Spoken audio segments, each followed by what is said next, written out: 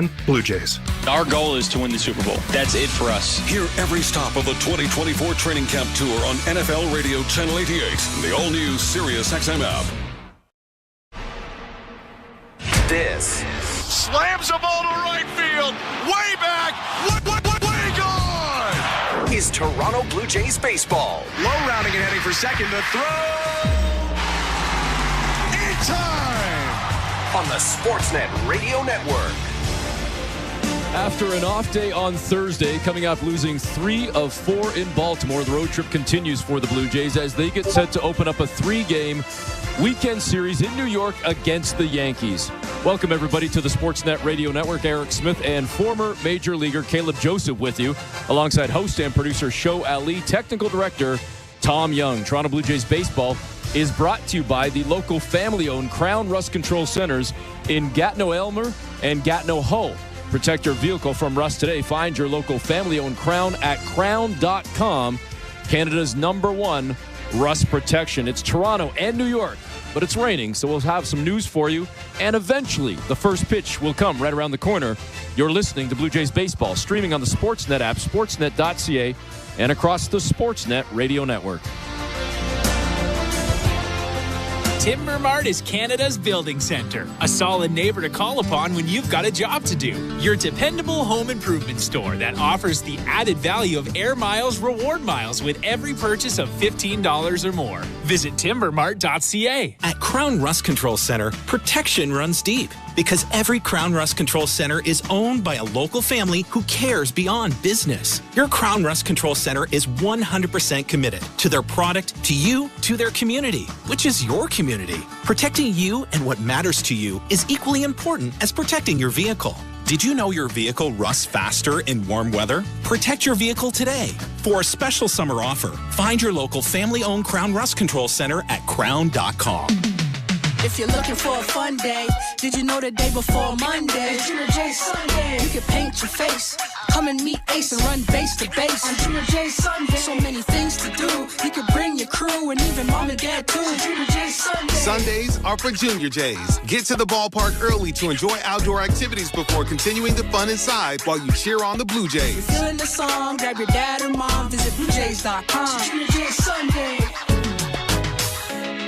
Timber Mart always has plans to help you with your plans. Your home, your cottage, your garage, whatever needs your attention first, check the most visited spot on our website for ready-to-order plans to get the job done with Canada's Building Center. Visit timbermart.ca. Busted Open hits the road for the biggest party of the summer. The coverage is heating up as we gear up for WWE SummerSlam in Cleveland, Ohio. Don't miss Dave LaGreca and his Hall of Fame cast and crew as they dive into the biggest storylines and speak to the biggest guests in and out of the ring. What titles will change hands? Who will make a return? Will there be any surprises? No one will get you ready for SummerSlam like Busted Open. Tune in every day from 9 a.m. to noon Eastern on Sirius XM Fight Nation, channel 156, and on the all-new Sirius XM app.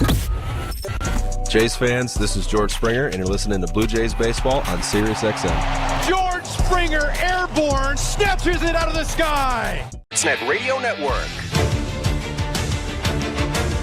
Welcome, everybody, to Toronto Blue Jays baseball right here on the Sportsnet Radio Network. Eric Smith and Caleb Joseph with you as we are awaiting the first pitch of the Yankees and Blue Jays in the Bronx at Yankee Stadium, and it is raining pretty hard right now with the tarp on the field, so we definitely will have a rain delay show right now, Caleb. Your first broadcast of the season, and it might be a long one, so might have to go and get you a Coke or something to make sure you're all this is not how we drew it up, that's for sure. No, it's really not. It's really not. As we're getting set for Marcus Stroman and Kevin Gausman to go toe-to-toe, Blue Jays, as I mentioned in the intro, coming off 3 out of 4 in the loss column in Baltimore. That was following a sweep of the Texas Rangers at home. So this road trip continues, and it's actually a stretch of 10 straight games against the American League East. Before I mention that, or before we talk about that, why don't I use that as an opportunity to talk about the Bet365 standings. At Bet365, you can watch thousands of live games, build your own bet, and can even make a bet while the game is still being played. 19 plus. Play responsibly. Ontario only. Baltimore and New York enter action tonight. Tied atop the AL East, both at 65 and 45. Boston in third at 57 and 50. Tampa is 55 and 53. And at the bottom of the East, the Toronto Blue Jays at 50 and 59. But This is the time of the season, Caleb, where it really starts to get fun and interesting. Obviously, Blue Jay fans would love it if Toronto was in it, but when you think about Baltimore and New York locked with the same record, and it's only August 2nd, and you're already scoreboard watching and jockeying for position, even with 2 months left in the season.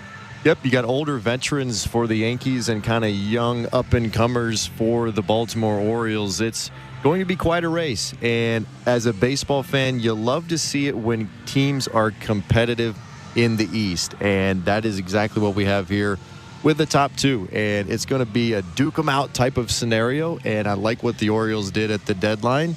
I think the Yankees are being criticized a bit for what they didn't do at the deadline, but sometimes what you have that's going well, you just kind of stick with it. You don't want to disrupt some things. They do have some pitching question marks around their club, but I do think the Yankees are going to be in good shape, especially with the return of Stanton. That just lengthens out that Yankee lineup. But you got to like what the Orioles are doing and who they picked up and their potent offense that they possess. It'll be fun to see how it turns out towards the end of the summer. Let me ask you from a Blue Jays perspective as well, because it's my first chance at least to hear your perspective on the radio. We've been watching and listening on TV, as have a lot of Blue Jay fans in general. But what was your assessment of what Toronto did with 8 different guys going out? We're going to see Joey Loperfido again in left field tonight for the Blue Jays. But with so many veteran pieces coming out, a great haul of prospects coming in. But do you like overall what Toronto did in terms of how active they were? Yeah, when it comes to the prospects, I like the pickups that they were able to acquire. When you're looking at mass quantity, sometimes my mind goes straight to quality and not so much how many, but what types. And it was very clear that they were targeting a very specific type of player. They went after quite a few position players, and it looks like they were trying to add that combination of power and speed with the prospects. I would say out of the group that they acquired, if you get 2 major leaguers out of that, you've done really, really well. So a lot of times fans, they see the mass amount and they think that this could be a totally different looking team in the next 2 years. Reality is a lot of them won't make it, but they will be good for the farm system. They'll be good going in there and really promoting different looks and promoting competition inside the minor leagues. But I like what they did in terms of positioning. I like that they left their options open, and I could be totally wrong here. I could be looking way into this, but what I feel that they've done is they've positioned themselves that if they go into the offseason and really want to make quite a few splashes, they can do that and then be competitive. If they go into the offseason, want to make the big signings, and they can't do it, and they decide that they want to tear it down, they're in position to trade off those pieces and totally start over. So I feel like they have threaded the needle perfectly in getting rid of some of the salary. IKF comes to mind, getting rid of that contract to open up a little bit more money for potentially some big signings. Could they be in on Soto? That's a stretch there, but I think of even someone like an Anthony Santander to play left field, possibly to DH, maybe a little first base, and then a guy that comes to mind is Alex Bregman. He's going to be a free agent at the end of the year, and I think the positions that they really need to focus on is left field and third base and power from those positions. So they're in a spot where they can add, but if they don't get signings that will do that, I think they can pivot and sell off Barrios, sell off Gausman, and just totally start over. We've never worked together, and you're already reading my mind, because I swear to you, the next question from me was going to be, correct me if I'm wrong, barring obviously a trade, and anything can happen, Dalton Varsho is going to be in center field. George Springer is going to be in right. I assume, I could be wrong, but you probably could pencil in Spencer Horwitz right now based on the way he's played at second base. With Vladdy at first, it's left field, third, and maybe catch. That whole, well, maybe not the whole thing because you got Bichette at short, but most of the left side needs to be addressed, you would assume, in the offseason. Do you think that they're able to do all 3, 2 of the 3? Is getting 1 of the 3 good enough and filling the holes then from there with what you already have internally? Or how busy, how impactful does the offseason need to be? Yeah, great question. I think it's going to be through free agency. I think that your left fielder and your third baseman are going to come via free agency. because they need experience there. They cannot have question marks if they're going to try and win. I think they had a couple question marks coming into this season. If they could kind of fit all of the pieces of the puzzle together perfectly and play the matchup game, in my opinion, they need a left fielder and a third baseman that are going to play 140 games and give you top-end offensive power production. I like what Barger has done, especially in the series versus the Orioles, but to me, it's not a sure thing. There's still that learning curve. Yes, Spencer Horwitz, for me, is probably a lock at second base, but he's going through a little bit of the adjustment period that the major leagues has for him. See how he adjusts. What they can't do is see a little spurt in, say, a guy like Barger and totally bank on it. Right. Him not be able to produce what they need, and they're in the exact same position as they are this year. So, yeah, it's a lot to ask to go big on one side of the field, but if they do that and you have the same season from Guerrero, you have a really good season from Springer, Varsho catches every ball in center field, runs into 20, Bichette comes back and is his normal self. You add a Santander and a Bregman, you keep the pitching where it's at. You like the chances of them being able to compete in the East. All right, we're going to bring in Shohei Ali in a couple of moments, but seeing as we talked about position players, when it comes to the pitching, you just traded Yusei Kikuchi, and you're not going to have Alek Manoah next year. So as much as we talk about left and third and catch, you're probably going to have to fill at least one and potentially two in the starting rotation as well. That, to me, is where you really hope that you have answers internally. Okay. So you can have salary that is able to be spent on the corners, because it's going to cost a lot of money to do what we were talking about offensively. You've got to fill one of those spots internally with the guy at the minimum or via arbitration, and then you hope that you have a low-end fourth or fifth starter type that will fall in free agency, maybe on a 2-year, say like $15 million, something, maybe even a 1-year recovery type deal where they're 1 for 8. You don't need 5 aces. And I love what they did with the pitching staff, the fact that they had 4 really go-to starters. But when you look around the league and the teams that really make it to the end, say like the Phillies, you know the names, and then you hope that you're filling internally. It's all about having financial flexibility. And for me, if you go out and give $80 million to another pitcher, it doesn't help your glaring need, which for me is bats in the middle of the order around Guerrero Jr. So again, we are awaiting first pitch, and we don't even have an update yet in terms of when the first pitch might be. There is rain all over New York right now. It is still raining heavily in the Bronx. The tarp is covering the entire infield, and it reminds me of a quick story that I have. I know normally I'm trying to go over to you or to Chris LaRue for the stories, but I have a story for you. Nice. The last year of Yankee Stadium, the old Yankee Stadium, before they tore it down, it was Jays and Yankees in New York.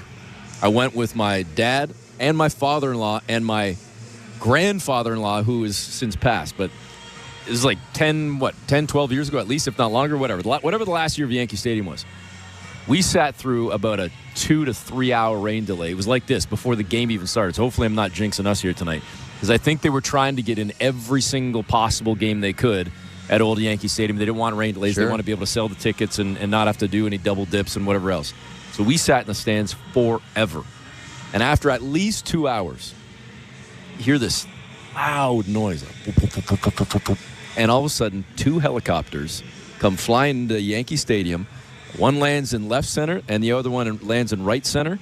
And then they hovered about 2 feet off the ground and just sucked all the water out of the grass. Like I'm watching rain water go in reverse up into the air as these 2 military helicopters are spinning just above the field, sucking all the water out of the grass, and did it for about 10 minutes. I'm like, what is happening? And then they just took off out of the stadium, and that was it. And then first pitch came like 20 minutes later. It was unbelievable. I've never seen anything like that. Yeah. I've seen plenty of rain delays, but I've never seen aircraft coming in and sucking the water out. That's really cool. It was really cool. It was really cool. That is a cool nugget. Anyway, with that, I have no transition, no segue here, nothing cute. We'll just bring in our host and producer on the broadcast, but of course you know him from Baseball Control. Here's Shohei Ali.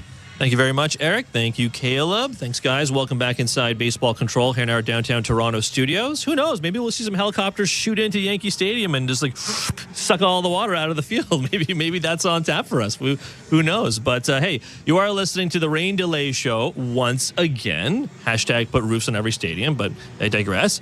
Right now, the tarp's still on the field. They have all sorts of lawn equipment, carts anchoring the lawn, the tarp to the field at Yankee Stadium. It's kind of funny. We have a view here at Baseball Control. It's like I guess the camera looks like it's affixed to the facing of the middle level, I guess, at Yankee Stadium. And you can kind of see, like, you're looking out towards the field, and you can see all levels. You can see the lower bowl, the middle bowl, the upper bowl. And there are thousands of people at this game, obviously. It's a Friday night, right, in New York. So obviously people are going to go watch their beloved Yankees. And all of the people are under the lips of the stadium. So, like, no one is sitting, no, I'm not saying they should be, but no one is sitting out on the exposed seats where you can just see it is absolutely pouring. It's funny. We'll do some checks of the out-of-town scoreboard brought to you by St. Louis Bar and Grill throughout the evening, and I kind of thought to myself, oh, okay, I wonder how the minor league levels are doing. What are the Bisons up to tonight? They're not playing in Buffalo, so maybe they're experiencing some different weather. They're in Worcester in Massachusetts taking on the Worcester Woo Sox. And Pat Malacaro from WGR, Pat does yeoman's work for the Bisons, the voice of the Bisons, just, but like, I'm not kidding, like 5 minutes ago, posted a video of them rolling the tarp on the field in Worcester as well. So there not a lot of Blue Jays baseball or affiliates baseball taking place tonight, at least right now. So there you have it. Rain delay in the Bronx. Blue Jays and Yankees first pitch has not yet begun. So when we get an update, whether it's from Ben and the crew in New York or from anywhere else, we will pass that along to you. So what do you guys want to do tonight? You want to play some Immaculate Grid? What do you want to do? Mets and Giants? I saw that was a corner on the Immaculate Grid. Jeff Kent? There you go. 6% choice. Huh? Jeff Kent for your Immaculate Grid choices tonight. No, whatever you want to do, text me 590-590, name and location. We'll read your text. Here's my question for you guys. Certainly if you want to shoot me a text on anything Olympics, that's always fun because I do enjoy me some Olympics. But I was having this conversation with some of our colleagues here on the Sportsnet Radio Network earlier this afternoon. We were talking about Vladimir Guerrero Jr. Now that we are post-trade deadline, about Vladdy, and certainly I think the comment that we heard from Jeff Passan on with Blair and Barker yesterday about how there's pretty much never going to be a player, a first baseman, I should say, who's going to make $300 million. And, of course, that has been the sticking point when it comes to the conversations about Vladimir Guerrero Jr. and his future value. Like, is it just a lock? Is it a done deal? Do you just give Vladdy $300 million for 10 years, like over the course of 10 years, which would be $30 million a year? Do you just lock that in and get it done? Is that the sticking point right now? Is it an AAV that's preventing this thing from getting it done? Vladdy's going to be a free agent after next season at the fall of 2025. So what's it going to take to get Vladimir Guerrero Jr. done? You can text me 590-590, name and location. I've had a lot of different opinions on this from texters and callers on Jays Talk over the last couple of months. Is it going to be $250 million? Does he have to wait for Pete Alonso to sign, who's obviously going to be a free agent this year? Is it going to be well above 300? Does that number start with a 4? Like, what do you guys think? Text me again, 590-590, name and location. That's the People's Text line. Of course, standard and messaging and data rates may apply. We will play some Jeff Passan audio as we await the rain delay to be over. The radar image does look it's like a little jagged line that looks like it's passing over much of New York State and the state of Massachusetts as well. But before we play some Passan, I wanted to get caught up on what's going on for the Blue Jays today. John Schneider, the skipper, he joined Blair and Barker on their show live earlier today from the Bronx. Here's the skipper, John Schneider, chatting with Jeff Blair and Kevin Barker. We were talking a little bit before we came in the air. And, actually, let's get to John Schneider, the manager of the Toronto Blue Jays. I wanted to ask you a question about the New York Yankees, but we'll Why would you ever pitch to the judge? That'd be my question. There you go. First question to John Schneider. John, thank you very much for joining us today. How you doing? Good, thank you. Hey, before we get to some specific things, first question I just wanted to ask you, we've not seen a lineup yet. Is there anything special behind that, or just no? No, nothing crazy. We're kind of just waiting to see on Kirky how he's feeling after getting hit by the pitch and ball. But yeah, nothing crazy. Okay. Normal guy getting run out there. Okay, now we're going to get specific in a few minutes, but I wanted to ask you, 53 games left. From a general point of view, what do you and the coaching staff want to see for these remaining 53 games? I mean, you want to see guys going about it the right way, which is what they've been doing. I think starting with George and Vlad, Varsh, the starting pitchers, the guys that have been here, you want them to continue to go about it the right way. And then I think from that, taking a good look at Joey, see what he's like, like everything about him so far in the couple of days that he's been here, from, skill set, person, kind of guy that he is, really easy to talk to and get along with. And you want guys to just continue to have the effort there. It's easy when you have good starting pitching, and it's just a chance for bullpen guys to kind of step up. So a lot of these games they've been close. The one in Baltimore kind of gets out of hand with one bad inning, but you want the effort to be there, and you're looking for guys, whether it's Spence playing second or Barge at third, kind of being in the right spot. There's going to be a little bit of growing pains as they go in these spots. And for us as coaches, it's just kind of continuing to teach, continuing to work, and put the best product out there. You were talking about Joey. I've been traded before, and it was that little timid part between the coaches and the player of how you start the conversation. Like, you see something maybe you'd like to see changed, or just something that's headed in the right direction. How long would it take the next 53 games for maybe you to walk up to Joey and whatever you're seeing, some adjustments, what you'd like to see it look like going into the offseason? Yeah, I mean, we saw him quickly, with Houston, and, you formulate a game plan, how you get this guy out. And I think when we acquired him, there were definitely things that we thought we could help from an offensive standpoint, to kind of continue to tap into that power that he does have. So we're going to give him some space, give him a little bit of time, and get comfortable. The last thing you want to do is bring someone in who you like, who's had success, and we think is going to have a lot more success, and kind of overhaul him in the middle of the season. So there'll be some conversations with Donnie and G and Hunter and Maddie have already kind of started. And it'll take a little bit of time, I think, to get the work in and kind of get those relationships built. But there's definitely things that we've targeted from afar that we think can be, small changes that'll help him in a big way. Yeah, last 7 days with Addison Barger, what have you seen you liked? I know he's made a little mechanical adjustment by widening out. I mean, that'll make that leg kick easier just to repeat. I think that's the whole thing with that, right? It's the wild swing, kind of trying to calm it down a little bit. Is there something you like? You think this is going to be a theme going forward that at least it gives him a chance to be successful? Yeah, absolutely. I think that, you look up and he's 5 at-bats into his big league career, and you're going to have to make adjustments, I think. So when he initially came back up this time, we told him, we want you to really focus on this part, get your work in, and kind of change some things. And he's done great. His work has been really good, and it's obviously showing, being able to get to some heaters in, hit him with authority. I think it helps him control the zone a little bit more. But just, his last game in Baltimore, you look at the home run on the first pitch and then battles and hits a 2-strike double to left off a really tough pitcher in Rodriguez. So I think those adjustments are good for him. I think it just like you said, it gives him a more consistent chance to use that power. John, how do you grade certain players like Loperfido, like Barger, like Snyder, like Clement, like Burr out of the pen, Jimenez. like Jimenez? Is it just performance driven, or is it like you just mentioned, we give you a mechanical change you need to make? Let's see it sort of play out. How do you grade these guys going forward for the next 53 games? Yeah, I mean, it's performance. It's not going to be perfect, but at this level, you got to perform. So there's again, I think the big changes happen in the offseason. So some small changes, like for Leo, it's playing every day. It's learning how to grind and play major league shortstop every day. I've been really impressed with him, both in the box and in the field. Just kind of his clock, his tempo. And I think for all these guys, the number one thing is seeing how they go about it every single day. And then the performance, you're going to be graded on performance, whether you like it or not, whether you're young or whether you're a veteran. That's kind of what it comes down to. And from that, it's okay, what can we change? What do we need to continue to work on? What can we continue to do that is going well?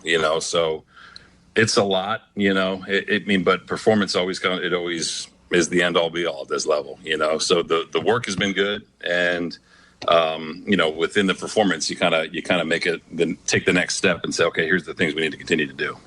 John, you mentioned Leo Jimenez. Do we have an update on Bo Bichette? Is there any time frame for Bo to get back in? And you've got Jimenez. Kevin mentioned all those players. You've also, I would presume, we're probably going to see Will Wagner at some point, maybe Clase. I understand these things tend to take care of themselves remarkably, but how are you going to go about getting everybody playing time once a guy like Bo gets back? Yeah, I mean, when Bo don't have a definitive update or a timetable on Bo, he's still working in Florida and getting that calf right. So we're probably at least a week away from get a time frame in place. But when he comes back, he's going to play. Obviously, he goes right back at shortstop, and I think from there, when some of these other guys do come up, whether it's Clase or Wagner, you kind of you got to move some people around. There's definitely guys that take priority. And there's roster moves to be made too, I think, and a few guys that are here that we want to see other guys come in and get some reps here. So it does kind of work itself out. But I think when Bo comes back, you could see Leo at second a little bit, maybe even a little bit of third, and you kind of shuffle the outfield around with Schneid. You got Joey and Barger out there, so I think Barger kind of sees a little bit more time at third. Things like that. So it does work itself out. The main one we're thinking about, obviously, is when Bo gets back, and that'll be, a couple of weeks at least. And then he just slides right back into short. And then from there, you kind of try to put the guys in the best spot. Where does this Vladdy rank in the Vladdies that you've seen in the past?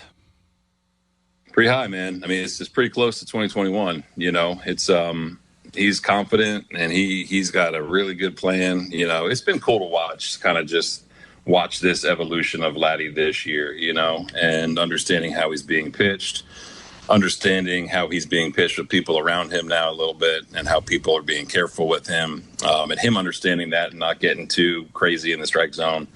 So it's been really, really fun to watch him over the past month or so. I mean, hitting the ball extremely hard, and the biggest thing is mistakes that are in the middle. He's hitting them out. Early in the year he was hitting them, but he wasn't out. So I think when you look back to 2021, the 48 homers come on mistakes, most of them at least. And I think just in the last month, 3 weeks, he's been on an unbelievable tear. And it's just when you put talent right together with, a plan and confidence, he's in a great spot. John, it's the 9 homers he's hit out of the 21 up the middle the other way. I think is the most impressive part. Like that, it sort of went away the last couple of years. Just when he gets it, he misses a little bit. Now it's going out. Like you just mentioned. Why? Why do you think that he's allowed now or capable of hitting home runs the other way? Yeah, I mean, I think it's some of it's mechanical. It's getting synced up with his toe tap and his barrel and all that kind of stuff. The home runs he hit in Baltimore, the one to center looked like a freaking 1-iron. Like no one hits balls like that out to dead center, and then he kind of mishit the one to right, and still got it. So I think when his mechanics are clean and he is just a tick early with everything that he's doing, and he's recognizing the pitch. That's kind of where he was the whole 2021 season, So I think that's the difference. He's so damn strong and he hits the ball so hard. When he's on time, he can just do things that other people can't. And I think that's what he was fighting, at times this year and in years past. Just getting everything synced up in the right way. And he's, again, the work that goes into it behind the scenes has been awesome, and kind of landing at this spot that's kind of the results that you expect. Yeah, I think the last 53 games, you got to figure out what you got going in the offseason. That guy for me starts with Kirky. How do you find out if Kirky can catch 5 days a week without basically killing Kirky? Like, how do you do it? You do it. You put him out there. Yeah. And he did a fine job last year when Jano got hurt kind of down the stretch. Was it his best version of himself? Probably not, but it's an opportunity for him. He gets it. You look up in the last couple of years, you've traded a couple catchers. It's like, okay, here you go.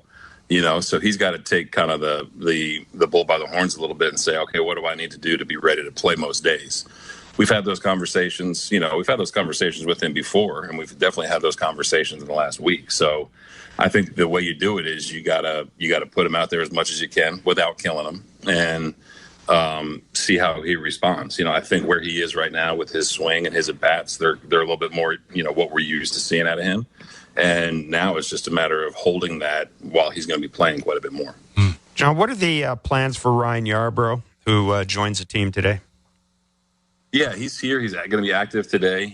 We've seen him a ton in Tampa, obviously. We, seem to have our number. We joked about that right when he walked into the office today. He's going to be, kind of a Swiss Army knife. Could be length, could be 2 innings, could start a game, kind of what he's done over his whole career. And I think it's nice to kind of have a guy that's been around, just talking to him. He's a pro. He's kind of been through it a little bit and understands where he is, understands where we are right now in the season, and he's going to take the ball whenever we need him to. So it could be a variety of roles. I know he hasn't thrown in a couple days, so we'll probably give him, at least today to kind of get his feet underneath him, and he's ready to help. Yariel Rodriguez pitching Game 3, as you well know, had a stinker his last one. What do you think he can take from the stinker? I don't want to say never have one like that again, but he's old enough to self-correct and sort of keep it on the tracks, right? I mean, it's one thing to have a bad one. It's another thing to have that one. So what do you think he can take from that, make himself better, and sort of just be, like we said before, predictable going forward here?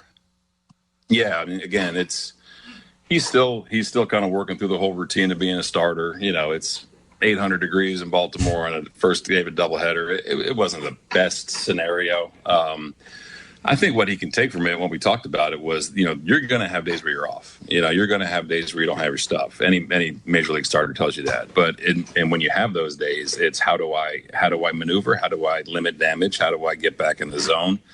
I think the biggest thing, like you said, being kind of predictable, it starts with his delivery. He can manipulate it slow, fast, hesitation. I think just being consistent with that and throwing more strikes. The games that he's been great, he's been in the zone and understands that his stuff gets people out in the zone. And, that games like that, I mean, it happens with veteran guys, with Chris, even when you don't have your best stuff in Baltimore and you navigate through 4, you throw 100 pitches, but you save the bullpen a little bit. So those were the conversations, just when you kind of feel like you don't really have it, you got to be in the zone.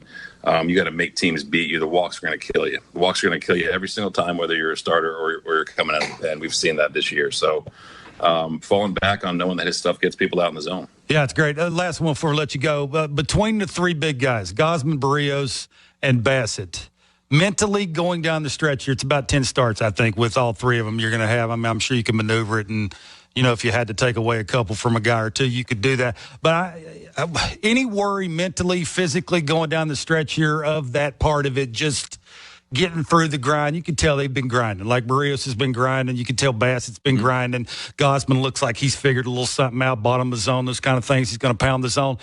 Is there any worry there? Any conversations? I know Petey does a really good job of that, but any worry? Because going into the, the off season, into the next season, you got to have these 3 dudes raring and ready to go to get off to a good start. How do you maneuver that going forward here to make sure of that going into next season, having a good start?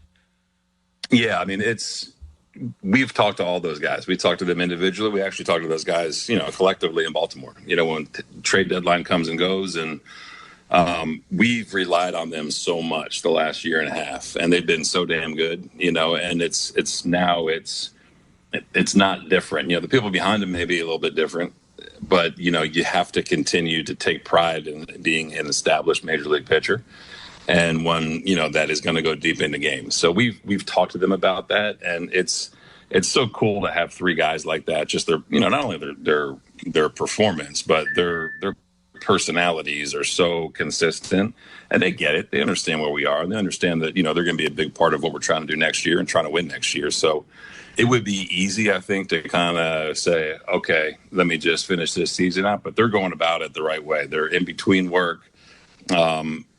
The way that they're talking with Yariel, with Bowden, with amongst each other, they're still going about it the right way. So there's not really a worry about it. And like you said, Pete does an amazing job with them in terms of how they get ready and things like that. So we're going to rely on them to be their normal selves. There's going to be some games that don't go our way. You know what I mean? There's going to be a little bit of a different defense out there, and they're going to have to deal with that. We've talked to them about that. So I think the fact that they respect what they do so much, it's just easy for them to go out and do their thing every 5th day. And we're going to try to protect them a little bit, but at the same time, we're going to rely on them, if that makes sense. Sure. If there's a day to get them back on turn with an off day, they're going to pitch. and they're ready for it. So it's, again, the people that they are makes it really easy for us to kind of reel them in a little bit and say, hey, you got to go out and continue to do your thing. Very cool. John, just before we do let you run, the last time Chris Bassett pitched, he was asked after the game about what his goals were down the stretch. He said, well, I want to pitch in the playoffs. Is there, when you say you had to talk to them as a group, look, understandably, these are veteran guys. These are guys, the clock is ticking down on them in terms of having an ability to win a title. Was that any concern at all on your part in talking to them? As, yeah, they're pros and, they're obviously solid guys, but they're also at that stage where they probably want a shot at a World Series. Right? Is that a concern at all for you when you talk to them? Yeah, not a concern, but that's just the reality of it. Right. Concern's the wrong word. I'm sorry. Yeah. Yeah. But they all want to be pitching deep into the postseason, and they all want to be pitching on a big stage. That's why they all came here, and that's what they want to do. So, I mean, that's the part that you got to navigate a little bit, understanding that, where we are isn't exactly where we wanted to be. Well, it's not even close to where we wanted to be. So I think that they have to continue to find ways to stay motivated and understand that they're going to be here next year, and they're going to be a big part of us trying to get to the postseason next year. So, I don't think it's concern, but out of respect for them and where they are in their career, what they've done, where they've been, they deserve to be pitching in the postseason. And that's our goal collectively. We want to put guys around them and other guys that have been here to make that happen next year. So they know that, they get it. And I think it's just kind of getting through the first turn through here when things are a little bit new and a little bit different. And then it goes back to business as usual. That is Blue Jays manager John Schneider chatting with Jeff Blair and Kevin Barker earlier today. He was on live with the guys from the Bronx. You're listening to the Blue Jays rain delay program right now. Show Ali with you at Baseball Control in our downtown Toronto studios. The reason you are not listening to Blue Jays baseball right this second in New York against the Yankees is because of rain. The rain has delayed the start to this game, but before we listen to John Schneider, I said that a lot of the members of the crowd at Yankee Stadium in the Bronx have been kind of scurrying for cover, as they should, because it was raining pretty darn hard. Well, some good news. We still don't have a rescheduled time. Actually, I think I can see one on the scoreboard, but frankly, the scoreboard is way too tiny, so we'll let you know what it says in 2 minutes here. But they do have a time scheduled for first pitch, which looks like it's just a little after 8 o'clock. But we will get you that time as soon as I can get some confirmation on that. But the good news is the tarp looks like it's not off the field yet, but it does look like all of those carts that were affixing it to the turf looks like they are all completely off the field, or off the tarp itself. And the grounds crew milling about. Looks like they're getting ready to at least take the tarp off. That kind of giant roll that is usually what they affix the tarp to is out there in right center. So looks like they're getting ready. People have kind of milled back into their seats in the middle and lower bowls, in the upper bowls as well, where there's no cover. So that is definitely a good thing. The radar that I seen on the Weather Network did seem to indicate that there will not be any rain past essentially now. It's 7:37 p.m. Eastern, so in about 8 minutes or so, looks like the storm had moved completely beyond New York. So that bodes well for us. So again, we will pass along the time of first pitch to you as soon as I find out. But certainly looks like we are not that far away from getting Blue Jays baseball against the Yankees, the first of 3. I ask you to text me at 590-590, name and location. Again, standard messaging and data rates may apply. But I ask you to text me about Vladimir Guerrero Jr. and what the money he will get, what that contract will be, right? How much money is it going to take to lock down Vladdy? So let's go through a couple of these. I see one here. There's actually no name on this one, so just text me your name so I can give you a shout out. But this one says, try to get him to 300 if you can. I have a feeling he wants more. But if they want to take a run at Soto like they did for Ohtani, Vladdy has to be done first. I think there is something to that to a certain extent. Like, I'm not saying you have to pay him tons of cash just to get Juan Soto. And I mean, if we're being honest, the Yankees are probably going to re-sign Juan Soto. Or if he doesn't re-sign, as much as I'm sure basically every team in baseball can have a conversation with him in his representation about signing Soto, you got to think it'll be the big money clubs that end up being the realistic contenders for him. vis-a-vis the Yankees. Honestly, I think the funniest outcome for me would frankly be if he signed with the Mets. Honestly, I think that'd be the funniest thing. He stays in New York, but goes to play for the Yankees, the hated rivals. I think that'd be really funny. But you probably do need to sign Vladdy to just show players like Soto that you're serious about contending. By the way, you hear the crowd reacting? They are taking the tarp off the field right now. So there you go. People standing up and applauding the grounds crew, as they should, because it means we are not that far away from Blue Jays baseball. I see another text here. Actually, I'm going to think about this one. Let's Talk Olympics show. Put together USA and Canada Olympic baseball teams for Los Angeles, because, of course, the news that baseball and softball are not at the Olympics in Paris, but they will be at the Summer Olympics in 2028 in Los Angeles. So that's going to be kind of exciting. I think, let me think about it. I'm willing to bet it will largely be the World Baseball Classic rosters with some tweaks. Like for Team USA, I'm pretty sure Trey Turner was the starting shortstop for that team. It's probably not going to be Trey Turner, right? It'll probably be like Bobby Witt Jr., for example. So let's put a pin in that. But that's a fascinating question, because that's going to be something we're doing. Like we do that all the time for the Canadian men's hockey team, right? We always talk about like who's going to be on line one, who's going to be on line two, what are the deep pairings, who's his goaltender going to be. Easily do that for Team Canada at the Olympics, certainly in a couple of years. So let's put a pin in that, but let's think about that certainly. Sean in Calgary says, lock Vladdy in, good personality, good person, good player. First base isn't as stacked as it used to be. We need a face of the franchise. Sportsnet needs him for ratings. Win, win, win. It's true. I mean, I think I just think there's a certain amount of cachet that Vladdy carries that also I think is something that only he can give you. Does that make sense? It certainly feels like that's where we are when it comes to what his value is to the Blue Jays versus what his value would be to another team. And certainly another team might give him a little bit more money just to make sure he signs. But it's just the value he brings as a Toronto Blue Jays more than I think you can imagine, just as not only in terms of his production he brings on the field, but certainly the things he brings in terms of respectability or legitimacy perhaps to the organization as a homegrown quote-unquote player who signs long-term, right? So I think that's a valid one. Brian from Calgary, Alberta.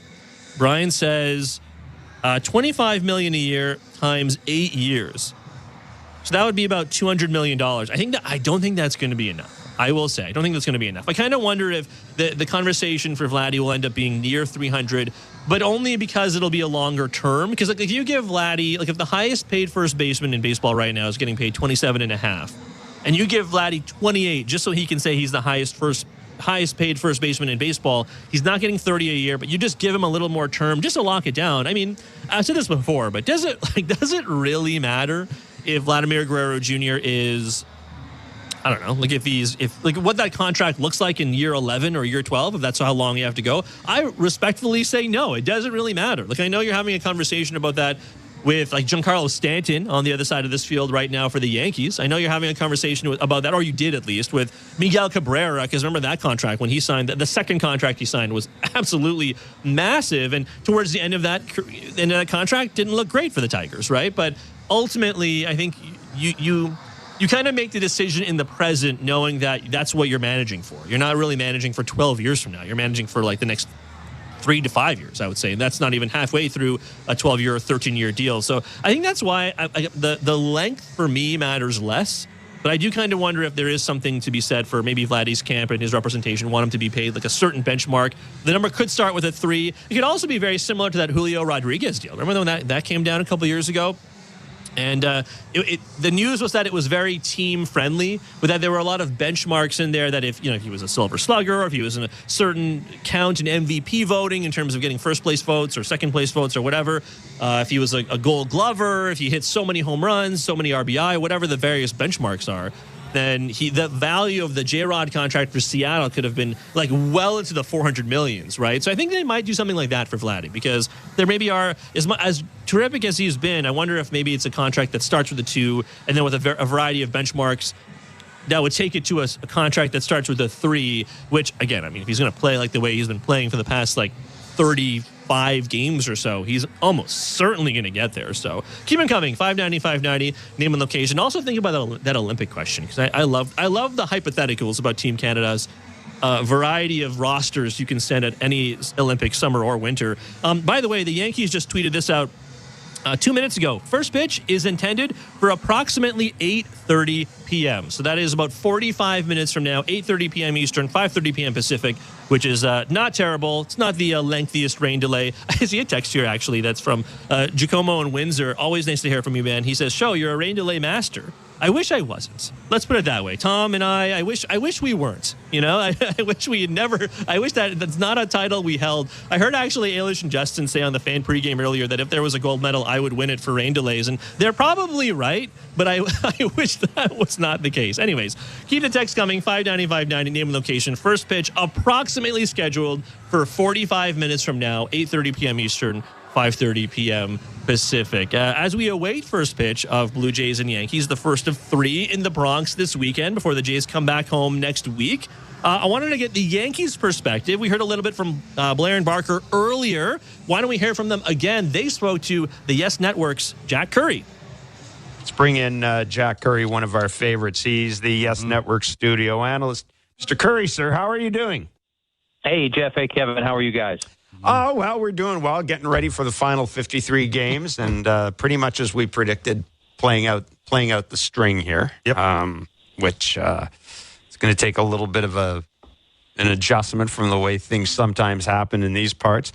Not for you guys, though. Now, but Kevin and I were talking about this. You've seen more of the Yankees. Jack, I can't figure out the Yankees because I see them sweep the Phillies, and, you know, I look at Judge and Soto,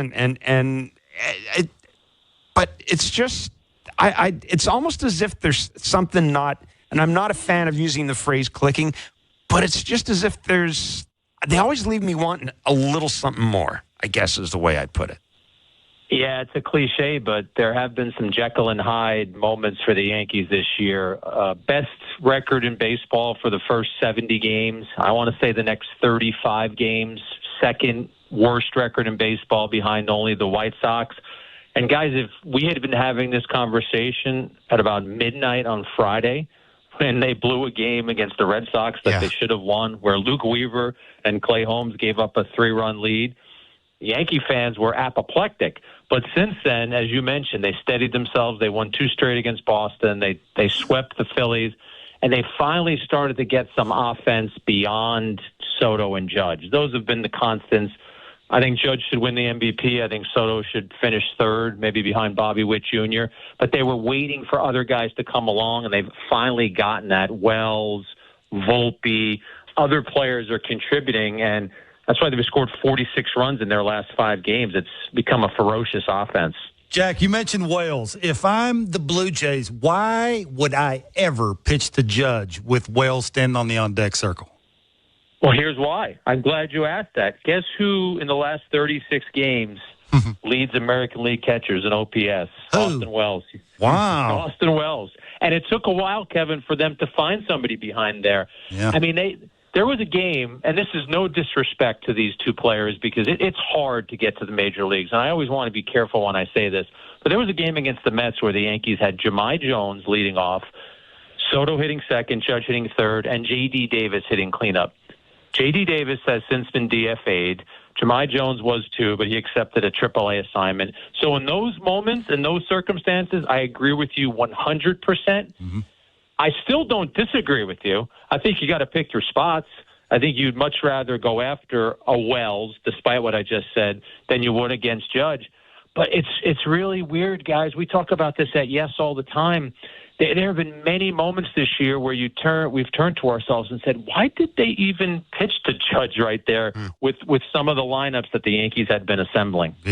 Yeah, it's. I mean, Kevin made this point as well when we were looking at the lineup, and to me, that's one reason I think. You know, I know when the deal was made for Jazz Chisholm, a lot of people were they were wondering how he would fit into the Bronx and everything. But Jack, I know you've covered a lot of these Yankees, the great Yankees teams. I mean, it seemed to me as if those good Yankees teams, they always seem to have one guy, right? He joined the team, and people would scratch their head and go, how the hell is he going to fit in there? I mean, you know, he's a bit of didn't have the reputation necessarily being a great teammate, yada, yada, et cetera, going to have to cut his hair, et cetera, et cetera. How's he going to fit into the Yankees culture? And it's just like the Yankees culture. I mean, I remember the Yankees culture kind of almost changed David Justice, right? and people's perception of him. What is it about that? And could that be at work with Jazz here? Not saying he's a bad guy, but he has a reputation, right? Let's be clear. I think what you're seeing, Jeff, is Aaron Judge takes the role of being a captain very seriously. And you will see him talking to guys in the dugout. You will see him talking to guys in the clubhouse. And Chisholm, even though it's only been 4 games, has already said that he's never had players like Judge and Soto offer him as much advice and as much guidance as they have in this short period of time. When the Yankees got Verdugo and Stroman in the offseason, I had baseball people say to me, this is going to blow up on them. These guys have had some issues in other clubhouses. And I think the Yankees would have wanted better performances from Stroman and Verdugo. Stroman's really struggling lately. Verdugo's started to hit a little bit. But in terms of assimilating to the clubhouse and being good teammates, that those guys have fit right in, and I think Chisholm is doing the same. I think, guys, let's be honest, he was on the Marlins. He was going nowhere, and now suddenly you got a chance to play for a team that is tied for first place today. It has to energize you. Jack, who starts game 1 of a playoff series?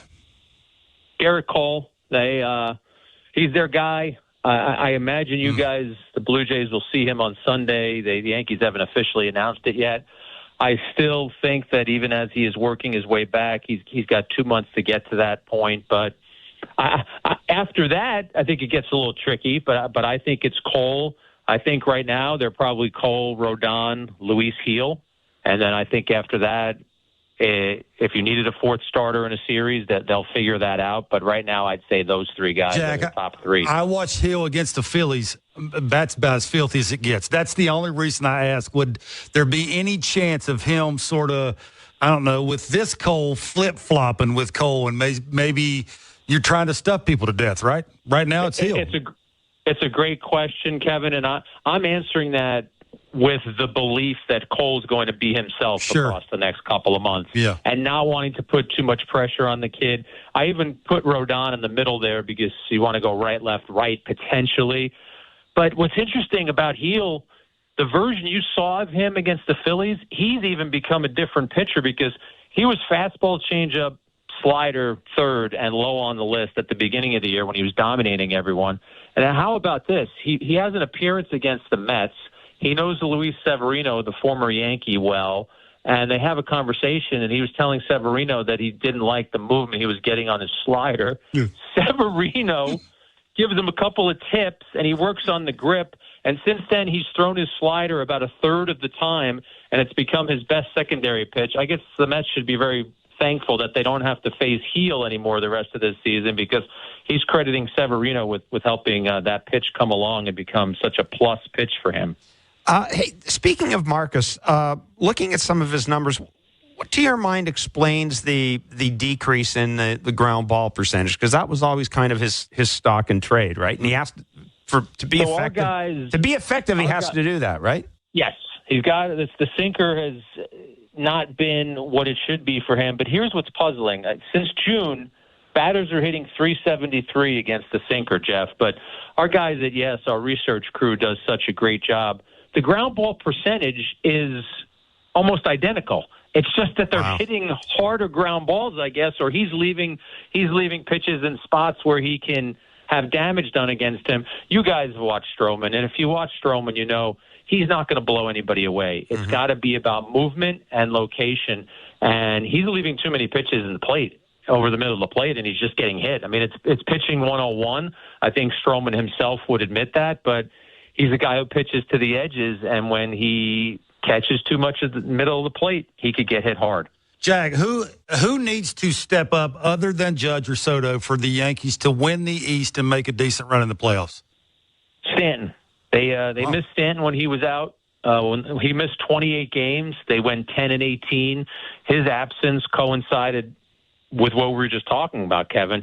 Stanton, whatever you want to say about him, this year he was on pace for 35 homers. He's always going to strike out a lot, but you ask any major league pitcher who's got Judge in the box and sees Stanton standing in the on-deck circle, that's a guy who can hit it 120 miles an hour too. So I think if they get the version of Stanton who he was before he went on the IL, I think that's a big part of them being successful offensively. That's on the offensive side. Bullpen, Clay Holmes. I mean, Clay Holmes is you want to know in the postseason, and I don't have to tell you guys this, you've got to win, and you're 3 outs away. You got to win that game, and that's why I think they need Holmes to right himself as well. That is Yes Network's Jack Curry chatting with Jeff Blair and Kevin Barker. Of course, Jeff and Kevin, as long as this game does actually get started when we think it does, we'll have Blue Jays talk after this game. You're listening to the Blue Jays Rain Delay program here on the Sportsnet Radio Network. Show Ali with you at Baseball Control. I'm in our downtown Toronto studios. First pitch of this game has been approximately scheduled for 8:30 p.m. Eastern, 5:30 p.m. Pacific. So that's what we're waiting on. That's in about 35 minutes from now. The tarp it's not completely off the field. It's out there in left field. It's kind of upside down. It kind of looks like they're just finishing draining it off, but it doesn't look like there's a ton of water on the field. So no helicopters needed, I suppose, to suck up all the water out of the, out of the stadium in the Bronx. But it looks like a lot of the crowd has largely filled in. Does not look like it's raining that much. They're cleaning off the cameras at Yankee Stadium right now. So certainly looks like we will get some Blue Jays baseball for game one of this 3-game series against the Yankees in about 34 minutes from now. You actually heard Jack Curry talk about Garrett Cole very briefly. I think since they had that conversation, we learned from, I think it was Brian Hoke of MLB.com, who had some more on the Garrett Cole update. Because, of course, one of the things Jack, Kevin, and Jeff talked about was whether or not Garrett Cole would start on Sunday. Marcus Stroman obviously starting tonight, but Cole, I think they were waiting on how he would feel after his bullpen session, and apparently, again, according to Brian Hoke of MLB.com, did say to the media assembled in New York that the session went well, the bullpen went fine, so it certainly sounds like it is confirmed that Garrett Cole will start the final game of this 3-game series in New York. So that's on Sunday. You can certainly text me, 590-590, name and location. Standard message and data rates may apply when you do shoot me a text on the People's Text line. Again, 590-590. Let's read some more text before we play a little bit more audio for you on our way to first pitch at 8:30 Eastern, 5:30 Pacific. All right, I actually like this one because it's something I was wondering about myself. Steph from the Beaches. All right, so Steph says, I saw this thing about Danny Jansen a couple of days ago, potentially playing for both the Red Sox and the Blue Jays in the makeup game from their postponed game earlier this season. Is something like that actually going to happen? So I was curious about this myself because, he could technically, quote unquote, play for both teams because it's a resumption of a suspended game at the end of August. It wasn't just like a completely new game. And this was from @ScoringChanges on Twitter. It's MLB Scoring Changes is the account. They have about 10,000 followers, and they're a page that are dedicated to MLB Scoring Changes and explaining them. And it's run by like a longtime collegiate minor league scorer. I'm not actually sure if this is Roger Lajoie or not. I don't think it is. It could be. It could be. I suppose in theory, but Roger's a busy man, so I'm going to say it's not him. But in all seriousness, this is what they said. Actually, they tweeted this out a couple of days ago. It was like towards the end of July, right before the deadline. So this is what they said. There's a lot at play. Jansen is the batter at the plate when the Red Sox and Blue Jays game resumes. He was he had an 0-1 count. Since the pinch hitter does not inherit a 2-strike count, all action will be charged to the pinch hitter. However, to make room for Jansen, the Red Sox DFA'd Reese McGuire, who is the starting catcher in the suspended game, meaning there is a high probability that Jansen will come in to catch. That would not only make him the first player to ever play for both teams in the same game, but if he enters at catcher for the restart, he will have both batted and caught in the same AB, which is insane, right? That's crazy. I believe the last professional player, this is from the Scoring Changes account, to play for both teams in the same game was Dale Holman, who did not in AAA in the 1986 season. So again, there have been silly things that happen on and off because of suspended games, just like in the history of baseball, I suppose. But they do go on to highlight no one has ever played for both teams in the same game in the majors. And August 26th is a resumption, so at the end of the month. So I guess we'll find out more about this. But I kind of hope it happens, right? Like, you kind of hope it happens just because how unique is that? Danny Jansen can make some history in the history of this very storied sport. So again, that's the skinny on that stuff, which I find really interesting. So I appreciate the text so we could highlight it. Other texts as well. Charlie in London. Charlie says, I think Rafael Devers is a good comp for Vladdy's contract. Devers signed a 10-year, $313.5 million contract ahead of the 2023 season. So, and that's just true, right? I think that when you look at Devers too, there was a question as to whether or not the Red Sox family would sign him to such a mega deal. I mean, would they give old Devers the old Mookie Betts treatment and trade him to someone else that'll pay him a boatload of cash? And they did not, obviously. They signed him to a mega deal. I think it's a good point from Charlie, but I think the only difference is that Charlie, maybe you do play third base, Charlie. No, but that Rafael Devers is a third baseman versus Vladdy's first baseman largely only. Like, I know a couple times this season he's done it. Like, it's been what? You can count on the amount of times on one hand he's played on third base, I think, this season. It might be like 4 or 5 times max so far. So I think that's the only sticking point, which I think, but you're right though. I mean, like 2023, there's not a lot of inflation that would have taken place between like the start of the 2023 season and like the end of the 2024 season, right? So full 2 seasons later, essentially. Not a lot of inflation, I imagine, would go on. So maybe it's a little bit less than that because of the position, because much like Passan said to Blair and Barker yesterday, how many first basemen are getting paid $300 million? Now, again, when I mentioned Miguel Cabrera earlier, when you're comparing him to Cabrera, I mean, Cabrera, he signed that deal like 10 years ago, or maybe even more than that, right? And he was certainly playing a lot better. I mean, Cabrera coming off some insane seasons at the time, whereas Vladdy's had a phenomenal season this year, but certainly some uneven, shall we call them, seasons in 22 and 23 after his MVP caliber season in 2021. So I think there is some interesting discussion to be had as to what's the difference. How do you split the difference between someone like Devers and Vladdy? The other part of it too is Devers is like not a great defensive third baseman. Like, he's okay, right? I'm not saying he's bad, but I don't think he's like an elite defensive third baseman. Like, you're paying Rafael Devers the kind of money is because he's one of the most dangerous third basemen with a bat in his hands in all of baseball, right? That's why you're really paying him. And it's for that reason I think you'd be paying Vladdy if you believe he's that same kind of guy offensively. Because I know he won a Gold Glove at first base, but he's, I think, generally speaking, viewed as like an all-right first baseman to like an okay first baseman defensively, right? I know he does the splits and he's reaching all over the place to get it, but with the feet, sometimes he sets up in a strange way when the ball's incoming. I'm not saying this, just to be clear, I'm not saying this to poo-poo Vladdy. It's just when you're making the comparison to Devers specifically, they're both in the same boat when it comes to like how good they are defensively versus like how amazing they are offensively. But I do think it's a good idea. $313.5 million for Devers over 10 years. So maybe that is a place you start to a certain extent, but I do think the Pete Alonso contract is going to, like, in part inform how much money Vladimir Guerrero Jr. gets. Obviously, Alonso is like, 4 or 5 years older than Vladdy. He's 25. Alonso's 29.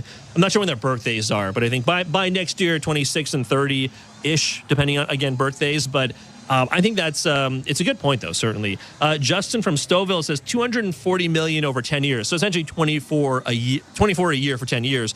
It's not a bad place to start. But again, I just wonder if like that must be where the Blue Jays are at. Right? That must be where they're at versus where the team is at. Pardon me, where his representation, the Vladdy camp, is at. Because you got to think they're asking for way more than that. Like, you got to think he's asking to be paid like Bryce Harper or Freddie Freeman or Paul Goldschmidt or whatever. And I think they're all making like around that much money, but they're also significantly older than Vladdy, right? So I think that's the reason why it's probably going to be higher than that. But again, you could easily give him $28 million over a little bit longer term than 10 years, and you're still getting him into the $300 million range. I think the thing to consider too with Vladdy is, like, when you talk about how much money he's going to get, right?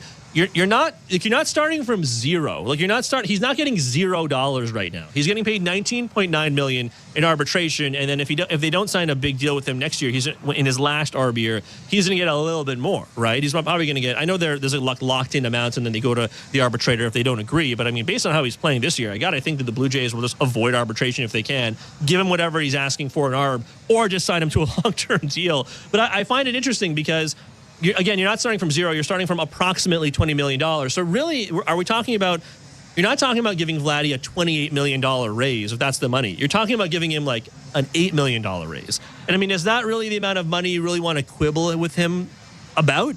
I don't know. I'd say no, right? Generally speaking, he's pretty young. He's going to be younger than anyone else. When any of those other guys we mentioned, when they signed their big deals, Matt Olson, a part of that conversation.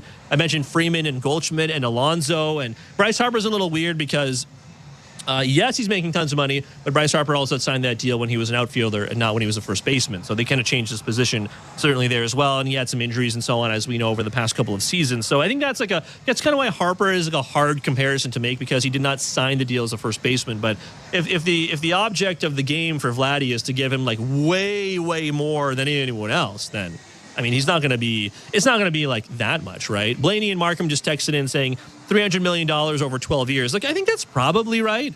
It'll probably, because if you stretch out the term a little bit more, you're going to pay him a little bit less per year, but he's still going to get a lot. And I mean, if the number starting with a 3 is super important to Vladdy, make it 13 years, right? Like give him a little bit more. He'll get more money over a longer period of time, but a slightly less per year. But I don't know. It does depend on what his impetus is, what his desires are, right? So I think it'll be really interesting to see what happens there. Oh, and I see a text from Brian in Toronto.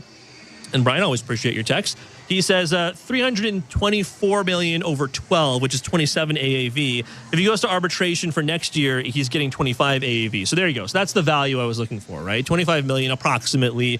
We'll see what the actual dollar figure comes in at. But he's making 19.9 now, and usually the further you get into arbitration and the better you play, especially if you play great early on in your career, then usually the arbitration number goes up, right? So I think it's going to be an interesting conversation. I think it's going to be fascinating. Sean in Campbell River, by the way, before we go to another piece of audio here and get set for this game against the Yankees and the Blue Jays in the Bronx, Sean says, I understand Vladdy is younger than the players you're comparing him to, but we also haven't seen this production consistently. I got to think, Sean, that is the argument the team is making, right? That's got to be the argument, and that's got to be like the main reason they have not gotten a deal done already, right? You have to think so, right? Because if that wasn't the case, then he'd probably be in a contract for like 12 years already. I think there is a certain amount of maybe wondering that goes on for the team. Is can he be the guy he's been over the past 30 games or anywhere close to it? Because I mean, like, how many players are going to do what Vladdy's been doing over 30 games? Not even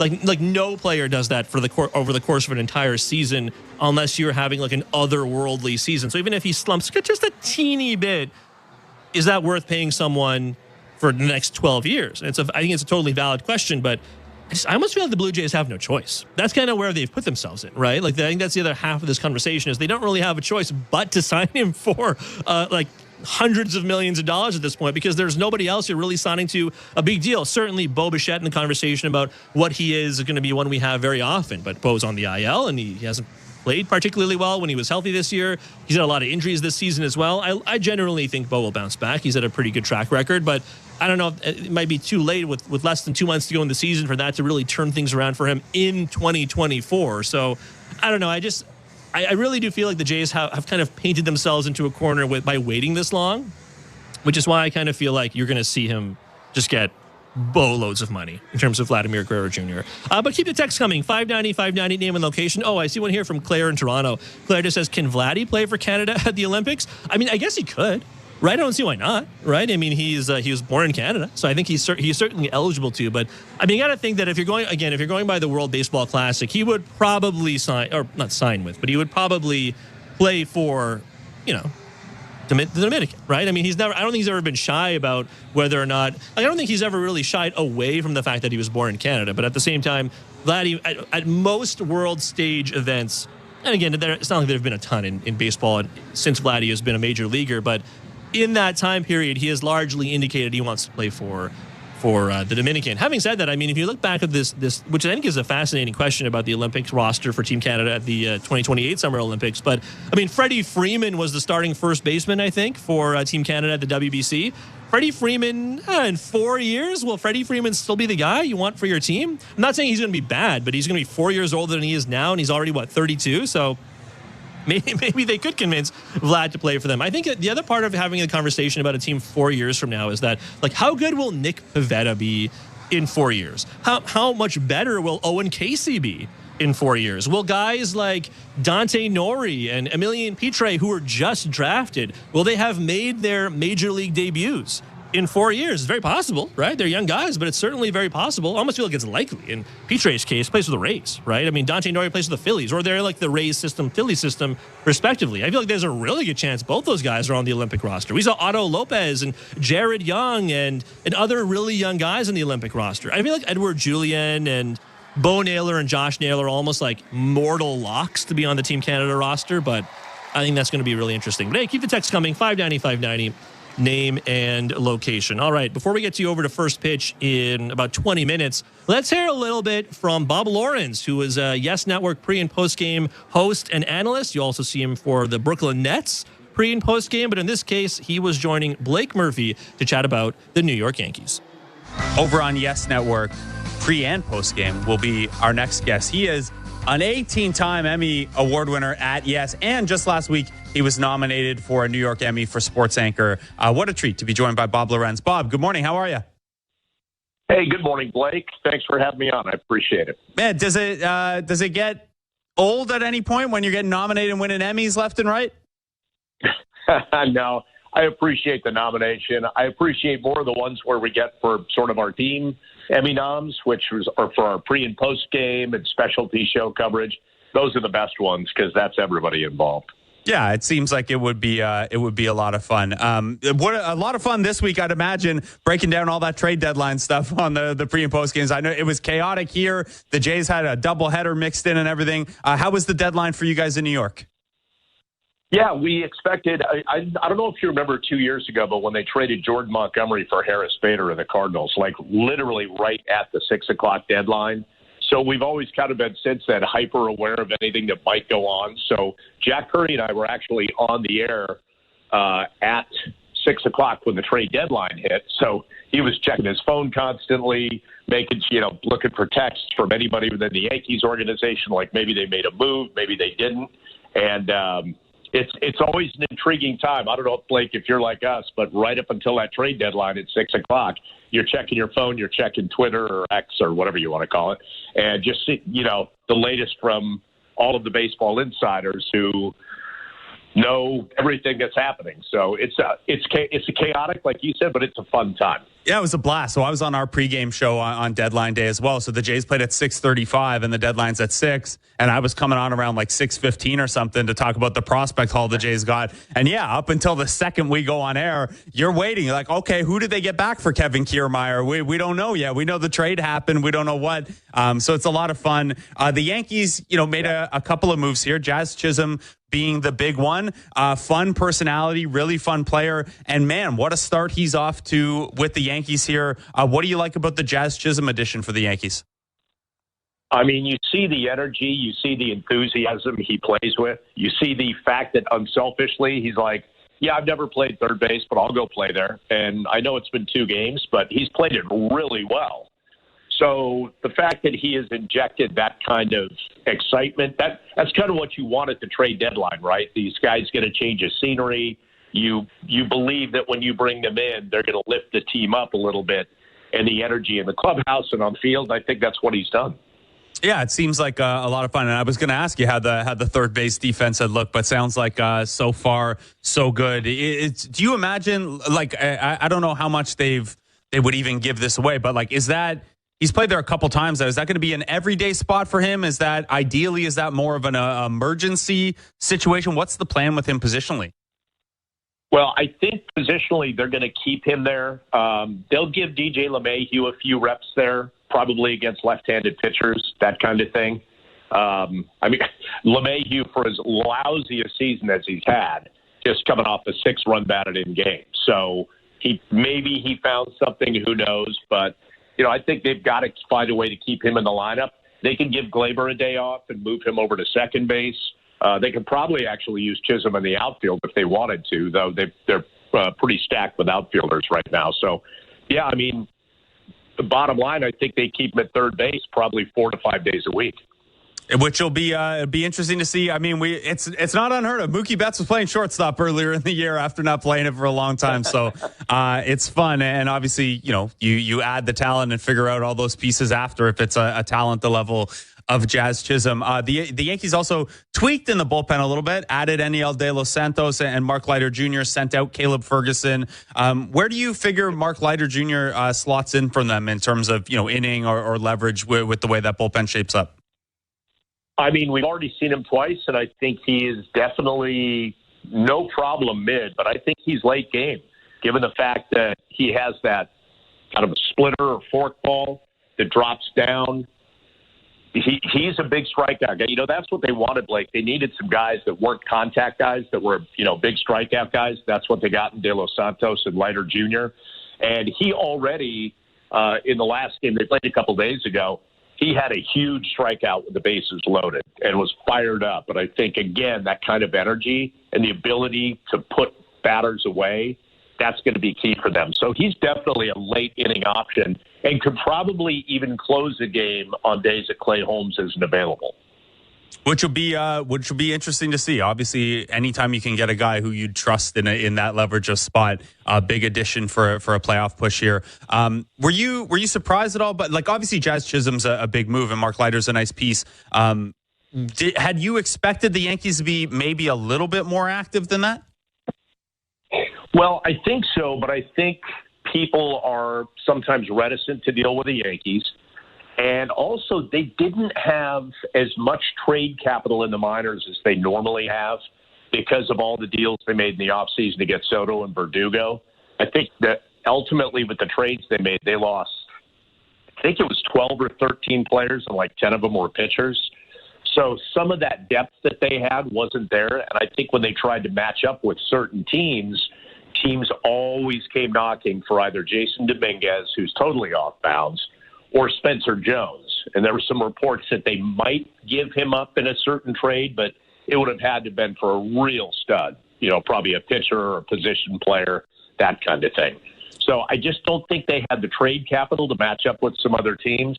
And I think they actually did, Blake, have Jack Flaherty, the Tigers, really kind of zeroed in. But they reportedly, according to Ken Rosenthal of The Athletic, they looked at the medicals and didn't like something about his back, so that deal was never made. Yeah, that's an interesting one that came out there, and obviously the Dodgers, they're the team when it comes to being okay with risk at the pitcher position. So yeah, that's maybe a good fit there. Bob, turning the focus to this series ahead here. Yankees come in having won 5 in a row against Boston and Philly. They scored 46 runs over those 5 games, and they've got a 9-game stretch here. The Jays are pretty weak. The Angels are pretty weak. Texas, you know, defending champs, but certainly not playing at a defending champ level. When you look at the American League East, you look at how the Yankees have played this last week or so. How big a window is this 9-game homestand? Yeah, Blake, I think it's massive. I mean, I think the way you're playing, you have to put the pedal to the metal and win, you know, go 7-2, you know, maybe, especially now the Orioles are starting to get on a little bit of a heater again, too. I think, you know, that what they just beat the Blue Jays. They swept them, I guess, 4 games. But they were down. Well, the Yankees were down, ironically. So it kind of kept the division close at the top. And now they go into the day tonight tied for the division lead. So, yeah, I think these games against the Jays and Angels and Rangers, I think you're absolutely right. Like, you got to make some hay right now and show that you're that consistent team that doesn't, you know, one day score 14 and the next day you're shut out. You know, you've got to be consistent up and down that lineup. Yeah, which, you know, the up and down the lineup part is kind of the key part because we know 2 guys are really going to hit, right? Like Aaron Judge hitting .316 with 39 homers and 99 RBI. He's almost at 40 and 100 here on August 2nd. Second to only Bobby Witt Jr. in wins above replacement. And then Juan Soto, who's hitting just ahead of him in the lineup, just behind him in things like OPS plus and wins above replacement and things like that. He's got 27 homers and is hitting over 300 too. Yeah. Can you remember ever seeing a 1-2 punch? And like in the history of baseball, especially the history of the Yankees, there have obviously been some very deadly lineups. But 2 guys hitting this well together back to back and hitting well at the same time, too. Can you remember a duo being on this level? Never, ever, ever, never. No. I mean, you know, you can go back to, I mean, for as long as they've lasted this season so consistently. I mean, you go to some of those tandems like, you know, Big Papi and Manny Ramirez. You think teams with Boston. But just no, I mean, they're literally on an historic pace. Like we keep showing these graphics, Blake, where it's like, oh, they're doing the same thing that Ruth and Gehrig did. Oh, they're doing the same thing that Ruth and Gehrig, like legendary type stuff. And they're accomplishing it like every night and every week. It's amazing. It's pretty incredible. And obviously, one of the questions has been, can the Yankees hit up and down the order? Can they give them enough protection? But Giancarlo Stanton's back. Jazz Chisholm's in there now. How do you feel? How do they feel right now about their ability? I mean, Soto and Judge protect each other. You can't pitch around both of them all the time. Right. But the ability of that lineup to kind of support and supplement, make sure guys are on base for them and pitchers can't pitch around them entirely. What is the comfort level that the Yankees have enough outside of those two right now? Well, I think they probably need to see it more now for, let's say, a week straight, like right over this 9-game span, right? Like, let's see what we just saw the past few days over this 9-game span to know we're back. Like, what we saw over the last 2 days was what they did over those first 70 games when they felt like they were just going to run away with the division. And then they had that backslide where I think they, went 10-22 or whatever it was, and kind of came back to the pack because they weren't hitting up and down the lineup. It was just Soto and or Judge, and that was about it. But now you've got Stanton who can put the ball in play this year and is hitting the fastball well.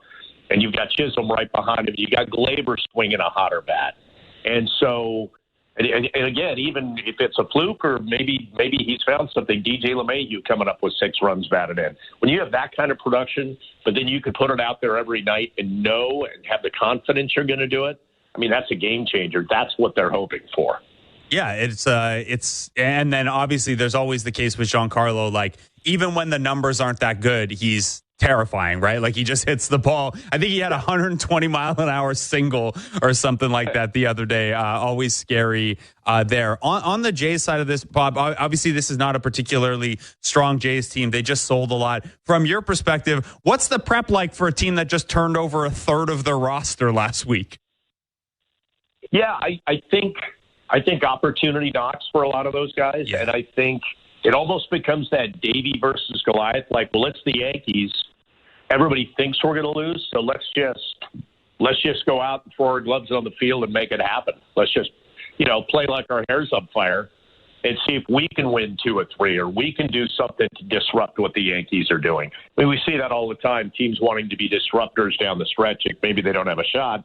And you look at some of the young talent the Blue Jays got, and why not?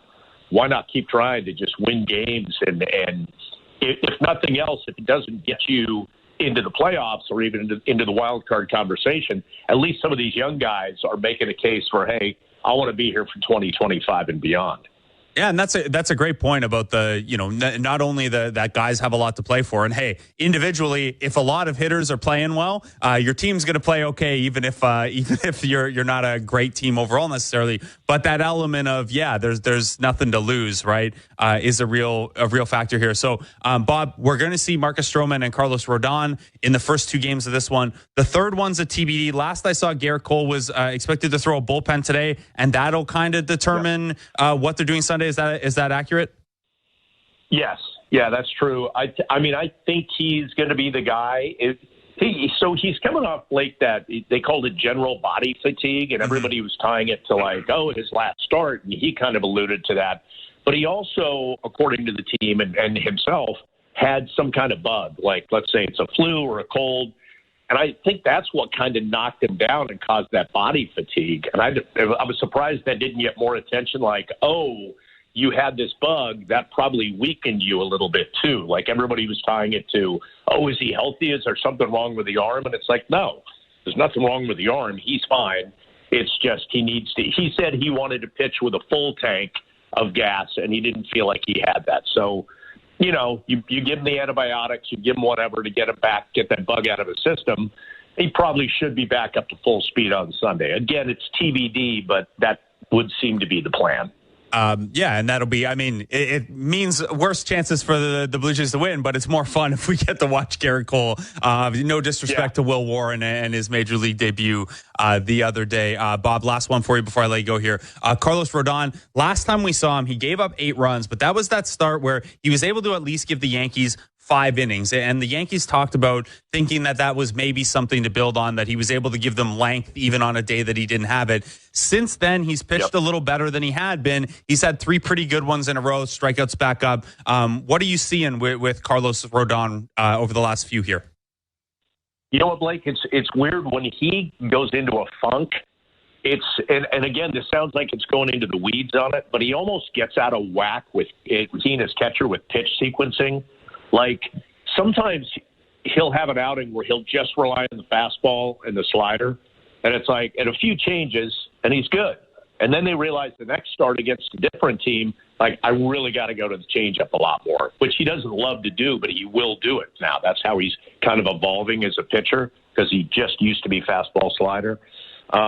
But it's when they figure it out. And I think sometimes they don't figure it out. And I think sometimes they do figure it out. Right now it seems like they're in a groove where they figured out when fastball, when slider, when changeup. And that seems to be working out really well for him right now. So hopefully he can continue that. That is Bob Lorenz with Blake Murphy on Jays Talk Plus. You can listen to that whole conversation on the Jays Talk podcast feed. I'm Show Ali. I'm at Baseball Control in our downtown Toronto studios. Sounds like the crowd is actually applauding Ibrahimovic, who just got a jersey from Aaron Judge. That's really funny. How often do you see that? Not very often. So Aaron Judge welcoming Zlatan Ibrahimovic out there just in front of the Yankees dugouts. That's why you hear the crowd cheering there. But we are just about ready for first pitch. We're about 5 minutes away before Kevin Gausman and Marcus Stroman take the mound for their respective teams. Quickly on the out-of-town scoreboard, brought to you by St. Louis Bar and Grill. Devilishly good since Toronto first raised a trophy in 1992. Join them for wings, ribs, beer, cocktails, and catch every play at your local St. Louis Bar and Grill. Download the app or visit stlouiswings.com for more details. Always devilishly good. I wanted to check out a score from around Major League Baseball because it's actually the Astros debut of Yusei Kikuchi. He is starting right now, or pitching right now, for the Houston Astros against the Tampa Bay Rays at Minute Maid Park in Houston. The Rays up 2-0 right now. The first inning, it didn't go great for our pal Yusei. On his second pitch of the game, he gave up a double to Yandy Diaz on a four-seam fastball. And on the sixth pitch of the game, the newly acquired Dylan Carlson from the Cardinals, acquiring by the Rays, another four-seamer to Carlson, who jacked it for a two-run bomb. So Rays up 2-0 right now. Kikuchi threw 25 pitches in the first inning. His first inning went, in terms of outs and batters faced, double, home run, swinging strikeout, a walk, and a fly out. And all three balls that were put in play against him produced at least a 95-mile-an-hour exit velo. So maybe he's just finding his game a little bit. That's where he is right now, but I wanted to put that out there because certainly Kikuchi, widely beloved, I think, for the most part, here in Toronto, but now a Houston Astros. We'll check that out throughout the evening on the St. Louis Bar and Grill out-of-town scoreboard. I wanted to get to a couple more texts here as well. Jay David in Toronto just says, just give him what he wants. Vladimir Guerrero Jr. It was all in caps. That's why I read it like that. He says, I've had to endure fans hating on Vladdy to start the season, only to now love him again. Had to endure arguments last year about whose team this was, Vladdy's or Bo's. Let's be clear, this has always been Vladdy's team, always should be. Let him walk, and Jays fans will hurt for years to come. Watching him smash homers at Met Stadium, being the darling of New York baseball, no thank you. In terms of attracting talent to Toronto, in terms of vibe, personality, and pure baseball talent, we will never be able to replace someone like Vladdy. Alex in the Junction says he wants to be here for life. Why don't they find some sort of compromise? I agree with the 324 over 12 years.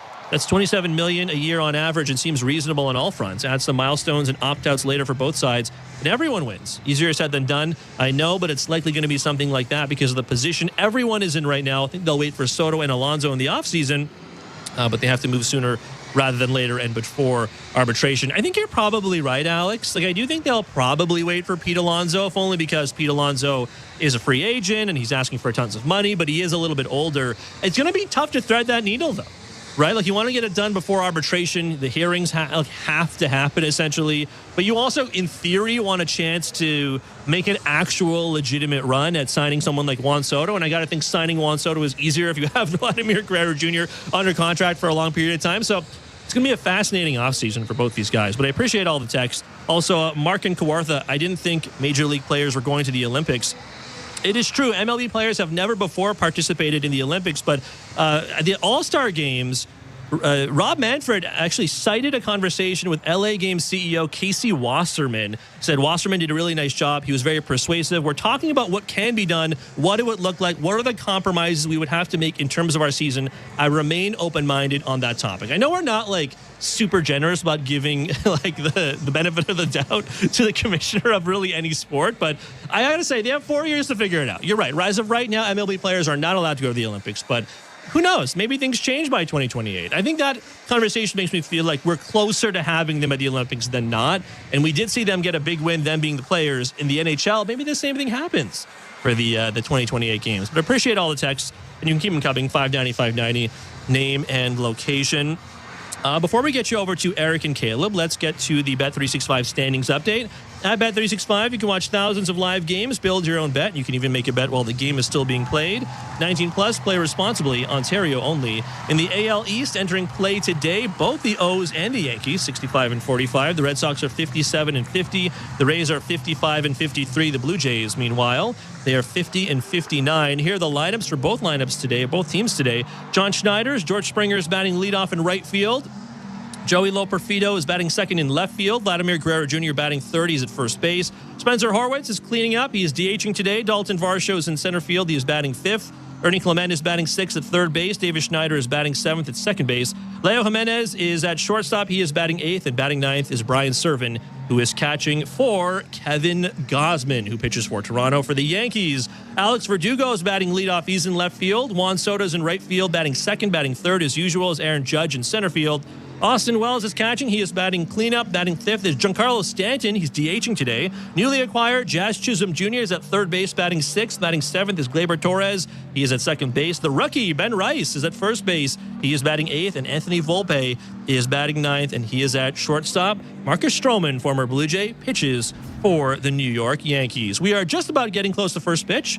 Stroman just wrapping up some warm-up pitches on the mound. So let's get you over to the action. Here's Eric Smith and Caleb Joseph.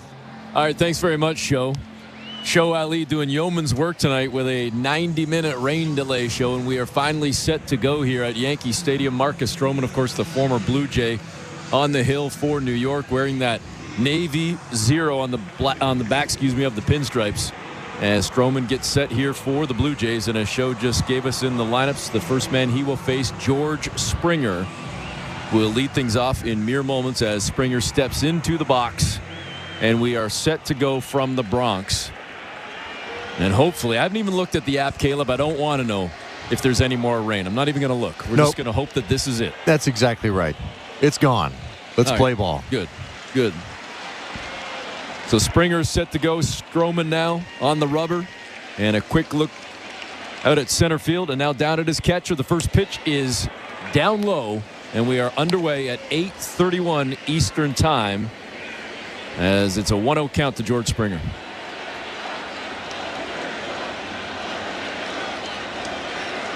The 1-0 delivery down Main Street, good with the sinker. It's 1-1.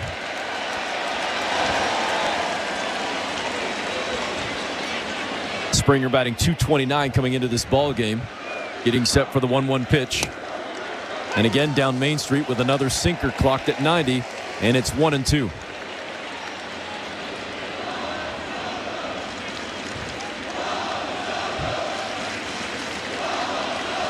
Here's the pitch from Stroman outside down low. It's now 2-2. He's given up 10 home runs over his last 9 starts.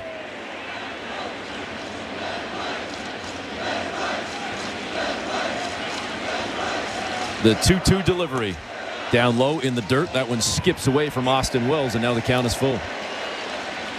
You hear the crowd in the background. That's the Yankee roll call. I remember being a visiting player, wondering what in the world is going on. Why are all the fans, the bleacher creatures in right center field, yelling names? The traditional Yankee roll call will yell the name of a player until he acknowledges them. That's what you're hearing in the background, fans. The 3-2 pitch. Springer sends it down to third base. It's scooped up by Chisholm over to first to record the first out. And there's one away. Marcus Stroman for the Yankees. He's going to sink it. He's going to cut it. He's going to throw a bunch of wrinkles in there. He's a master of location. There's nothing that's going to be overpowering for the Blue Jays hitters, but it's all about location with Stroman, mixing speeds, inducing weak contact like he just did there. with Springer, if you can get him in the zone, you can barrel him up easily. Stepping into the box now, Joey Loperfido for the Blue Jays. First pitch down low, missing on a sinker. And a 1-0 count to Loperfido. His second game in a Blue Jay uniform. Made his debut a couple of days ago against Baltimore. The 1-0 pitch catches the outside edge on the cutter. It's 1-1. And as Caleb was noting, that crowd that was making a lot of noise, after recording that out at third base, Jazz Chisholm did acknowledge the crowd, and they finally calmed down a little bit. His first home game as a Yankee. I'm not sure anybody prepared him for what was going on. I'm sure he played in Yankee Stadium as a visiting player, but sometimes players would do it on purpose. They'd want him to yell it over and over and over. So the delayed reaction sometimes is a little bit extra.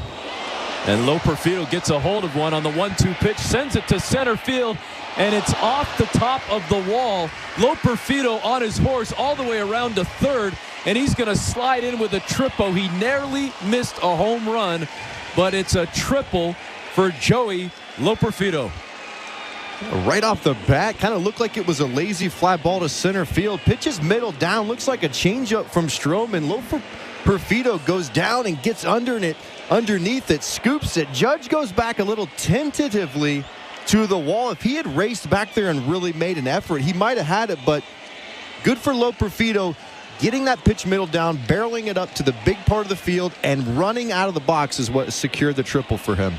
It brings up Vladimir Guerrero Jr. with now a runner in scoring position, only one away, and he swings at the first pitch, a slurve. Pretty nifty one there from Marcus Stroman. He's ahead in the count, 0-1. Vladdy comes in batting .311 with 21 home runs and 70 runs batted in. Would love to cash in Loperfido right now and strike early against the Yankees. And he sends this one down the first baseline, just foul. And it's quickly snagged by the ball person down there in right field. And now Vladdy down 0-2. Might have heard a little crack in his bat. He's going to get some fresh lumber. Yep, going to need a new piece. That ball is capped off the end of the bat. The cup of the bat really kind of split the bat down in half. That bat had some wear and tear on it. You could tell the length it had lasted because of the pine tar, as Vladdy kind of put some more pine tar on the bat right now. You can always tell kind of the age of a bat with how dark it looks, especially if it's a lightly colored bat like Vladdy has. That one was dark around the handles. The pine tar was nice and thick. This is a brand new piece of lumber. Hopefully it's got a hit in it. He's down on the count 0-2 as Stroman looks in at Austin Wells, gets the sign. Looks like they're trying to set up outside on Vladdy. Here's the pitch. And Guerrero sends it into center field. Past Volpe at short, cashes in Loperfido, and the Blue Jays do indeed strike early. It's 1-0 Toronto on the RBI single for Vladimir Guerrero Jr. Well, he's a really hot hitter, isn't he? He's just going. And a lot of times when you're in this position, you're trying to get something up the middle because the infield's drawn in. Stroman tries to go sinker in. That's the ground ball pitch, but Vladdy stays inside of it, pushes it right up the middle past Volpe at shortstop. Spencer Horwitz now up for the Blue Jays, batting in the 4 spot tonight. The lefty digs in against Stroman. First pitch comes inside on the cutter, and it's a 1-0 count. Caleb was chatting about this in our pregame show before we handed it off to Show Ali. Horwitz has been in a bit of a funk here for a couple of weeks now. Would love to bust out of it in New York. He sends it to second. Tough grab there for Gleyber Torres. He turns, fires, and gets Vladdy at second, but the Yankees unable to turn the double play ball. Horwitz would have been safe at first anyway. That was a tough play for Torres at second, but good on him to get the lead runner. And there's 2 away. 1-0 Toronto. Here in the top of the first inning. Tom Young telling me that the rain delay was 1 hour and 31 minutes officially. So just over 90 minutes. Whew. And first pitch swinging, it's Dalton Varsho, and it's going to get in front of Aaron Judge, and Spencer Horwitz goes first to third, and I almost said the Raptors. I've been watching so much Olympic basketball, I've got Toronto Raptors on the mind as the Blue Jays now have runners on the corners with 2 away. sort of a weird, slow developing play as the first pitch changeup comes into Varsho. He kind of hits it off the end of the bat a little bit, and Judge kind of moves back and deep, doesn't get a great read off of it, and by the time he overcorrects to come in, it just kind of dumps right in that right center part of the field. Great ambush by Varsho there on Stroman. Nice start here for the Blue Jays with Ernie Clement stepping in now, the number 6 hitter in the lineup. Righty on righty battle with Stroman. And Clement turns on one, but got too far in front of it, sends it into the left field corner about 10 rows deep, and he's down 0-1. Seeing as I mentioned the basketball, I will say a little shout out to the Canadian senior men's national team with the victory over Spain today. Canada goes 3-0 in the opening round of Olympic basketball. Obviously with their eyes on medaling in Paris. The 0-1 pitch down in the dirt way outside from Stroman, missing on the slurve. It's now 1-1. How about Clement over his last 7 games batting .345? And he's got a runner in scoring position right now and runners on the corners with 2 away here in the top of the first. Stroman nods his head. Here's the pitch outside, down low. It's 2-1.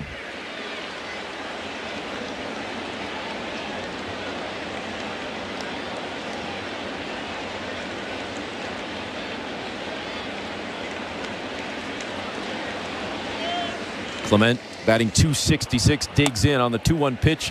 That went outside as well as Stroman misses with the cutter. And now Clement a ball away from loading the bases. Davis Schneider on deck. Stroman comes set. Here's the leg kick and the delivery. And Clement fouls it off. Back up over the backstop. And the count is full.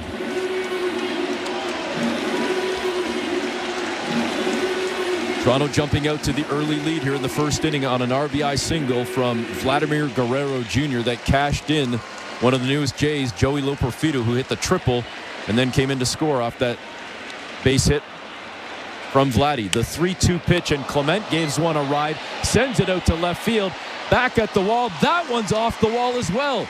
Another narrowly missed home run as Clement comes into second standing, cashes 2. And the Blue Jays lead the Yankees 3-0. A really nice at-bat by Clement, kind of waiting out Stroman. It's what we talked about. He's a master of cutting it, spinning it, and he finally gets a 3-2 pitch in the middle of the zone. I love the patience that Clement was showing throughout the middle part of that at-bat.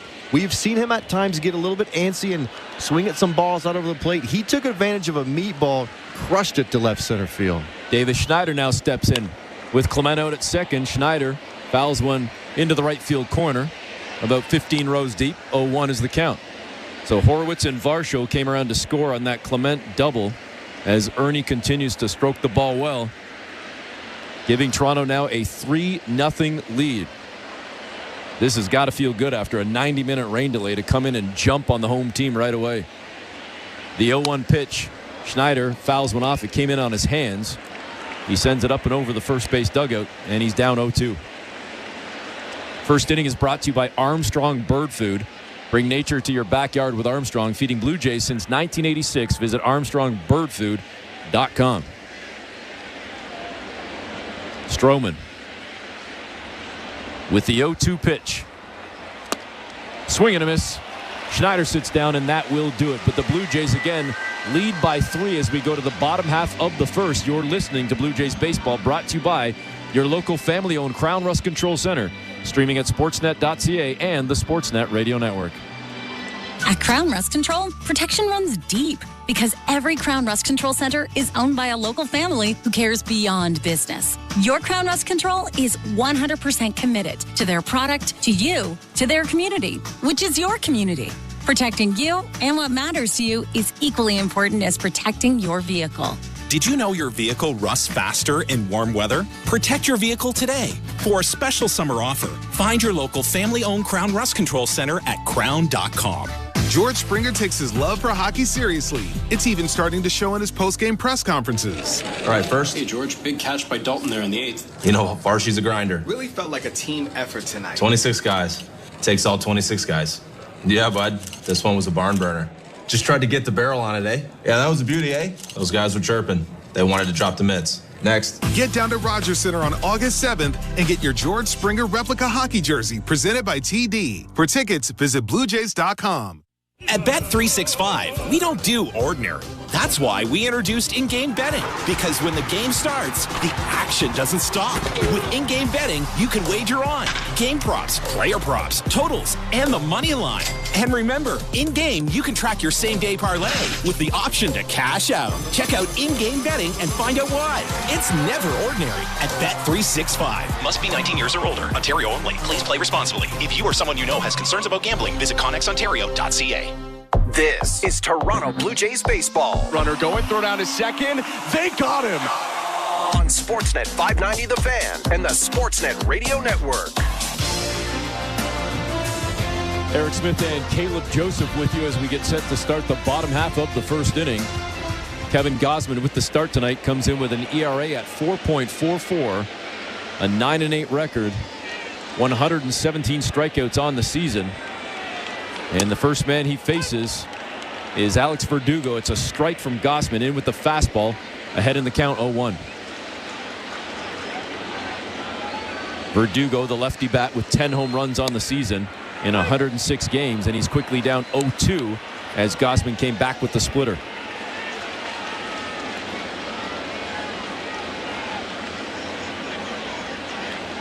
Here's the 0-2 delivery. Inside, painted perfectly right on the inside edge, and a quick 3-strike strikeout for Kevin Gausman.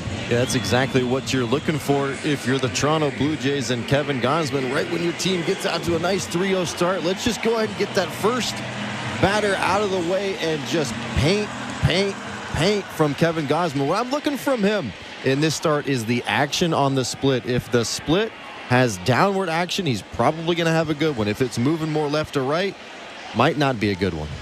Juan Soto now the number 2 hitter.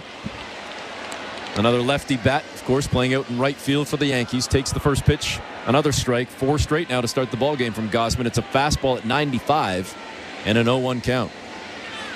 Soto swings at the next pitch, sends it into left field, and it's going to make it to the wall. One bounce in front of the track, off the wall, picked up by Varsho as Soto is into second, standing up. And it's a 1-out double for Juan Soto. Yeah, Juan Soto will undoubtedly be the most sought-out free agent in next year's class, and it's because of swings like that. It's a fastball in the outer half, 95 miles per hour. He doesn't try and do anything more than hit this ball to right center field, and his balance is so good at the plate. He rarely gets shifty left and right. He stays in his crouch so well that he's allowed that ball to travel, and that's how he can punish the ball to the opposite field. He did it right there off of Gausman. And if you're Gausman, you want to fill the zone up. I'm totally okay with a pitch like that when you have a 3-run lead in the first inning. And now the most imposing figure in baseball this season, Aaron Judge, steps in with his 39 home runs, sitting on 99 runs batted in, looking for the century mark against the Blue Jays in this ball game. He's got a runner in scoring position right now with Soto getting that double moments ago, and Judge quickly gets out to a 2-0 count on Gausman. Kevin missing with the slider moments ago to again push the count to 2-0 to Aaron Judge. And not just the power, but also the average, batting .316 as he takes the next pitch, a fastball in the bottom corner of the outside edge. It's 2-1.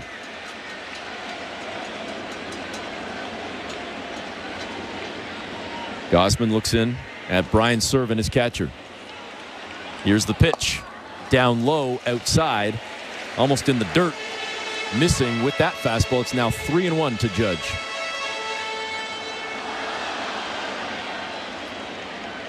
Gausman has been a beast on the road this season. The 3rd lowest ERA in Major League Baseball at 2.34. He's got Soto at second, 1 out, and Judge just got underneath one and launched this thing. I mean, he took it for a massive ride to center field, and just like that, the Yankees have cut the Blue Jay lead to 3-2 on Judge's 40th home run of the season with RBIs 100 and 101. 477 feet, that home run. Yeah, left center field is absolutely deep at Yankee Stadium, and he made it look like a little league field with that home run. 117.5 miles per hour off the bat. It's a center cut heater that Judge looks like he's hitting a 9-iron going down to get it, and lifts it about as high as a driver. My goodness, I guarantee that ball disappeared in the night. Now, I might be dead wrong with reading body language. That looked like a nice little stare down at Kevin Gausman after that pitch as well. Like, I don't know if there's any history there or what, but like that, it looked like he was really giving a good long look out at the mound. Well, I could be wrong. You are onto something. If you think about the last series in Toronto, Kevin hit Judge. He hit him right in the ribs, and I'm sure Judge remembers that and wanted retribution for that. The 1-1 pitch to Wells, Austin Wells, the number 4 hitter in this Yankee lineup, up right now with the bases empty after Judge's 2-run shot. That was the series where Vladimir Guerrero Jr. was hit on the left hand. And the third game of the series, if I'm not mistaken. The 2-1 pitch to Wells outside. And it's now 3-1. If I'm not mistaken, Gausman got Judge in game 3. Baseball players have very long memories. It could take 2-3 months before you face a pitcher again, but I guarantee you he was remembering that. And now Wells turns on one, sends it into right field, and on a rope it hits the bottom part of the wall. Picked up and played well by George Springer, which will crazily hold Austin Wells to a very long single. Some hard contact off of Gausman in this game, and the velocity's there. The velocity's been 95. That pitch to Wells at 97, but it's the middle across area that Gausman's been living so far, to Soto, to Judge, to Wells. And when he gets the fastball below that middle across area, when he gets it above that middle across area, he has a lot of success. This will bring out pitching coach Pete Walker to have a little chat with Gausman before it gets out of hand here in the first inning. But it's all about location with Gausman, and I wouldn't be surprised one bit right here if Pete Walker has seen something with Gausman in terms of a tip. You know, the Yankees are very, very good at picking up certain tips. I know that has been a topic of conversation over the last year and a half with Gausman. Maybe they're seeing something in his setup that is giving away the fastball, because that is 3 hitters in a row that have been on the fastball. Granted, they've been middle across, but they are absolutely on time and ready to hit that fastball. Could be an approach thing, but it could be that Gausman's telling them that it's coming somehow. Giancarlo Stanton steps in now, the big right-handed bat, with a runner at first, still only 1 away, and the Yankees trying to recover from being down 3-0. And it looks like Stanton just hit into a double play, and he did. Picked up by Jimenez, over to Schneider, over to first for 2, and the Blue Jays get out of the inning, but not before Aaron Judge launches a moonshot to pull the Yankees within 1. It's 3-2 Toronto as we head to the second inning.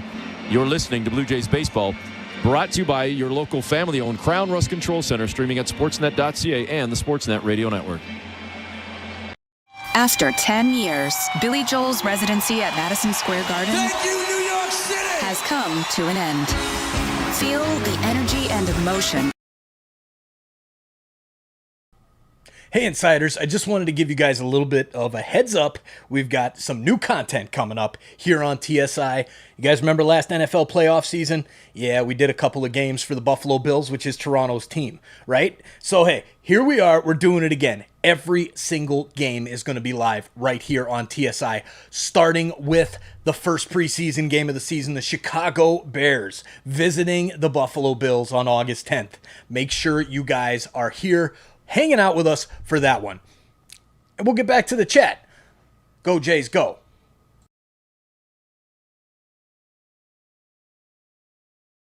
SXM Channel 89, or just search MLB Network Radio on the SXM app. SiriusXM Sports. We're more than just a game. While you're listening to this game on SiriusXM, we're talking about the latest odds and prop bets for this and every game on Sports Grid Radio. The under's minus 125. Heavy juice to the under. Every home run hit and every strikeout thrown can change the line. I can't for the life of me figure out how you can favor a team that never wins, ever. If you're looking for sports talk centered around the latest odds and prop bets for games, races, tournaments, or any sporting event, Sports Grid Radio, SiriusXM, Channel 159.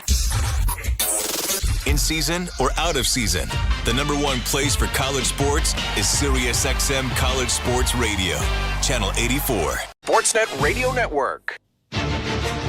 Second inning is presented by Bet365. At Bet365, you can bet live in-game on game props, totals, and the money line. Download the app and find out why it's never ordinary at Bet365. 19 plus, play responsibly, Ontario only. Leo Jimenez steps in to start off this second inning for the Blue Jays. Toronto still on top 3-2 as the Blue Jays got 3 in the top of the first and then gave back 2 off the home run. The monster shot from Aaron Judge. I'm going to give you a little stat on Judge in a moment. First pitch to Jimenez was good for a strike. Second pitch, the slurve, no good, way outside. It's now 1-1. Aaron Judge, this is thanks to Shai Davidi. I'll give Shai the shout out. Aaron Judge joins Babe Ruth, Lou Gehrig, and Mickey Mantle as the only Yankees with at least 3 seasons of 40-plus home runs. Is that a good list? I'd say that's pretty good. Wow. Yeah. Ruth, Gehrig, and Mantle. Yeah, I'd say it's pretty good. I mean, it's still early in his career, but go ahead and start making the plaque that's going to be out there.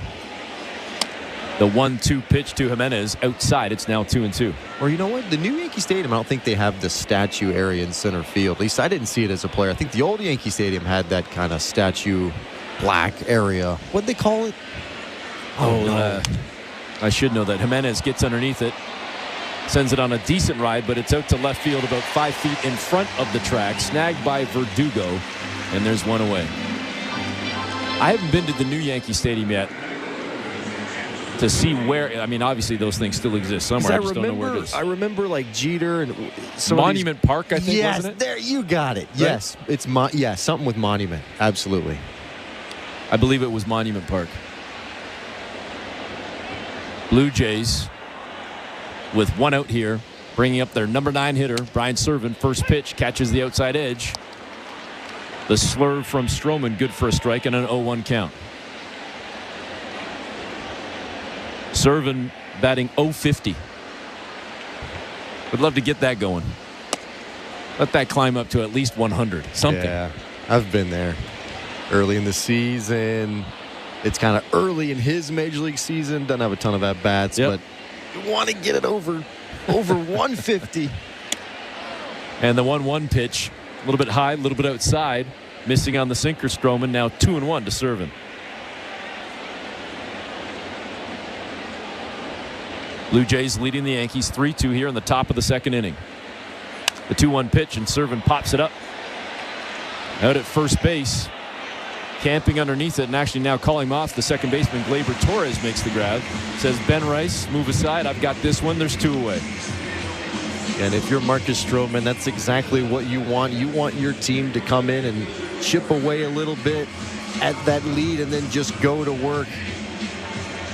You got to really be patient with Stroman. He's going to nibble. He's going to be around the zone. Blue Jays did a really nice job in the first inning, making him get in the zone and then attacking those pitches. Back to the top of the order we go. George Springer with his second at-bat of the ball game.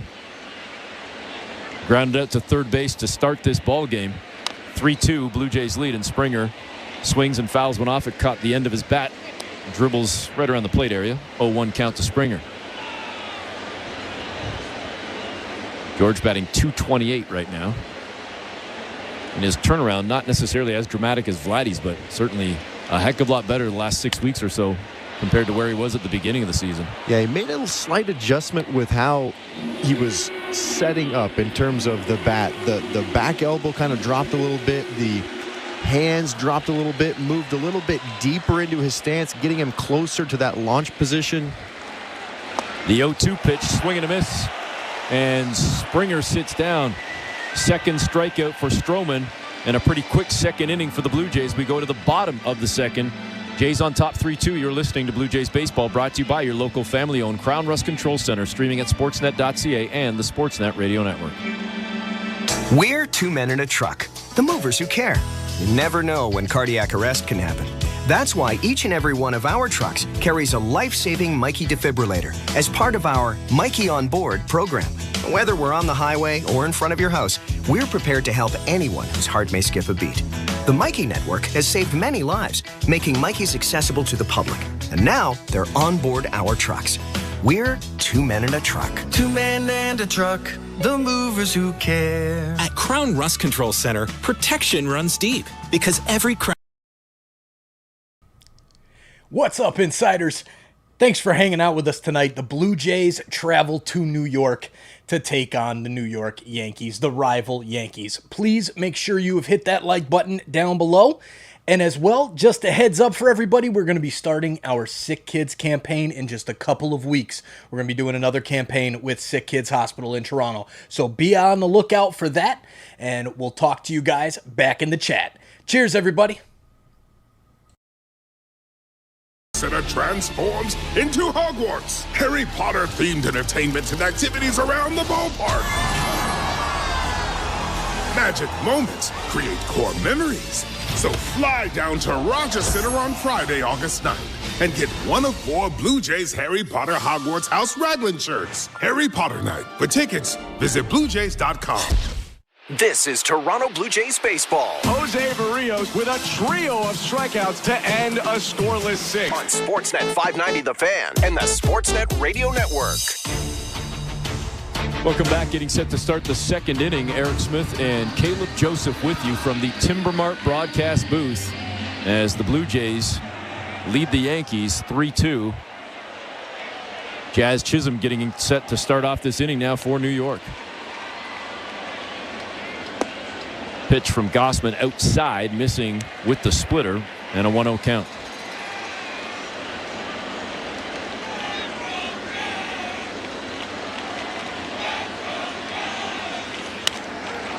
And now Chisholm gets underneath one, sends it into center field, and camping underneath it with ease is Dalton Varsho to make the grab, and there's one away.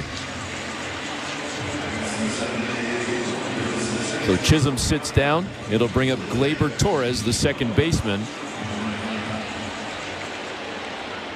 as New York tries to mount this comeback after giving up 3 runs in the top of the first inning.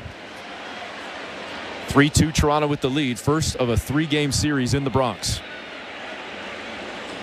And it's actually the 5th of 10 straight for the Blue Jays against American League East opponents, as they had 4 against Baltimore, 3 here against the Yankees, and then Toronto back home at Rogers Center next week for 3 more against Baltimore. The 1-0 pitch to Torres is sent into right field. It's hooking, and it's foul. It had the distance. That short porch, only 314 feet, maybe about another 10, 15 feet to the left. That's a home run. Yeah, and Torres takes a hack at this fastball down the middle, and his eyes went to left center field thinking he might have pulled it, and then realizes, oh my goodness, I'm late. It's going down the right field line, and anytime you see a ball going down there, it's a little bit scary because of that short porch. The 1-1 pitch, no good from Gausman. The splitter outside. It's now 2-1. Torres in a bit of a funk right now. 0 for 10 over the last 2 ball games. And now ahead in the count 3-1 as the splitter is down in the dirt from Gausman. Just threw his 20th pitch of the ball game here in the bottom of the second inning, pitching with a 1-run lead.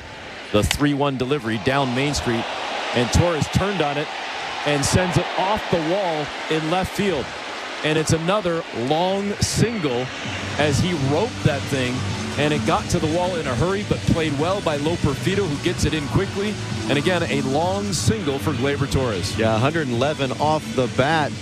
An absolute rocket to left center field, and as soon as Torres hits this ball, he is in his home run stare, but it's not high enough. It is hard enough. The direction was good, but he thought it was gone, takes a couple steps, just jogging, holding onto the bat, and then at that point he realizes it's not out. It's too late. Loperfido has the ball. If I'm Aaron Boone, I'm ticked off right now because that should have been a double. So Torres at first. For now, the first baseman, Ben Rice, the left-handed bat of Rice, with Torres at first base. One away here in the second inning. And for what it's worth, that was another fastball that the Yankees launched. It was a fastball, and it was one of those center cut fastballs. He had made a really nice pitch to Chisholm down and away. It's got to be either above that middle across zone or below it. That's when he's got good results after that. But when it's middle across, Yankees hitters are not missing it. The 1-1 pitch, it's popped up by Rice out into shallow left field, camping underneath it. Loperfido makes the grab, and there's 2 away. I will never forget hitting a line drive at Boston. Pretty high. Hit it well. I thought it was gone, but that wall up there at Fenway Park, that big green monster, I hit it, and I didn't really go after it right away to first base. And I remember being called into the office and saying, listen, man, this is the big leagues. When you hit it, you have not earned the right to know that it's a homer. You better run. And if you don't, we will send you back down and find somebody that will. And I will never forget that. And I wonder if that conversation might be had after this inning between Torres and Aaron Boone, because it's just unacceptable. It was not high enough. It wasn't high enough. Anybody in that stadium knew it wasn't high enough except for the guy who hit it. Anthony Volpe steps in now. First pitch, no good. Fastball missed. A little bit inside, a little bit too high as well. Gausman now steps back onto the rubber. Here's the 1-0 pitch. Big swing and a miss. Got him with a nasty slider. It's 1-1. The number 9 hitter, Anthony Volpe, the shortstop, 0 for 15 in his career against Gausman with 10 strikeouts.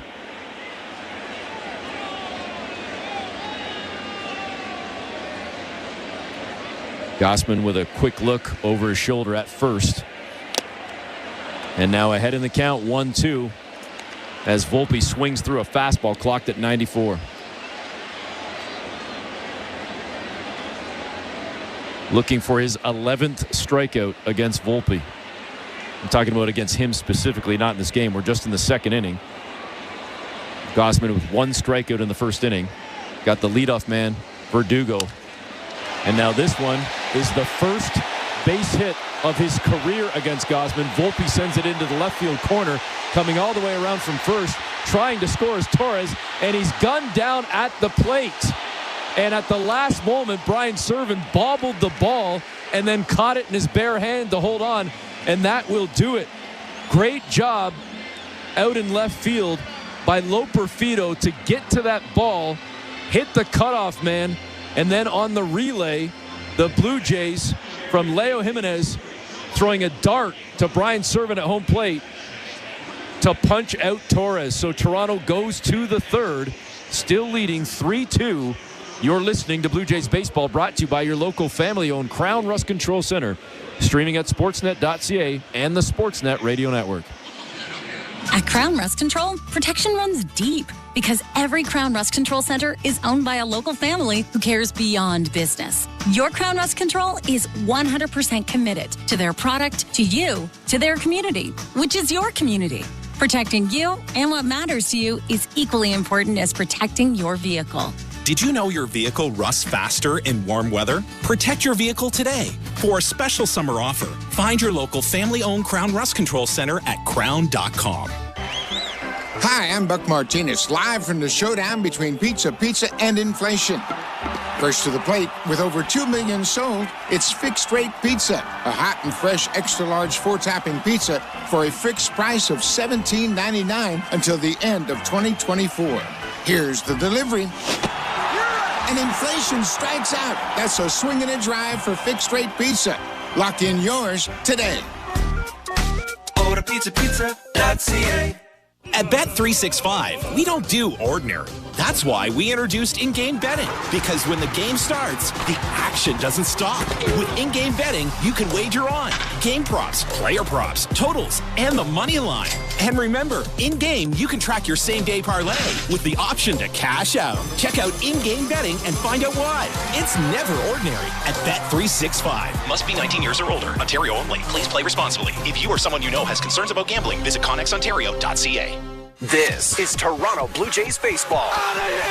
Out of here! Davis Schneider wins it! On Sportsnet 590 The Fan and the Sportsnet Radio Network. third inning is brought to you by the local family-owned Crown Rust Control Centers in Gatineau-Almer and Gatineau-Hull. Protect your vehicle from rust today. Find your local family-owned Crown at crown.com, Canada's #1 rust protection. Joey Loperfido steps in for his second at-bat of the ballgame. Had a triple in his first at-bat and takes a pretty big cut, missing badly on the splitter from Stroman. And it's 0-1. Loperfido was the first run of the game. He was cashed in by Vladdy in that first inning. Blue Jays got 3 in the first and lead 3-2. And now quickly head 0-2 in the count. As Stroman comes back with the third pitch outside, it's 1-2. Stroman now throwing 40 pitches here. And we're into the top of the first.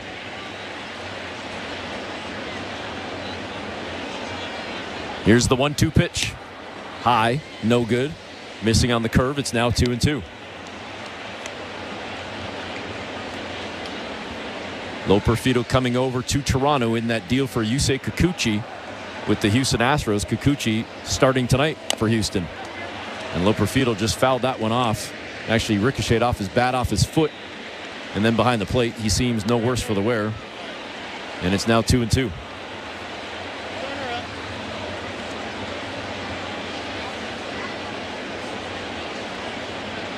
Stroman taking his time. Comes set on the rubber. The windup and the delivery. And Loperfido off the end of his bat into left field. It's going to drop in, and a 2-for-2 evening thus far for Joey Loperfido. I talked to assistant hitting coach Matt Haig a couple weeks ago about the type of player and hitter that they're kind of looking for. And he said one thing that really stuck out to me. The adjustability in a swing. And this pitch right here from Stroman, it's a changeup moving out and down and away. Probably a ball. But Loperfido has the audacity and ability to go out there, get it, and adjust his swing path to get it just off the end of the bat to dump it in there for a single. And Vladdy, first pitch swinging, sends it into the right field corner. Loperfido has speed. He's coming around first all the way to third, and he's actually held up at third with none out. Obviously, the Blue Jays trying to make sure they stay a little conservative here. They could have taken the chance, but Loperfido stays at third. And Vladdy with his 27th double of the season. Yeah, absolutely. With that ball going down the right field line on a 91-mile-an-hour fastball outside, Vladdy just goes with it, hits it right down the right field line. Loperfido is hustling. Carlos Fablis at third base is holding up. If he would have known that that ball was going to go directly to second base, he might have been able to send Loperfido at the last second. But with second and third, nobody outs, you're playing for the big inning. No reason to take any chances. Now it's Horwitz's turn. And Spencer looks at the first pitch outside. And a 1-0 count. Grounded into a fielder's choice back in the first inning. Ended up scoring. He was part of those 3 runs in that opening inning. Blue Jays threatening here, 2 on with none out. And a base hit into left field. Great piece of hitting right there to go opposite field for the lefty. Horwitz cashes in Loperfido. And the Blue Jays now lead 4-2 as Vladdy moves up to third. It's runners on the corners with none away. Yeah, just a really good piece of hitting by Horwitz. It's a slurve from Stroman, kind of moving middle, down and in. And a lot of times the left-handed hitters will try and pull that ball, get out in front of it. That's the one that kind of goes to first base on the ground. But Horwitz stays inside of it, pushes it up the middle. Another really good solid swing. And now Dalton Varsho steps in, back-to-back lefties for the Blue Jays with Horwitz and now Varsho. Of course, the center fielder, he had a single in his first at-bat. He also came around to score in that 3-run first inning. 2 on for Varsho with none away, one of them in scoring position with Vladdy. Horwitz at first. The pitch to Varsho from Stroman way outside, missing on that splitter. It's now 1-1. Varsho's average up over 200 now at 201 officially. Following again that base hit that he had in the first inning. The 1-1 delivery from Stroman down in the dirt inside. It's 2-1. And already action in the Yankee bullpen. Michael Tonkin warming up, the righty. Next pitch from Stroman will be his 50th. Yankees down 4-2. with none away here in the third. The 2-1 pitch.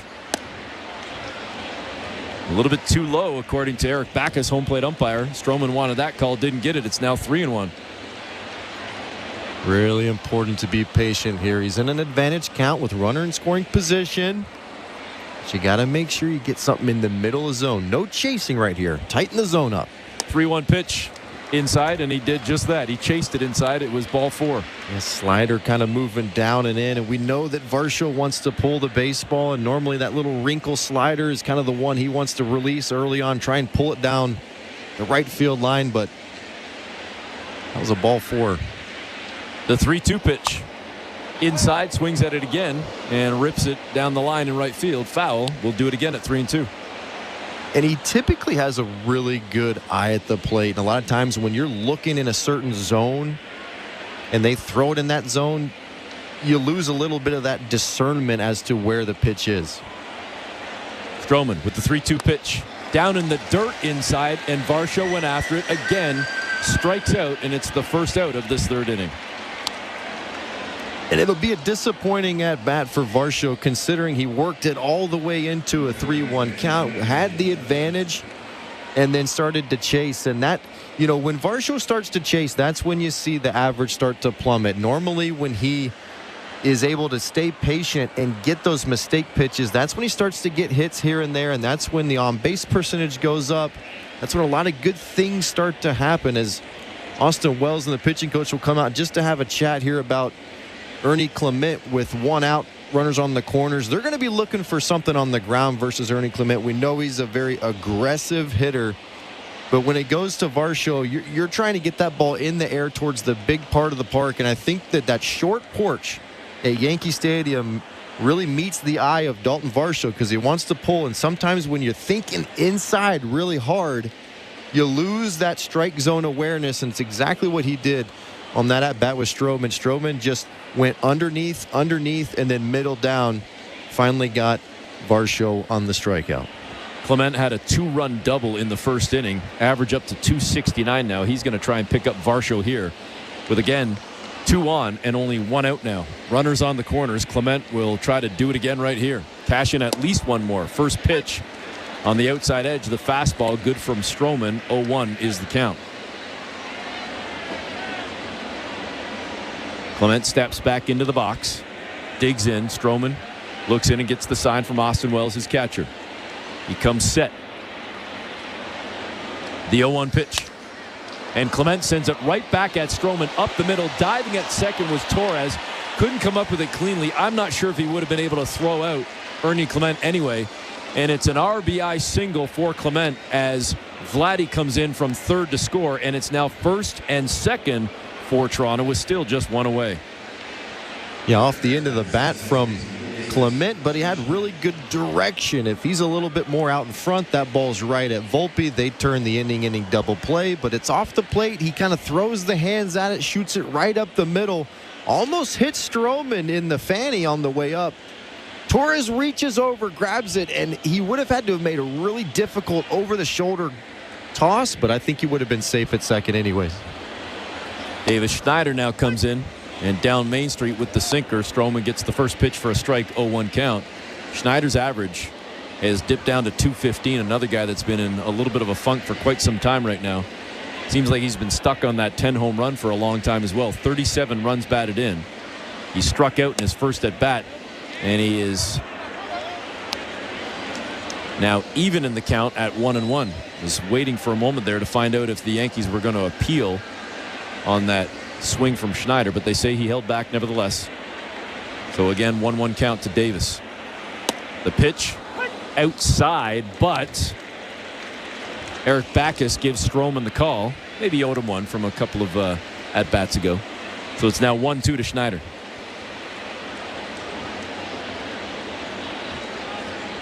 Here's the pitch. And that one a little bit too far outside. Might have been a little bit high as well. It's 2-2. Missing with the fastball, clocked at 90. Horwitz is at second, Clement at first. 2 on, 1 out for the Blue Jays. The 2-2 delivery. And Schneider sends it back to first base on a bounce. And a great piece of running there from Clement as he stopped, forcing Ben Rice to throw to second to get Clement. And then by the time that happened, the Yankees weren't able to get it back to first to get Schneider. That is a heads-up play right there from Ernie Clement. It really was a cue shot off the bat of Schneider. Full swing, but the ball goes to right field. First base. And Clement can go on this pitch. If he does and Rice catches it in the air, it's a double play. But that was a very unique play. That happened really quickly, and that was a really good play all around by multiple parties. Well, initially it seems like what happened essentially was Clement just faked out Ben Rice at first because he pretended like he was going back to first, and that seemed to confuse Rice, which shouldn't have because it wasn't a line drive. And then he took off like he was going to run to second, but then he was out of reach for Rice to be able to tag Clement. So by the time Rice kind of got the equilibrium and figured out what was going on, his throw to second was too late to have time to get it back to first. Absolutely. It was a very fast play moving in slow motion, if that makes any sense. That's a great way to put it. So still runners on the corners as Leo Jimenez comes in, and Jimenez sees 3 straight balls from Stroman. The fastball, the slurve, and now just seconds ago, another slurve missing. So the Blue Jays could load the bases here. 2 out, 2 on, 3-0 count. Stroman up high, and it is indeed a walk for Leo Jimenez, and the bases are juiced for Brian Serven. I'm still trying to get over that play from Clement and what Ben Rice was thinking at first base. And with the bases loaded, the Yankees are going to make a change already. Stroman with 64 pitches thrown, and he doesn't even get out of the 3rd inning against one of his former teams. And he's hearing it from the Yankee crowd right now as he walks to the Yankee dugout. And with this, we will send it back to baseball control with Show Ali. Thank you very much, Eric. Before we check the out-of-town scoreboard, brought to you by St. Louis Bar and Grill. Don't forget, we do have Jays Talk tonight. Blair and Barker will take your phone calls after this game is in the books. Jeff will throw out the numbers for you to call once this game is over in New York. All right, let's check the out-of-town scoreboard, brought to you by St. Louis Bar and Grill. Let's start with today's Olympic action in men's basketball. Canada's beating Spain 88-85 to eliminate the number 2 team in the world and to finish atop their group undefeated at 3-0 in group play. Now we await their opponent. It does hinge on a few other results. And with Germany thrashing France earlier today, it means we now await USA-Puerto Rico, which goes tomorrow, Saturday. If the United States wins, it means a matchup with phenom Victor Wembanyama and the host country, France. If Puerto Rico does pull off the massive upset, it means a date with Nikola Jokic in Serbia. So, one of France or Serbia versus Canada in the quarterfinals. That game will go on Tuesday. Over on the grounds of Roland Garros in mixed doubles, Felix Auger-Aliassime and Gabby Dabrowski winning a bronze medal, just the 2nd Olympic medal that Canada has ever won in the sport. Felix will be going for more history tomorrow. He takes on Italy's Lorenzo Muccetti for a bronze medal in men's singles. In the pool, lots of updates. First, U of T alumnus and Ontario native Kylie Moss winning the bronze medal in the women's 200-meter backstroke, her 5th Olympic medal over 3 Olympic Games. She is now the first Canadian swimmer to win a medal at 3 consecutive Olympics. So huge congratulations to Kylie Moss. Blue Jays baseball is brought to you by Crown Rust Protection. Let's get you back to the action. Here's Eric Smith and Caleb Joseph. All right, thanks very much, Joe. Blue Jays leading the Yankees 5-2 here in the 3rd inning. Toronto already with 8 hits in this ball game as Michael Tonkin comes into the ball game now for the Yankees, and we'll see if he's got any better luck. Marcus Stroman just didn't have it. Again, giving up 8 hits and 5 runs, and he also leaves with 2 runners on that Tonkin, check that, 3 of course, with the bases loaded, with 3 runners on that Tonkin will inherit. Tough jam.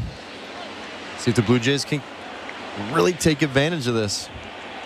Blue Jays with the bases loaded this season, batting .304 as a team with 4 grand slams. And Brian Serven will be the one to get the first crack at it. Ahead in the count now, 1-0. Tonkin missing with the cutter, clocked at 92. Serven with the deep breath. Here's the 1-0 pitch, and Serven sends it into center field. Base hit for the catcher. Scores at least 1, and it's going to score 2 as the Blue Jays are trying to rip this thing open, leading 7-2 in the third. You could probably hear the crack of the bat off of Servant. It's a sinker in from Tonkin that gets a little bit deep, but Servant's got great angle, meaning the barrel had not really finished through the zone. He breaks the bat, gets a great result, a soft line drive right up the middle. We were just talking about that average, and I'll tell you what, I guarantee you he'll take that average for those 2 RBIs all day. Blue Jays have busted this game wide open, taken full advantage of all of the free passes and missed locations from Yankee pitchers. And back to the top of the order we go. Third inning, third at bat for George Springer. And he swings a big-time cut at the first pitch. Misses. It's 0-1. But if you like action, this is the game. 14 hits and 9 runs so far. We're not even through the third inning. The 0-1 pitch. Outside. 1-1. Makes me want to grab a bat and get in this game. Make up for some lost time. Again, this game was delayed by an hour and a half. George Springer sends a base hit into left field. Leo Jimenez coming around third. He's chugging to home. The throw is on the money, and Leo is punched out at home. That was one heck of a throw from Alex Verdugo out in left field. It had to be on the money with the speed of Leo Jimenez, and it was right where it needed to be. So the Yankees get out of the inning, but not before they give up 4, as they now trail 7-2 heading to the bottom of the third. You're listening to Blue Jays Baseball, brought to you by your local family-owned Crown Rust Control Center, streaming at sportsnet.ca and the Sportsnet Radio Network. The biggest names in NASCAR talk are now with SiriusXM. Hey, this is Denny Hamlin, host of Actions Detrimental, driver of the number 11 Toyota for Joe Gibbs Racing, and co-owner of 2311 Racing. Join me and my co-host Jared Allen every Monday for a recap of each NASCAR race from the driver's seat. We'll break down how my race went and hopefully ending in victory lane. Hear Actions Detrimental plus every incredible podcast from Dirty Mo Media right now on the SiriusXM app. Every night after the final out, the Round Trip Roundup brings you the scores, highlights. Hey, you. Yeah, I'm talking to you. The one that's listening to the Blue Jays game with us, but you haven't hit that subscribe button yet. Come on, hit that subscribe button and help grow this amazing community of Toronto sports fans that we have here. You know you enjoy hanging out and listening to the games with us and having some fans to talk to. Make sure you've hit that subscribe button and make sure that bell is on. So everybody who has subscribed, thank you. But make sure that bell is turned on so that you get notified every single time we go live here on TSI. Whether it's the Blue Jays, we've got hockey season coming up, the Maple Leafs, the Argos, Bills games coming up as well. We'll see you guys back in the chat. Let's go Blue Jays. The Road to Cooperstown is the official podcast of the National Baseball Hall of Fame and Museum. Episodes are available now on the all-new SiriusXM app or wherever you get your podcasts. Fantasy football players, learn winning strategies right now on Fantasy Sports Radio to help you draft a winning team on Channel 87 and on the SiriusXM app. At Radio Network. Eric Smith and Caleb Joseph in the Timbermart broadcast booth. Collect air miles on your next home improvement buys at Timbermart. And hey, make it a double play by scoring even more air miles when you purchase with your Timbermart credit card. For details, visit Timbermart, Canada's building center. Blue Jays have been building a lead here in this ball game very early, up 7-2 in the bottom of the third inning. Toronto already has 10 hits in this ball game, and they have chased Marcus Stroman from the ball game as well. Alex Verdugo looks at a pitch, a fastball from Kevin Gausman, 0-1, and now Verdugo turns trying to bunt his way on, fouls it off, and he's down 0-2.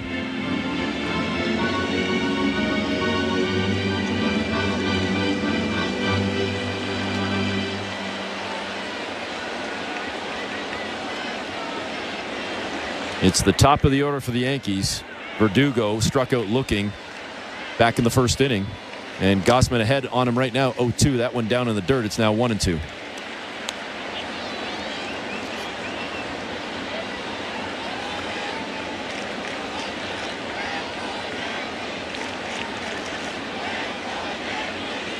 Gausman on the rubber, comes set, the leg kick and the delivery. And that actually looked like a decent pitch, but unfortunately Brian Serven bobbled it, dropped it, and that could have made the difference. Yeah, no doubt about it. I think if he's able to squeeze that, frame it, pull it up just a little bit, he probably gets the call there. Looked like a really nice pitch. Clipped that bottom down and away corner. But as soon as you see a borderline pitch clanked like that, umpires usually ball it. Gausman came back with a 2-2, pushed it inside. It's popped up out to short. Leo Jimenez underneath it, easily makes the grab, and there's one away. We talked about the movement with Gausman, the split moving downward versus east and west. I've seen some really nice downward movement from the split out of Gausman tonight. But another thing to look for is it carrying the zone? What I mean by that is it thrown high enough to where it appears to be a strike long enough versus ball out of the hand and it's thrown too low right out the gate. Now Juan Soto squaring to bunt, or at least showing bunt, and then pulling back, and it's a ball on the splitter down low from Gausman. Soto doubled in the first inning, came around to score on that moonshot home run from Aaron Judge. The 1-0 pitch also no good, down low. It's now 2-0.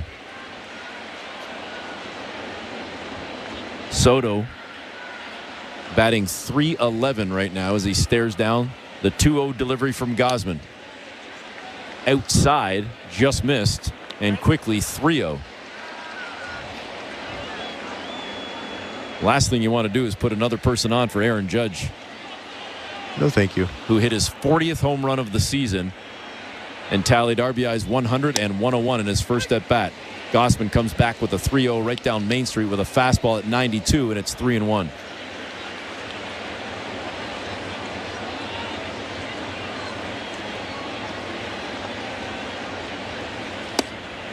And now catching the inside edge. Soto doesn't like the call, but that was a strike. Based on everything we're seeing, that's a strike. And now Soto's nodding his head no at Eric Backus, but that looked pretty good. Yeah, he's probably got the best eye in the big leagues in terms of balls and strikes. He just doesn't swing at balls very often, but that was in the zone the whole way. It just looked a little bit funny because it was a little bit pulled from Gausman, meaning it was a little bit more down and into the left-handed hitting Soto versus that down and away movement. Gausman comes back with the pitch pretty much in the same spot, and now Soto looks like he either twisted his knee or his ankle when he was buckling out of the way on that swing, I think, and Caleb's talking about it right now. It looks like it's the knee for Juan Soto. Yeah, he might have fouled it off of his knee. Could be wrong here. He might have just spun maybe the toe. Yeah, maybe it looks like the toe. We're getting a better look at it right now. Yeah, he fouled it right off the top of the right foot as his right foot is planting. He's going to spin. Another kind of pulled split, so it's down and into the left-handed hitting Soto. Soto has that really wide base. He's kind of getting that front leg nice and stretched as he's going into his swing, and the ball is fouled off right where the shoelaces are tied. He does wear the protector on the right kind of shin area, but he doesn't have the toe flap.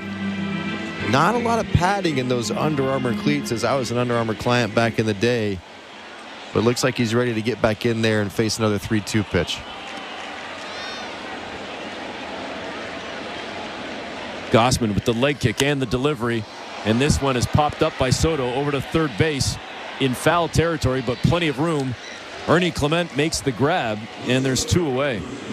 So after trailing 3-0 in the count, Gausman comes back and gets the out. Yeah, I think that at-bat was a perfect example of kind of carrying the zone. The first 2 splits were good. They were down. They were decision pitches, but they just weren't high enough. Soto took them. Then he came back with a couple more splits that carried the zone. Looked like a strike. Were a little bit higher to start. Finished out of the zone. Got back in the count, then finished him with a fastball. Aaron Judge stepping in, as I already mentioned, his 40th home run of the season in his last at-bat. And now he has eclipsed 100 runs batted in, 101 to be exact, on that 2-run shot in the first inning that traveled 477 feet. But his Yankees trail the Blue Jays 7-2 in the third inning. Judge fouls off the 1-0 pitch, a fastball at 94 sent up and over the backstop. It's 1-1. Again, the Blue Jays with a 7-2 lead here, and we're only in the bottom of the third inning. And in case you're just tuning in, yes, it is 9:30 Eastern time, 9:32 to be exact. and it's only the third inning thanks to a 91-minute rain delay. Inside, the sinker, no good from Gausman. It's 2-1 to Judge.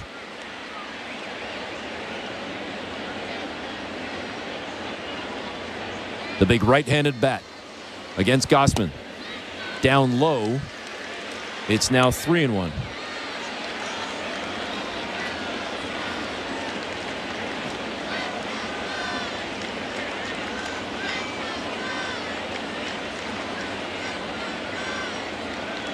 Gausman with the pitch.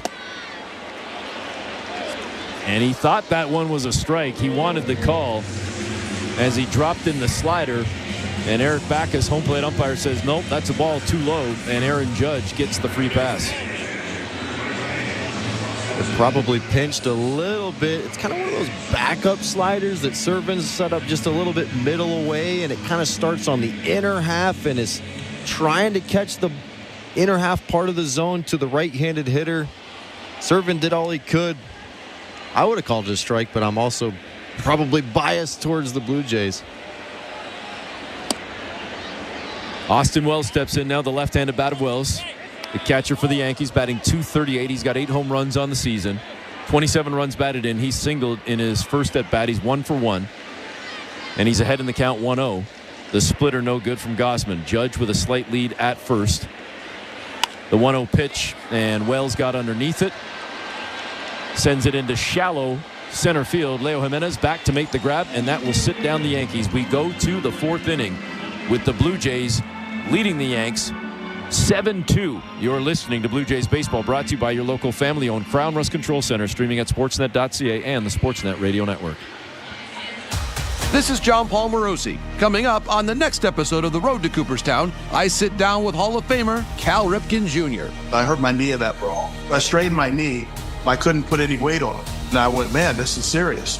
I'm not sure whether I'll be able to play tonight. The Road to Cooperstown airs Saturday at 9 a.m. Eastern on MLB Network Radio, Sirius XM 89, and the all-new Sirius XM app. New episodes drop every Tuesday wherever you get your podcasts. It's fantasy football season, because we say it is. Travis Kelce, touchdown! From fantasy football strategies to players you need to draft or avoid. Christian McCaffrey is one of the riskiest #1 overall picks in fantasy football history. Fantasy Sports Radio is your home to win. There is no bigger value today than Dak Prescott. If you're not preparing for the 2024 fantasy football season, you're already losing. Channel 87 and on the all-new Sirius XM app. If you love golf, then you should never turn off SiriusXM PGA Tour Radio. Our hosts have the best takes. Tiger's impact on the game of golf, aside from how good he was at it, was something that I don't think we'll ever see again. Talk to the biggest guests. Scotty, you've had a year to celebrate. This year, I've just seen a lot of good results. And can even help you with your own game. Take the club and at address, open it up. It's all golf, all the time. On SiriusXM PGA Tour Radio, Channel 92 in the car, and on the SiriusXM app. The Blue Jays are in flight, leading 3-0. Blue Jays fans, this is Ross Atkins, and you're listening to Blue Jays Baseball on Sirius XM. Sportsnet Radio Network.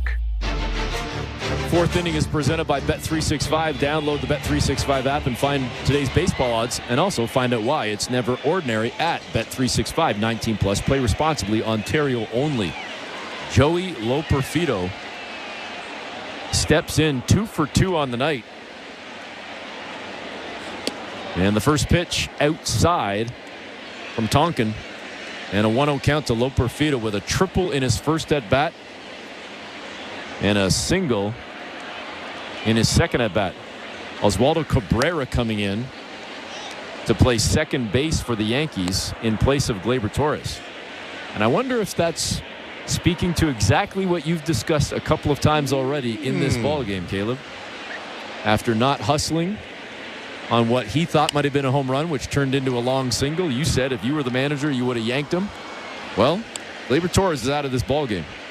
Interesting. Good for Boone. I like that. I think the game needs a little bit more of that in certain spots.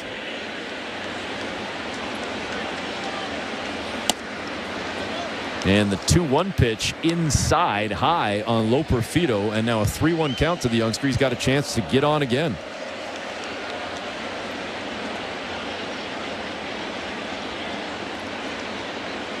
The 3-1 pitch. Loperfido fouls it off, and the count is full.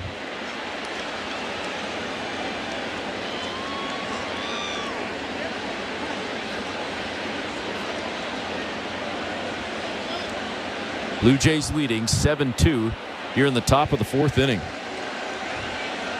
Vladimir Guerrero Jr. on deck. The pitch to Loperfido. Swing and a miss. He sits down for the first time in this ball game. There's one away. In case you missed it in a 3-2 game, second inning, Gleyber Torres hits a rocket to left field. Looked like it was hit hard enough, but definitely not high enough for a home run.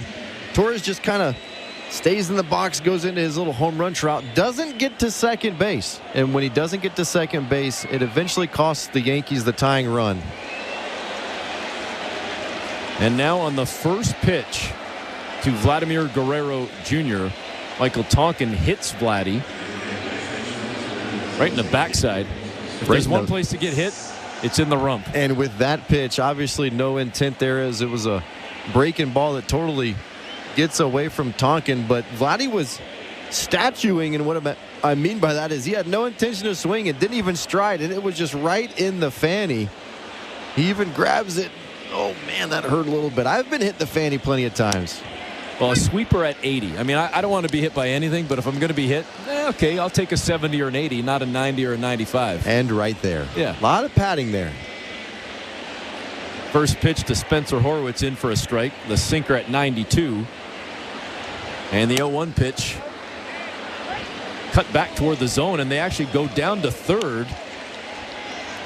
And Mike Easterbrook says that was a strike. Estabrook says that's good, and Horwitz doesn't like the call. But he's down 0-2 with Vladdy out at first and one away.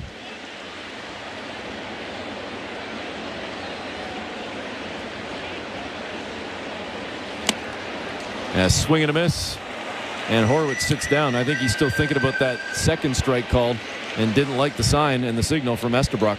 Yeah, no doubt about it. So Cabrera's at first base. Couple batters later, Volpe hits a double. The Yankees aren't able to tie the game, and right after that is when the Blue Jays come back and score 4 runs in the 3rd inning. And we were talking, I just said there's no reason for that. They could have totally changed the momentum of this ball game. They needed that tying run. Could have maybe put Stroman in a different position mentally, maybe would have made Gausman think a little bit more about the next pitch, but looks like he might be pulled because of that decision not to run hard out of the box. Swinging at the 1-0, sending it on a pretty decent ride out to left field, but on the track making the grab is Verdugo to sit down Dalton Varsho, and that will do it for the Blue Jays. Toronto will head to the bottom of the 4th, still leading 7-2. You're listening to Blue Jays Baseball, brought to you by your local family-owned Crown Rust Control Center. Streaming at sportsnet.ca and the Sportsnet Radio Network. Timber Mart is Canada's building center, a solid neighbor to call upon when you've got a job to do. Your dependable home improvement store that offers the added value of Air Miles reward miles with every purchase of $15 or more. Visit timbermart.ca. If you're looking for a fun day, did you know the day before Monday? Junior J Sunday. You can paint your face, come and meet Ace and run base to base. On Junior J Sunday. So many things to do. You could bring your crew and even mom and dad too. Junior J Sunday. Sundays are for Junior Jays. Get to the ballpark early to enjoy outdoor activities before continuing the fun inside while you cheer on the Blue Jays. You're feeling the song, grab your dad or... Hey, what's up, insiders? Just checking out the social media pages, Instagram, TikTok, Twitter, X, whatever you call it. Make sure you guys check us out. Hit that handle up down there on whatever social media network you have, whether it be Instagram, Twitter, TikTok. Go find us and make sure you hit that follow button. We're doing a lot more stuff with the shorts and some highlights and videos. So make sure to go check out our social media pages and drop a follow. Putting a big focus on that one to help continue to grow this amazing community. Appreciate all of you guys hanging out with us. We'll see you back in the chat. It's never ordinary at Bet365. Must be 19 years or older. Ontario only. Please play responsibly. If you or someone you know has concerns about gambling, visit connexontario.ca. This is Toronto Blue Jays baseball. Roddy rocks the ball to left field. The Blue Jays have gone back-to-back. On Sportsnet 590 The Fan and the Sportsnet Radio Network. Bottom of the fourth inning, Blue Jays leading the Yankees 7-2. Eric Smith and Caleb Joseph with you from the Timbermart broadcast booth. Again, a 5-run lead for the Blue Jays. Giancarlo Stanton to lead things off for the Yanks here in the bottom of the fourth. And a first pitch, good for a strike, clocked at 93 from Kevin Gausman, ahead in the count 0-1. Stanton with 18 home runs, 45 runs batted in. And crazy to think that his imposing figure has almost been forgotten at times in this Yankee lineup.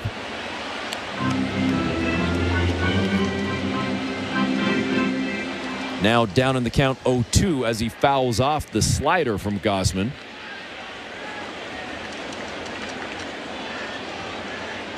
Here's the 0-2 pitch.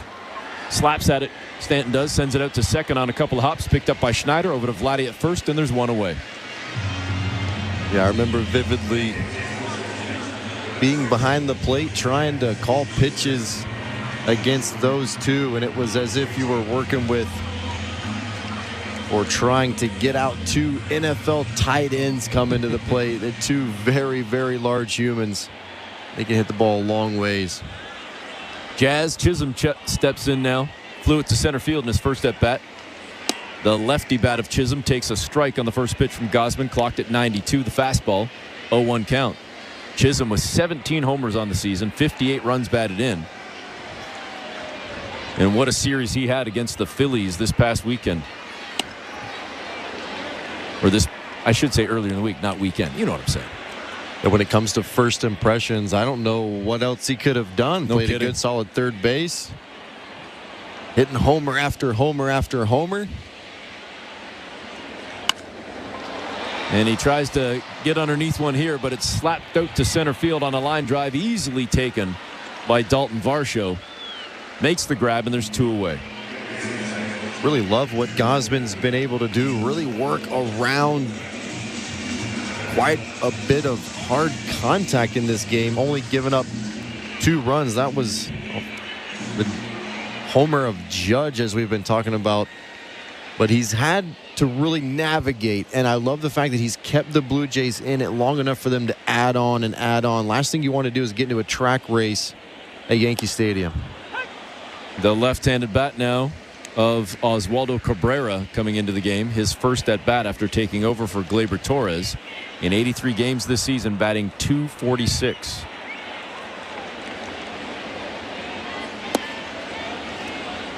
And now even in the count at 1-1. We are in the Timbermart broadcast booth in the bottom of the fourth inning with the Blue Jays leading by 5. It's 7-2. Give you a couple other scores around baseball in a couple of moments. Cabrera now ahead in the count 2-1. The out-of-town scoreboard brought to you by the St. Louis Bar and Grill. Boston leading Texas 9-3 in the top of the 6th. Tampa even with Houston 2-2 in the top of the 6th. Baltimore trailing Cleveland 8-4, bottom of the 8th. So with the Orioles losing, this would have been an opportunity for the Yankees to take over potentially first place. But right now the Yankees are down 5. Looks like there might be a no-hitter alert in Cincinnati. Giants are leading 2-0 in Cincinnati. In the bottom of the 6th inning.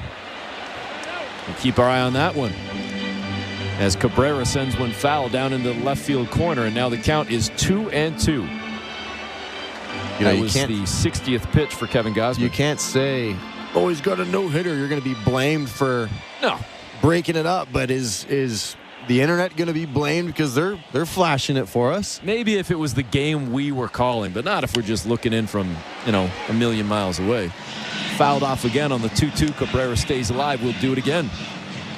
Got a piece of that fastball from Gausman with 2 away here in the 4th inning. So it's Blake Snell in Cincinnati.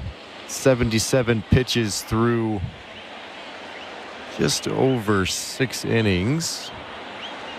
Seems pace-wise he could do it.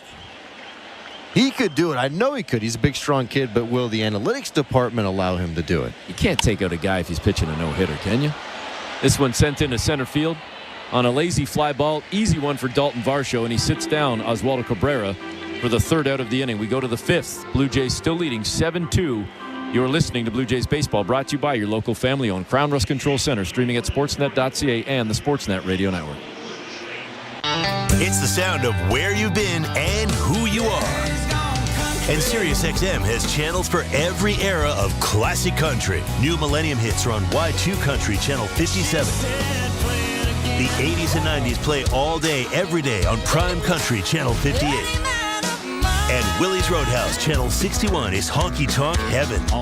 Classic country curated by the legend Willie Nelson. Listen to all these and more across SiriusXM and the SiriusXM app. It's fantasy football season, because we say it is. Travis Kelce, touchdown! From fantasy football strategies to players you need to draft or avoid. Christian McCaffrey is one of the riskiest #1 overall picks in fantasy football history. Fantasy Sports Radio is your home to win. There is no bigger value today than Dak Prescott. If you're not preparing for the 2024 fantasy football season, you're already losing. Channel 87 and on the all-new Sirius XM app.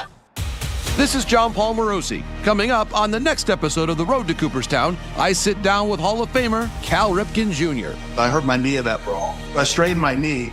I couldn't put any weight on it. And I went, man, this is serious. I'm not sure whether I'll be able to play tonight.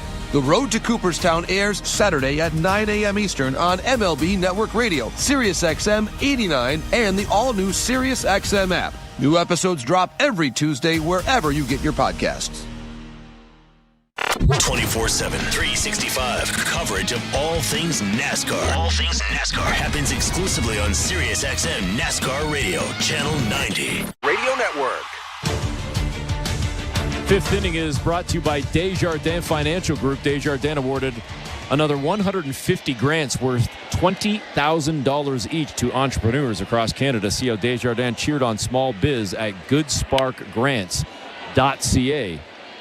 First pitch swinging and sending it just foul down the third base line was Ernie Clement, so he'll jog back to the box down in the count 0-1. Blue Jays up 7-2 to start this fifth inning. 10 hits in the ballgame for Toronto, and Clement has 2 of them, a double and a single, and 3 runs batted in. And now he's down in the count 0-2. That pitch was fouled off, and straight off that face shield, the mask of home plate umpire Eric Backus, he seems no worse for the wear. Shakes it off and gets set. I mean, right between the eyes. A lot of times as a catcher, you want to turn back and, hey, man, you all right? You good? Seeing stars yet? Seemed like Backus just kind of said, all right, let's go. I'm good. And you know what? The technology when it comes to these masks has really become innovative in how they absorb the foul balls. So many guys are wearing them a lot better. Clement sends a dribbler out to short. It's picked up by Volpe, who whips it over to first to make the play. And there's one away. And I remember when I first got in the big leagues, the masks were so light. They were titanium, but I'm not joking, Eric. I would go through 4 to 6 masks a year because I would be hit in the face with foul balls. It would dent the titanium so badly that I couldn't see out of him and would have to trade him out. And I promise you I was feeling them too. How many concussions? What'd you just ask me? Probably more than you killed my punchline because I thought you were going to say 1. I go, really? That's all? Probably 1 a month. I mean, at least. But I was a backup catcher, and so I wasn't coming out no matter what. Yeah. I was staying in there. 1-0 to Davis Schneider, and he sends it foul down the third base line. But there's also baselines now that they didn't have when I first got into the big leagues, where when you go to spring training, you're taking a baseline test. And so every time that the trainer sees you might take a really solid foul ball to the face, they might want to take you in if you're showing symptoms. 1-1, and it's a swing and a miss on a fastball clocked at 93 for Davis Schneider. It's a really quick little kind of computer test. Takes about 5 or 10 minutes, and your reactionary time will determine whether or not the computer thinks you're showing symptoms. And now a pitch way inside from Tonkin. It got away from him, nearly hit Davis Schneider. Now 2-2. We won't have time probably to get into this, but if we can, if this inning extends, feel free to chat about it as much as you want. When we were doing the broadcast earlier, myself and Chris LaRue, earlier in the series with the Orioles, as we get set for the 2-2 to Schneider, and it's outside, it's now 3-2, I was blown away by the fact that there wasn't a concussion protocol or something in place after, why my brain, like I'm vapor locking on the catcher that got hit in the face. I'm completely losing it for Baltimore, who got hit against Toronto. McCann. Yeah. Yes. After McCann takes the shot to the face and stays in the game, plays the entire game, Schneider pops out and flies out to right field. There's 2 away. Doesn't come out of the game, stays in, catches the whole game, and then he's back the next day as well. Taking a 95-mile-an-hour fastball to the face, and he stays absolutely. Like taking a right hook from Mike Tyson. Probably didn't show signs enough to really warrant that, but also remember who he's playing for. Yeah. The Orioles. Oh, yeah. And Iron Man Cal Ripken. So there's a little bit of stuff in there. And this one from Leo Jimenez, first pitch swinging, grounds out to third base. Chisholm picks it up, throws it over first to record the out, and the Jays go down 1-2-3 in the 5th. We'll continue that conversation in a second about McCann and concussions and everything else, as the Blue Jays are laying a hurting on the Yankees right now, up 7-2 going to the bottom of the 5th. You are listening to Blue Jays Baseball, brought to you by your local family-owned Crown Rust Control Center, streaming at sportsnet.ca and the Sportsnet Radio Network. You're drafting your fantasy football teams this month, and Fantasy Sports Radio is here to help. Right side of the end zone, touchdown, CeeDee Lamb. From winning strategies to expert drafts you can model your teams after, to up-to-the-minute news, your championship run starts right now. If you are sitting at the 12th pick and you are like, well, there's 10 receivers already gone, what do I take? The second best running back. Fantasy Sports Radio, Channel 87, and on the all-new Sirius XM app. You love listening to baseball. You love talking about baseball. You love yelling at your buddies about baseball because they love baseball, and so do we. That's why SiriusXM has the only channel on the radio dedicated to baseball 24/7. It's MLB Network Radio, SiriusXM Channel 89. News, opinions, passionate baseball talk from former players and GMs, plus interviews with players, managers, and executives, and much, much, much more. If you can hear me right now, you've got MLB Network Radio, SiriusXM Channel 89, and on the SiriusXM app. Nothing matches the passion, the excitement, the history-making moments of college sports. My goodness! And nobody takes you inside the greatest campuses and stadiums across the country like Sirius XM College Sports Radio. Listen to all of the play-by-play action, expert analysis, and in-depth interviews with your favorite team. No matter the season, we have something for you. Your home for all things college sports is on Sirius XM College Sports Radio, Channel 84. Ray Hudson here with an important announcement. You can listen to your favorite Sirius XM FC shows on the all-new Sirius XM app, now available for all subscribers. Welcome back. Eric Smith and Caleb Joseph with you in the Timber Mart broadcast booth as the Blue Jays lead the Yankees 7-2. We get set to start the bottom of the 5th inning.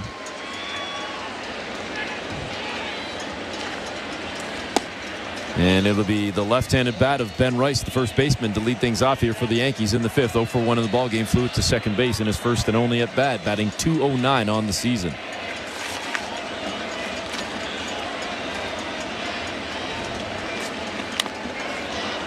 And swinging at the 1-0 pitch sends it foul, dribbling it down the first base side.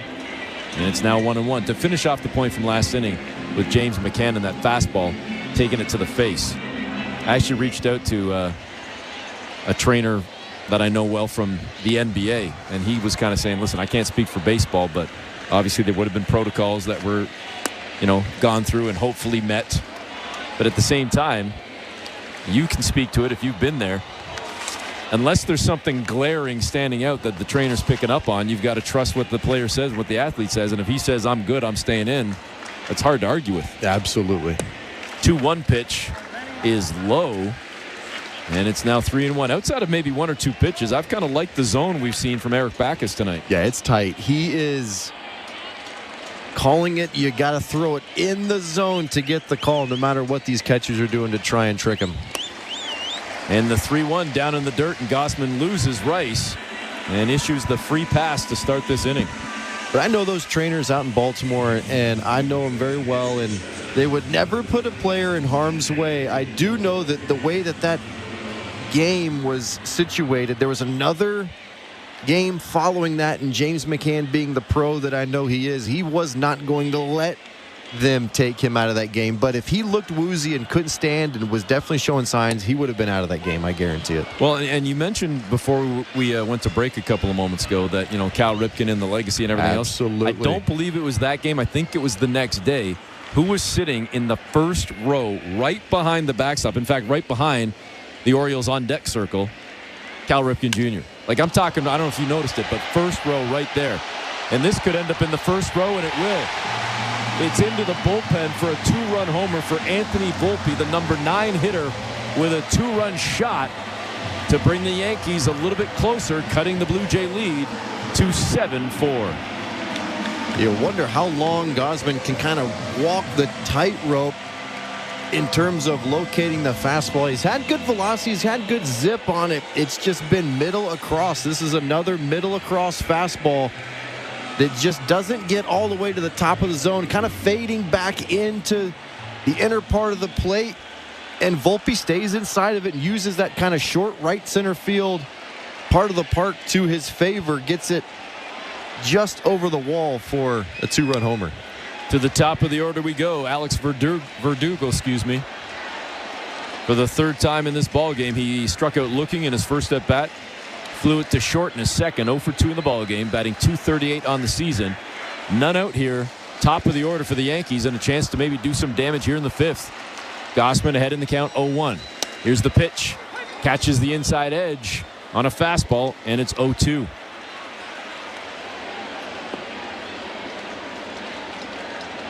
(7-4), Toronto leading New York in the bottom of the 5th inning.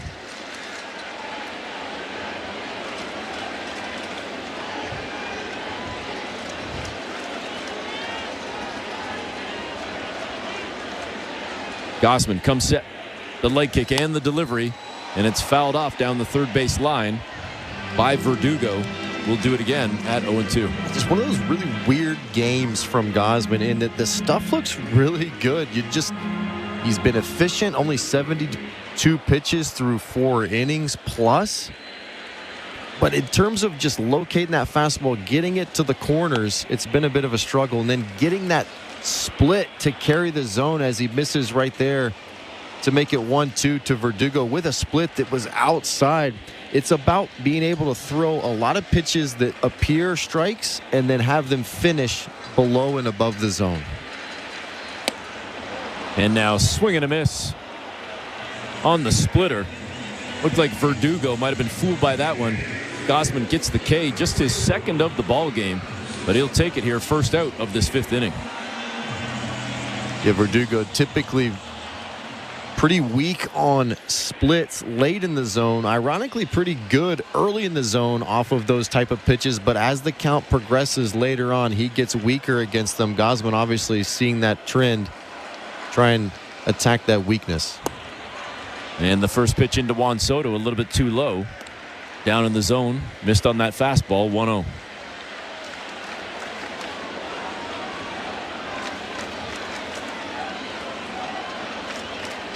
Gausman with the pitch. Another one low, and now 2-0.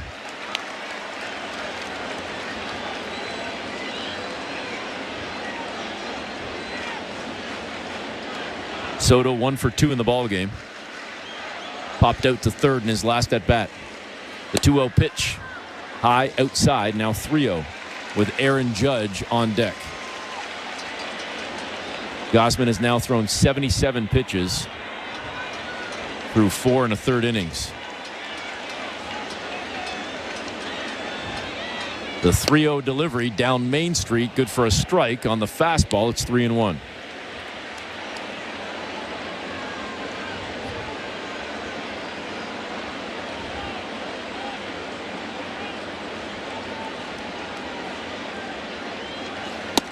And now way too far inside, missing on that fastball, and Soto is on with the free pass as Aaron Judge walks to the plate. Yeah, by far, in my opinion, the best kind of 1-2 punch in baseball, in the on-base machine that is Juan Soto. He's just going to force you to throw it in the zone. He's going to be on base almost half the time, and then right behind him is a 40-homer player in Aaron Judge. And if you don't watch out, before you know it, you're 5 pitches into an inning, and you could be down 2-0. 4-pitch walk, 1 pitch. It's just so deadly. You've got to do so many things right to get these 2 guys out. First pitch to Judge, fouled up and over the backstop, 0-1.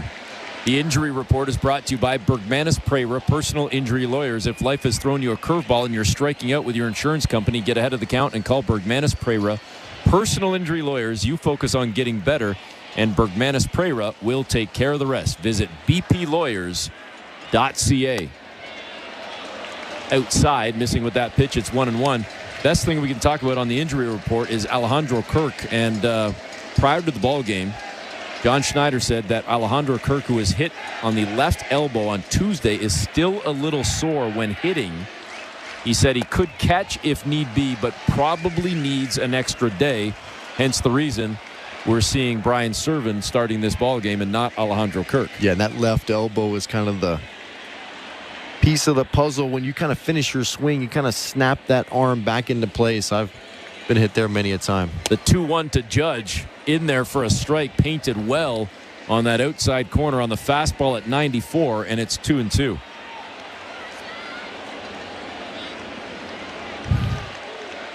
Gausman comes set. Soto's at first. The pitch to Judge is sent foul down the third base line as it ricochets off the tarp, picked up by the ball girl down there. We'll do it again at 2-2. Bottom of the 5th, Blue Jays leading the Yankees 7-4. This game started just over 90 minutes ago after a 90-minute rain delay. The 2-2 pitch. Judge slaps a base hit into center field. Charging over to grab it is Varsho, and it will keep Soto at second. First and second with just 1 away. Sort of feels like a moral victory. Fastball in the outer half, leaking towards the middle. Judge just kind of takes his lazy single to right field. And by lazy single, I mean 110 off the bat, but it's not launched. And I think whenever you see a ball 110 off the bat of Judge, it's got a really good chance of going out, but it just didn't have the angle. But in this case, Gausman's 1 pitch out away from getting out of this inning. He's a double play away as Cabrera starts to warm in the bullpen for the Blue Jays. Pete Walker out to have a mound visit and just really go over mapping out how you're going to get out of this inning. Austin Wells, he's really been hitting the ball well. Probably the hottest hitting catcher in the big leagues right now. Stanton right behind him, and you're really looking for this out, this pitch right here to kind of get you out of this jam. First and second, 1 out. Wells is susceptible to the split, and if you can get him to get that ball on the ground, you got a really good chance to turn a double play because Wells doesn't run very well, and you're looking for 1 pitch to really get you out of this jam and salvage this outing for Gausman. 7-4, Blue Jays leading, up 3. But 1 swing of the bat could tie it. There's 2 on for the Yankees with just 1 out here in the 5th. The first pitch to Wells, the lefty batter, Austin Wells. It's no good. Down low, missed with the splitter, 1-0 count.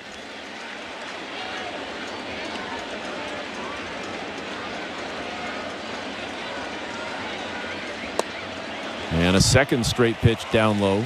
Now 2-0. As Gausman missed with the splitter and now the sinker. Wells over his last 8 games batting .355. He's 1 for 2 in this ballgame. The 2-0 pitch, low but swinging and missing on that splitter. That was a nasty one. Gausman gets one back. It's 2-1. .88 pitches thrown now for Kevin Gausman. If you remember, in his last appearance, he went the distance, throwing almost 120 pitches. Love it. In fact, you know what? Let's take people behind the scenes a little bit.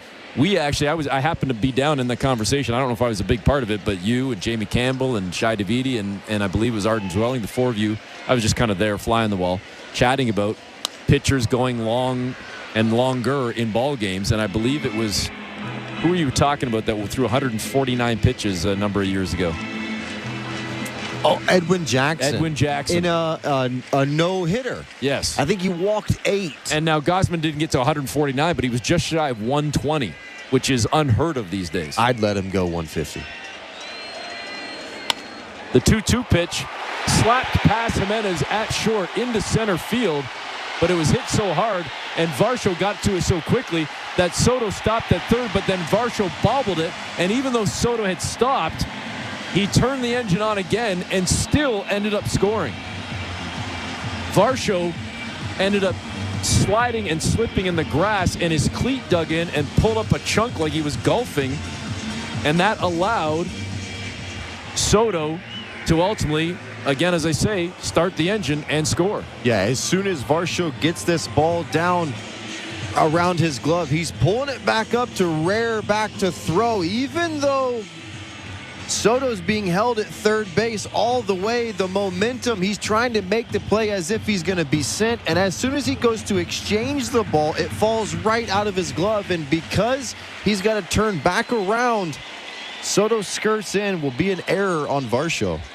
Giancarlo Stanton steps in now.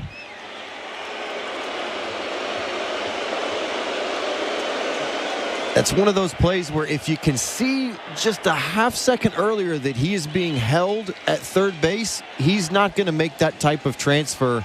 There wouldn't have been any error. Soto would still be at third base. Gausman had stepped off the mound for a moment, and the Yankee fans didn't like that. They sent the boos raining down on Gausman, and they're starting to buzz right now. The Yankees have scored 3 in the inning. They trailed 7-2. They've now cut it to 7-5. There's still only 1 out with 2 on, runners at first and second. Stanton could give the Yankees the lead with 1 swing of the bat, but he just popped it up sky high out at third base in foul territory. Underneath it to make the grab is Ernie Clement, and that is a big out. There's 2 away. Huge out for Gausman and the Blue Jays. Talked about the inefficiency of the fastball in terms of locating it, and I love the fact that he went all the way to the top versus Stanton. Finally got it all the way to the top, got Stanton to fly out, made a pitch when he had to. Looks like John Schneider might be coming out, might be the end of the night for Gausman. Well, with the lefty bat of Jazz Chisholm coming up, I believe they're going to go to Cabrera. And indeed, Schneider takes the ball from Gausman. He will depart the game with the lead 7-5, but he is leaving 2 runners on at first and second for Cabrera. So we will finish off this inning when we get it back from our man back at Baseball Control, Show Ali. Thank you very much, Eric. And before we check the out-of-town scoreboard, brought to you by St. Louis Bar and Grill. Don't forget, we do have Jays Talk tonight, as always. Blair and Barker have the post-game show. Jeff will throw out the numbers for you to call after the final out. All right, let's check that out-of-town scoreboard brought to you by St. Louis Bar and Grill. Around Major League Baseball, why don't we start with Rays at Astros? Currently tied at 2, but Yusei Kikuchi going 5 2/3 in his Astros debut. 3 hits, 2 earned runs via a 2-run bomb in the first inning. 3 walks, 11 strikeouts. So essentially, after allowing the 2-run jack to Dylan Carlson on the 6th pitch of the game, he did not allow a run for the rest of his outing. So 11 strikeouts over 5 2/3 in his Astros debut. Some other scores around baseball right now. Boston Red Sox leading the Texas Rangers 9-5. That no-hitter still intact in Cincinnati. The Giants leading 3-0 there, top of the 8th inning. That game now going to the bottom of the 8th. In Minnesota, the Twins leading the White Sox 4-2. In Seattle, the Mariners leading the Phillies 1-0. In Los Angeles, out west, the Mets up 1-0. The Dodgers up 2-0 on the Oakland A's. And in San Diego, the Rockies and Padres are tied at 1. Blue Jays baseball brought to you, of course, by Crown Rust Protection. Let's get you back to the action. Here's Eric Smith and Caleb Joseph. Thanks very much, Show. Show Ali mentioning that that no-hitter still in place for Blake Snell. San Francisco leading Cincy 3-0 in the top of the 8th inning. Just double-checking. Not that Show wouldn't have given you the goods. It, of course, is not a perfect game. It's just a no-hitter. I'm quickly looking. There have been 3 walks issued. So not a perfect game, but hey, no hitter, still pretty darn good. We'll keep our eye on that one, as that game could end in the next 15-20 minutes. For the Blue Jays, it's 7-5, Toronto leading here in the bottom of the 5th inning. Toronto jumped out to a 3-0 lead in the top of the first, gave back 2 in the bottom of the first thanks to Aaron Judge with a 2-run shot. Then Toronto scored 4 in the third to go up 7-2, but they've given back 3 in this inning, and they're trying to get out of this thing now. It's all about stopping the bleeding, and that's exactly why Cabrera's in to face the left-handed hitting Chisholm. Chisholm, swinging a hot bat. Really wants to make an impression for the home fans and his pinstripes as a Yankee, but Cabrera's tough on lefties. Lefty on lefty battle right here. The first pitch from Cabrera, and Chisholm chased it. Say that 10 times fast. The cutter, and it's 0-1. Love it. 0 for 2 in the ballgame for Chisholm. A flyout and a lineout. Cutter from Cabrera, and Chisholm chased it. Cutter from Cabrera, and Chisholm chased it. It's a good cutter, too. Really good cutter. Cabrera, in his last 21 games, his ERA sits at 1.37. The 0-1 pitch, and a swing and a miss from Chisholm. He's down in the count, 0-2. Another really good cutter. Locating that down and away. Always felt like that hard-breaking cut fastball was a really tough pitch for left-handed hitters to recognize early. Cabrera looks out at second. Turns, fires on the 0-2. Down in the dirt. Nice block from Servin. An important one, too. Holy smokes. When you look at the circle at where that ball hits in relation to time, it's 2 or 3 feet in front of the plate. Really nice block. That could have gotten out of hand. If that gets past Servin, it's second, third. A flare ties the game. The 1-2 pitch now from Cabrera. Down low. Again, Chisholm chased it, but got a piece of it and stays alive at 1-2. And I'll tell you, it's one thing the Blue Jays catchers are so good at is blocking pitches to hold runners at the position they're at. So underrated. Such a underrated play that doesn't get recognized, but that was a huge piece of this puzzle if they're able to get out of this. Cabrera again looking out at second, turns, fires the 1-2 pitch down low, and guess what? Chisholm chased it. Down in the dirt, Servin grabs it, throws the first to record the out, and that will do it. The Blue Jays get out of the inning. They do give up 3, but they still lead. 7-5 is the score as we go to the 6th inning. You're listening to Blue Jays Baseball, brought to you by your local family-owned Crown Rust Control Center, streaming at sportsnet.ca and the Sportsnet Radio Network. At Crown Rust Control Center, protection runs deep because every Crown Rust Control Center is owned by a local family who cares beyond business. Your Crown Rust Control Center is 100% committed to their product, to you, to their community, which is your community. Protecting you and what matters to you is equally important as protecting your vehicle. Did you know your vehicle rusts faster in warm weather? Protect your vehicle today. For a special summer offer, find your local family-owned Crown Rust Control Center at crown.com. We're 2menintruck.ca. We've got lots of men and lots of trucks, so get ready to be moved. Think 2menintruck.ca. So when you gotta move, all moving day. Think 2menintruck.ca. Cause all of us movers are not the same. So that's our company name, 2menintruck.ca. We're lots of men with lots of trucks, so give us a call today. I am by your side. Got a heart so big, on this you can rely. No mountains too tall for the strong boots to climb. I am by your side. That was Desjardins Insurance, playing insurance with a heart so big it shows. Tune in for your auto and home coverage at desjardins.com/heart.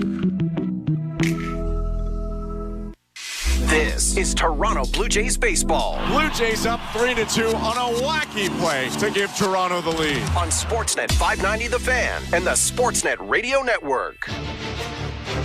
6th inning is brought to you by Desjardins Financial Group. Desjardins is a big fan of small biz. That's why they awarded another $3 million to small business owners across the country. See how Desjardins cheered on small biz this year at goodsparkgrants.ca.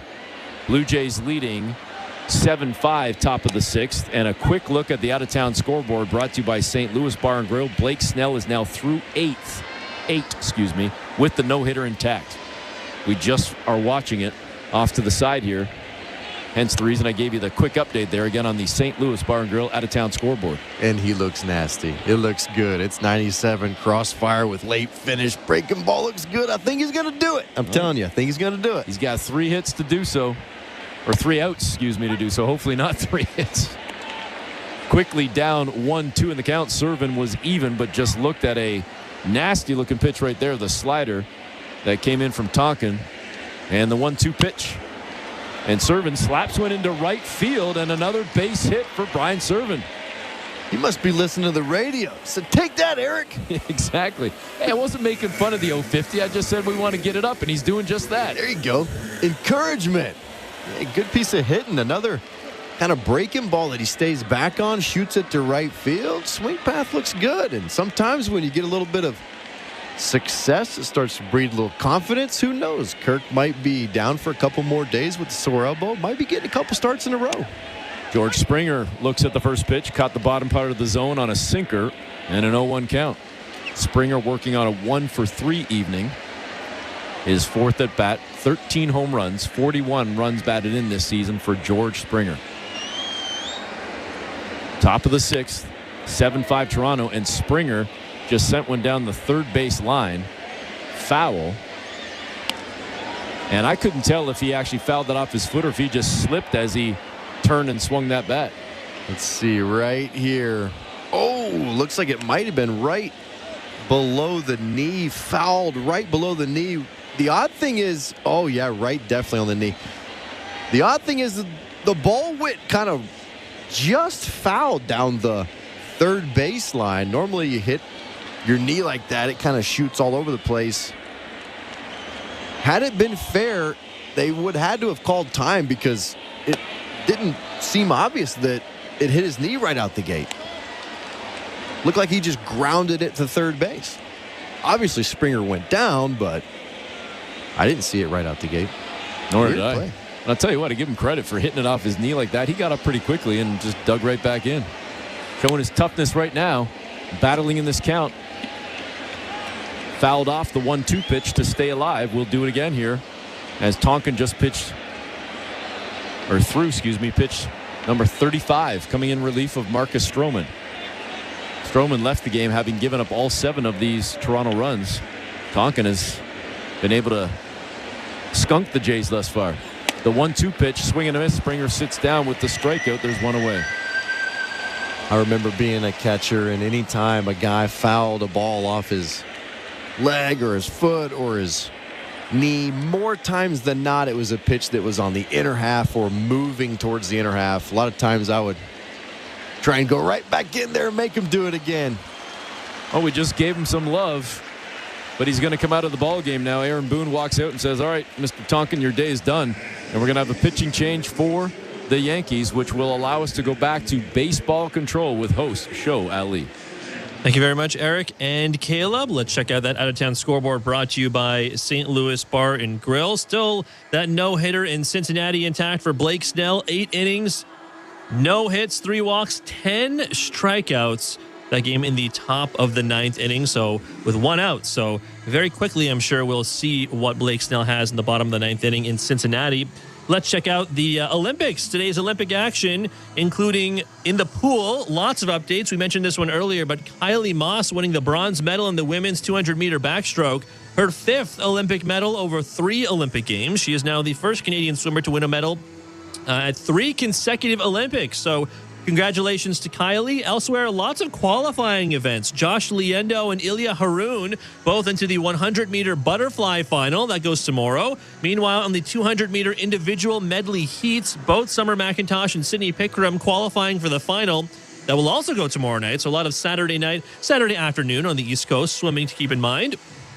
Tomorrow as well, a huge game to keep in mind. On the soccer pitch, the women's soccer team making their way to the quarters after the 6-point deduction. They won all 3 of their group stage games and are now set to take on Germany. That game will go tomorrow at 1 p.m. Eastern, 10 a.m. Pacific. Canada wins tomorrow, and they will play for a medal. So we will certainly keep that atop the out-of-town scoreboard. For all Olympic updates, you can check out sportsnet.ca/Olympics. Blue Jays baseball is brought to you by Crown Rust Protection. Back to the action. Here's Eric Smith and Caleb Joseph. All right, thanks very much, Show. Tim Hill coming into the ball game now for the Yankees with 1 down here in the 6th inning. And a man on, that's Brian Servant out at first base. Joey Loperfido, the first man he will face. Tim Hill in 40 games this season. With the White Sox and Yankees, the ERA sits at 4.72. The lefty-on-lefty battle right here. And Loperfido swings at the first pitch. A sinker gets a piece of it. 0-1 count.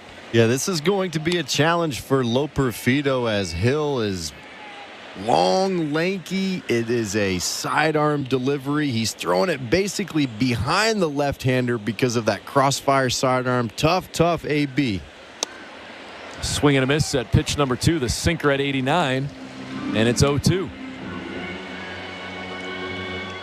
Loperfido started the ball game 2 for 2, but then struck out in his last at bat. He's got a triple and a single and 2 runs scored.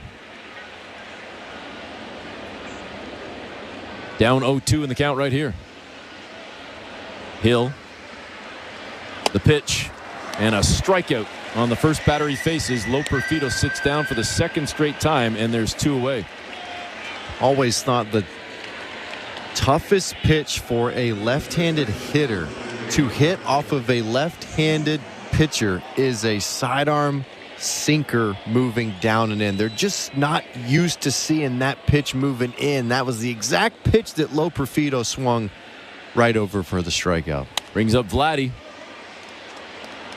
with 2 away, and again a man on first. Brian Servant out there. Guerrero 2 for 2 tonight. The average up to 314. A single, a double, a run, and an RBI for Guerrero. Pay the man. Pay the man. Extend the man. Extend him. All right.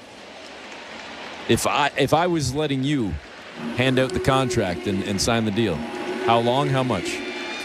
Realistically, how long, how much? You're trying to take care of Vladdy, you're trying to take care of your organization. How long, how much? I'd say 10-275. He might balk, he might say no, but I think I'd say 270, 27 times 10. Okay, I'm going to play Vladdy's agent. I want to see a 3 in that number somewhere. I don't care if it's 300 even, I don't care if it's 301, but I want to see a 3. Yeah. So if you're not going to give me 10-300, then I want like 11-305 or something like that. Yeah. It's fair. And I want to see a 3. It's what he should be asking for. Now, I could be wrong. I'm just saying that's what I think he's going to want to see a 3. I think you're right. And I don't think that 20 or 30 million should make or break Vladdy being or not being a Blue Jay. I don't. He's even in the count now, 2-2.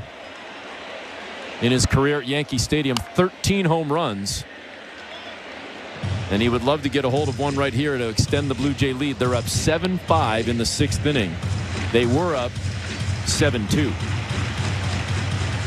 And Guerrero, one of the hottest hitters in baseball for almost 2 months now. 2-2, getting set for the pitch from Hill. And they came inside on Vladdy. It's now full at 3-2. And when you see this version of Vladdy, you want to back up the Brinks truck for him. But when you look at the back of the ball card, he's been really, really good, but not this good for 5 or 6 straight years. Down low. Nice patience from Guerrero. He gets the walk. And now 2 on with 2 out for Spencer Horwitz. But I do think if there is an extension for Vladdy, I think it's probably going to start with a 3. I do. I think they would feel more comfortable with it starting with a 2. That is the Blue Jays, but I think it's going to start with a 3. I just do.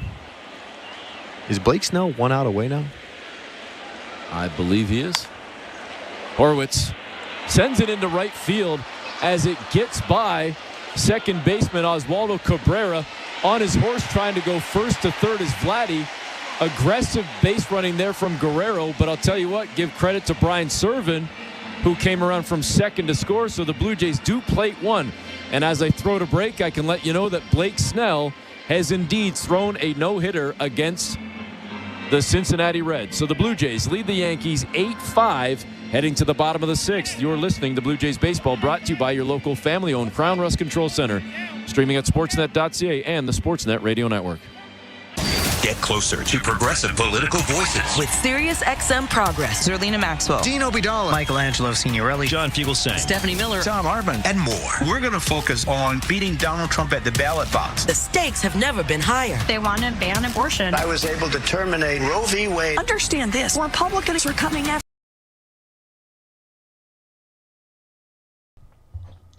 Cheers, insiders. I just wanted to take a minute to say thank you for hanging out with us. I really appreciate you guys helping me create this amazing community that we have here for Toronto sports fans to hang out together every single time a Toronto sports team is live. The Blue Jays, we got hockey season coming up, the Argos games. Just wanted to say thank you. Make sure that bell is turned on so you don't miss it when we go live for any Toronto sports event and some other sports events as well. We'll see you guys back in the chat.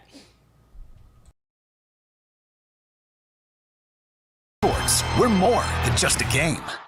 The NFL Radio Training Camp Tour is here. The process with all our players is to come out and improve and get better each day. Nobody gets you ready for the 2024 season like we do. For the veteran players, they want to see the guy earn the job. Don't miss analysis from our experts and interviews with head coaches, executives, and players. We embrace this portion of our journey. We're just here to work and get better. Hear coverage of the National Football League all year long on NFL Radio Channel 88 and the all-new SiriusXM app. Fantasy football players, learn winning strategies right now on Fantasy Sports Radio to help you draft a winning team on Channel 87 and on the SiriusXM app. The Sportsnet Radio Network. Welcome back. Eric Smith and Caleb Joseph with you in the Timber Mart broadcast booth. In the bottom of the sixth inning, the Blue Jays have extended their lead to 8-5. Vladimir Guerrero Jr. getting thrown out at third, trying to go first to third, but give credit to Brian Serven, who came in from second base. The catcher got on his horse on that base hit from Spencer Horwitz to right field to come around to score and extend the Blue Jay lead a little bit more. 12 hits now in the ball game for Toronto as they lead the Yankees 8-5. And leading off this bottom of the sixth, Oswaldo Cabrera down 0-1 in the count. Just saw a curveball, good for a strike a moment ago. Next pitch down in the dirt, the cutter no good. It's 1-1. Cabrera came into this ball game for Gleyber Torres, the second baseman who started and then was taken out. We're not sure why, but we have our assumptions, or at least Caleb does. The 1-1 pitch, swing and a miss. It's 1-2. Poor effort running the bases. Will Aaron Boone admit that when he's asked after the ballgame? Yep, it'll be worded differently. Yeah. But if that was the case, I guarantee you he gives the right answer. The 1-2 pitch down low, inside, no good to Cabrera. It's now 2-2. The out-of-town scoreboard brought to you by the St. Louis Bar and Grill. The 18th no-hitter in San Francisco Giants history just came moments ago as Blake Snell gets the no-hitter against the Cincinnati Reds. San Francisco wins 3-0. Boston right now, top of the eighth, leading Texas 9-6.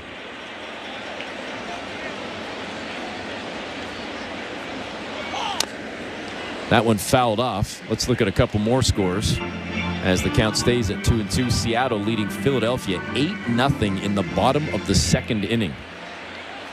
Houston leading Tampa 3-2. That one in the bottom of the eighth. And I believe it's gone final. Let me just double check here. It has. Baltimore lost to Cleveland 8-4. So if the Yankees can come back and beat the Blue Jays, New York would take over first place in the American League East. But the Yankees right now trail the Blue Jays 8-5 in the bottom of the sixth. In a very eventful game so far. 6.5 innings, 20 hits, 13 runs. 2-2 pitch, another one fouled off. This will be the 8th pitch of the at-bat coming up in mere moments to Oswaldo Cabrera. Cabrera v. Cabrera. I bet a Cabrera wins.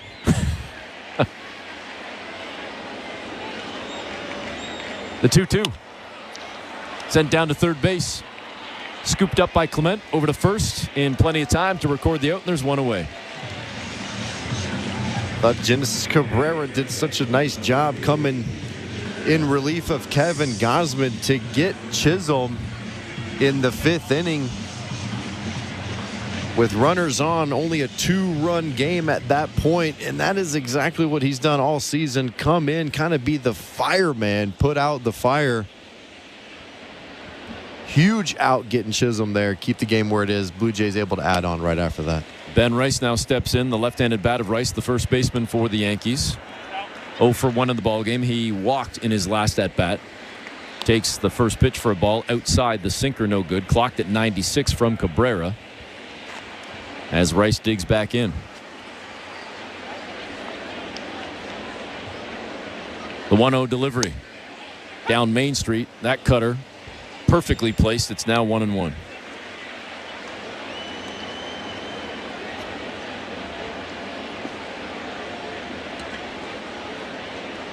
Rice batting .209 on the season.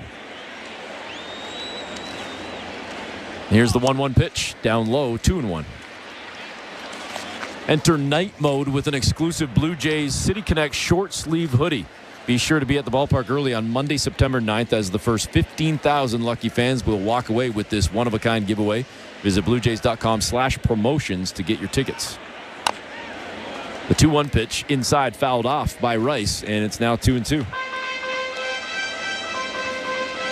We've pretty much hit the 2-hour mark of this ball game. It started at 8:31 Eastern time. It's now 10:33 after a 90-minute rain delay in the Bronx. Bottom of the 6th with 1 away. Blue Jays leading by 3. The 2-2 pitch popped up, and it's going to make it into the stands behind the backstop, probably about 10 rows deep. We'll do it again at 2-2.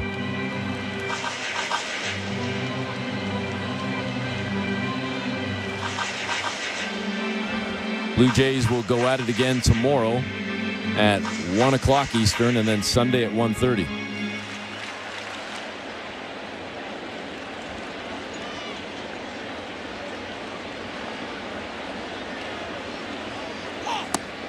And the 2-2 pitch down low. It's now 3-2. The old night game, day game, day game. Not the progression that the Blue Jays like. 7-3-1. Nope, just right into a day game on Saturday. The 3-2 pitch fouled off by Rice, staying alive. We'll do it again in mere moments. And when the Blue Jays went to that at least, I want to say 5 years ago, maybe longer, the 3 o'clock Saturday start, and then the early Sunday still at 1 o'clock. It used to be 1-1 for decades. And it doesn't seem like much. It's only 2 hours, but trust me, from a player's perspective, the 2-hour difference is massive. Your body transitions so much better. The 3-2 pitch, they tried to come inside on Rice. Sounded like he might have cracked his bat. Oh, yes. That will be firewood later. Or actually probably be signed and put up in the team store for a, maybe Christmas present at some point. But he will grab a new piece of lumber. But yeah, that I remember vividly playing a night game, especially when you have a rain delay like the game today. You're not going to get in till very late, and then it just seems like you rest your eyes for a minute, and then you're right back at the field. 3-2 pitch came inside. Servin tried to pull it back over the plate and tried to frame it, but home plate umpire Eric Backus was having none of it, and it's a free pass issued to Ben Rice. Long battle there, a 9-pitch at bat, and Cabrera frustrated that he lost him there.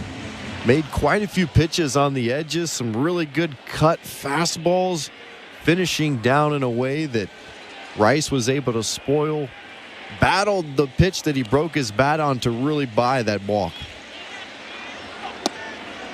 And now inside on the first pitch to Volpe. Anthony Volpe steps in. Had a home run in his last at bat, a 2-run shot. He's 2 for 2 in the ball game with a double and that 2-run homer. Ahead in the count now, 1-0. Cabrera, the lefty, with the pitch. Fouled off by Volpe. It's now 1-1. Blue Jays up 8-5, sixth inning. First of 3 against the Yankees. Cabrera looks in at the sign from Servin. The 1-1 pitch.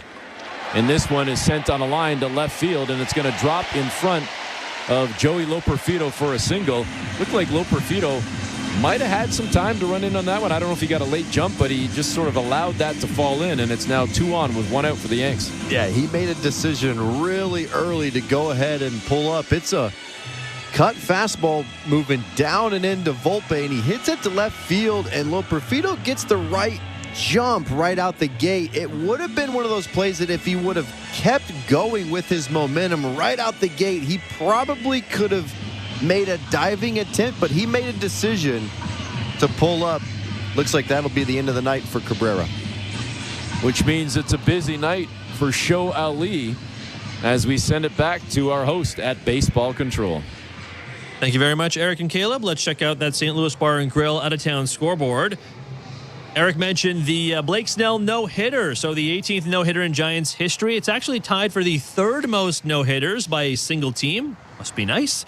Here's something wild. Blake Snell has won 2 Cy Youngs in his career, 1 in each league, and yet he had never pitched into the 9th inning in his entire Major League career prior to tonight. In fact, he had actually never pitched more than 7 2/3 innings in any start in his career either, and yet tonight, his first no-hitter. Earlier, we did check out the start of Yusei Kikuchi for the Astros. If you missed it, 11 strikeouts over 5 2/3, 2 earned runs for Kikuchi. In Seattle, Justin Turner making his debut, and in the bottom of the 2nd inning, Turner cranking a grand slam for the Mariners. So the Mariners right now currently up 8-0 in the bottom of the 3rd inning for Seattle at his Turner's debut at T-Mobile Park. Other scores around baseball right now. The Astros in that Kikuchi start up 3-2. The Twins currently in the top of the 9th inning at Target Field up 10-2. The Red Sox top 9 in Texas. They're up 9-6 over the Rangers. And in the bottom of the 4th inning, the Dodgers and A's are tied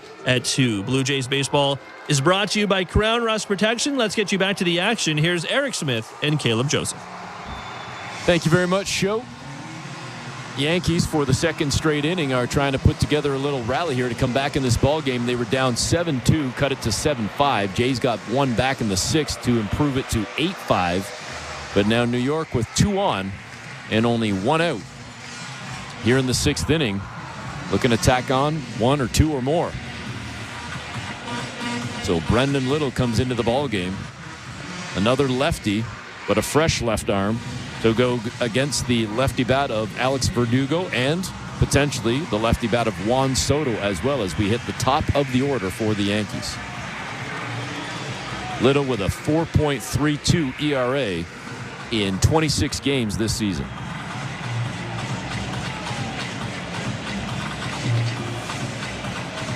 And I hazard to guess that John Schneider's going deeper into his bullpen than he probably wanted to in the first game of a series. Never love to do that right out the gate.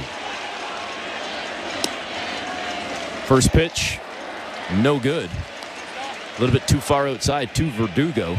The sinker clocked at 94, and Verdugo ahead 1-0. A couple of strikeouts and a pop-out in this ballgame for Verdugo. The 0-for-3 night. Would love to change it right here. And he's now ahead 2-0 as that pitch on the sinker way outside and low from Little. Again, 2 on with 1 out. Yankees 2 for 4 with runners in scoring position tonight. They've got 1 out there right now. The 2-0 delivery catches the inside edge. Nice pitch there on the sinker. It's 2-1. Love the fact that Little can go inside the left-handed hitters. That sinking fastball, it's got smother to the right side written all over it. If he can get Verdugo to bite, there's a 2-ball there to be had. The 2-1 pitch, and it's dribbled out towards second, picked up by Jimenez on the run over to first. He gets 1 but unable to make the play at second, so the runners move up. It's now 2nd and 3rd with 2 away. It was almost that 2-ball that just mentioned. It was a sinker on the inner half. It was dribbled, but the location of the pitch is what really did not allow the Blue Jays to make this happen.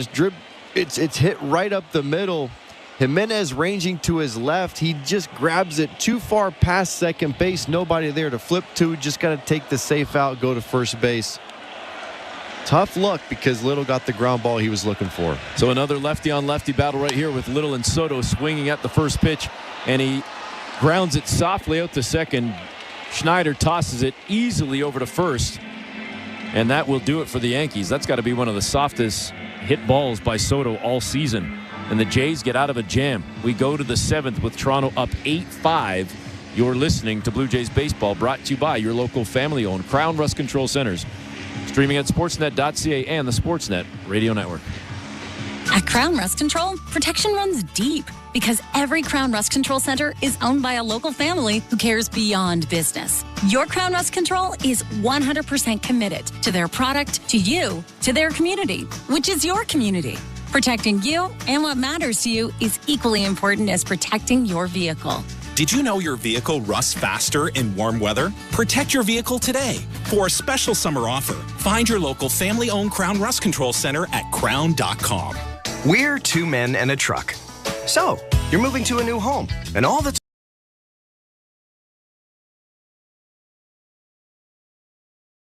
We've got some new content coming up here on TSI. You guys remember last NFL playoff season? Yeah, we did a couple of games for the Buffalo Bills, which is Toronto's team, right? So, hey, here we are. We're doing it again. Every single game is going to be live right here on TSI, starting with the first preseason game of the season, the Chicago Bears visiting the Buffalo Bills on August 10th. Make sure you guys are here hanging out with us for that one. And we'll get back to the chat. Go Jays, go. Yeah, bud. This one was a barn burner. Just tried to get the barrel on it, eh? Yeah, that was a beauty, eh? Those guys were chirping. They wanted to drop the mitts. Next. Get down to Rogers Center on August 7th and get your George Springer replica hockey jersey presented by TD. For tickets, visit BlueJays.com. Hey, this is Bo Bichette. You're listening to Toronto Blue Jays Baseball on the Sportsnet Radio Network. Welcome back, Eric Smith and Caleb Joseph with you, getting set to start the 7th inning. Tim Hill still on the mound for the Yankees, and he will face Dalton Varsho. Varsho 1 for 3 in the ballgame. Blue Jays leading 8-5 as we get set to start this 7th inning. Lefty-on-lefty battle, and the first pitch is fouled off by Varsho, or not. It's going to stay in fair territory. It looked like it was making its way to the stands, and then chugging over to make the grab on that side track, maybe about a good 8-10 feet before the wall. It was actually well in play. Jazz Chisholm makes the underhand scoop grab, and there's one away.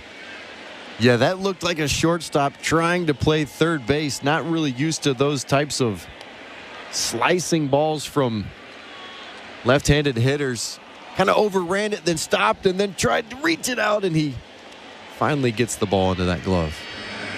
And that's going to do it for Tim Hill. There's going to be another pitching change. And back at Baseball Control, Show at least probably saying, oh, maybe not. Maybe saying, I want as much time as I can get right now. Or he could be saying, you couldn't have just done this at the beginning of the inning? Man, I don't have anything else to say.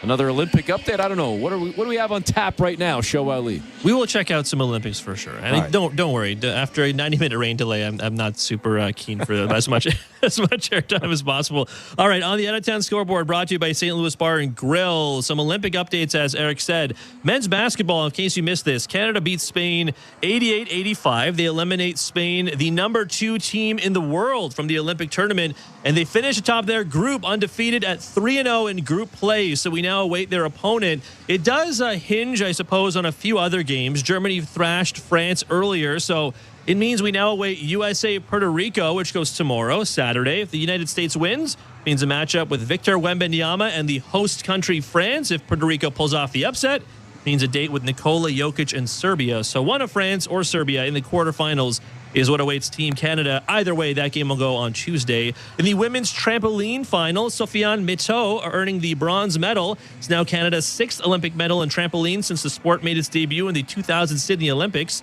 She also wins it the day before her 27th birthday. So congratulations and happy early birthday to the Quebec native. Over on the grounds of Roland Garros in mixed doubles, Felix Auger-Aliassime and Gabby Dabrowski winning a bronze medal, just the second Olympic medal that Canada has ever won in the sport. Felix going for more history tomorrow. He's looking for a bronze medal in men's singles. In the first night of track and field, highlighted by a thrilling 10,000-meter race that had a fourth-place finish by Mo Ahmed.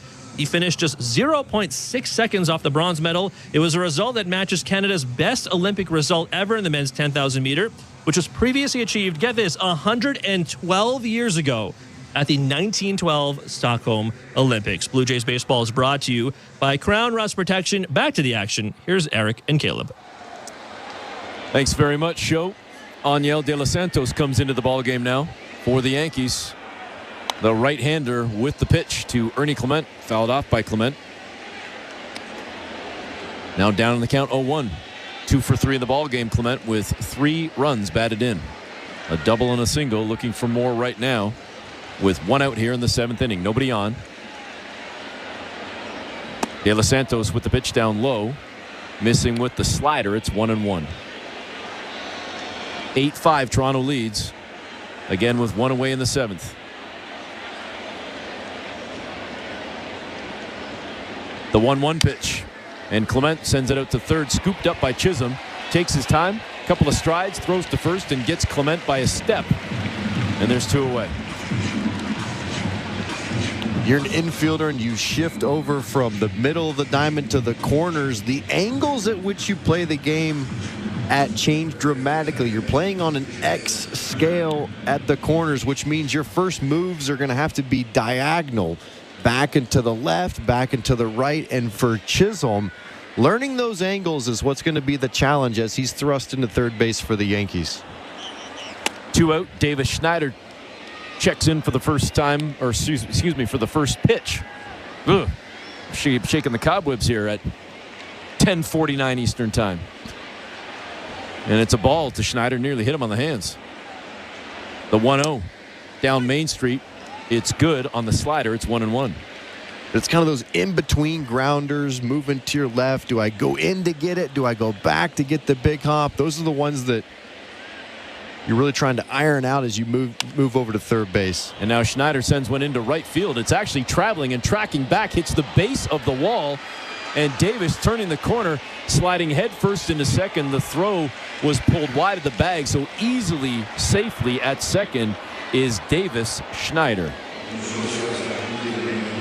His 18th double of the season.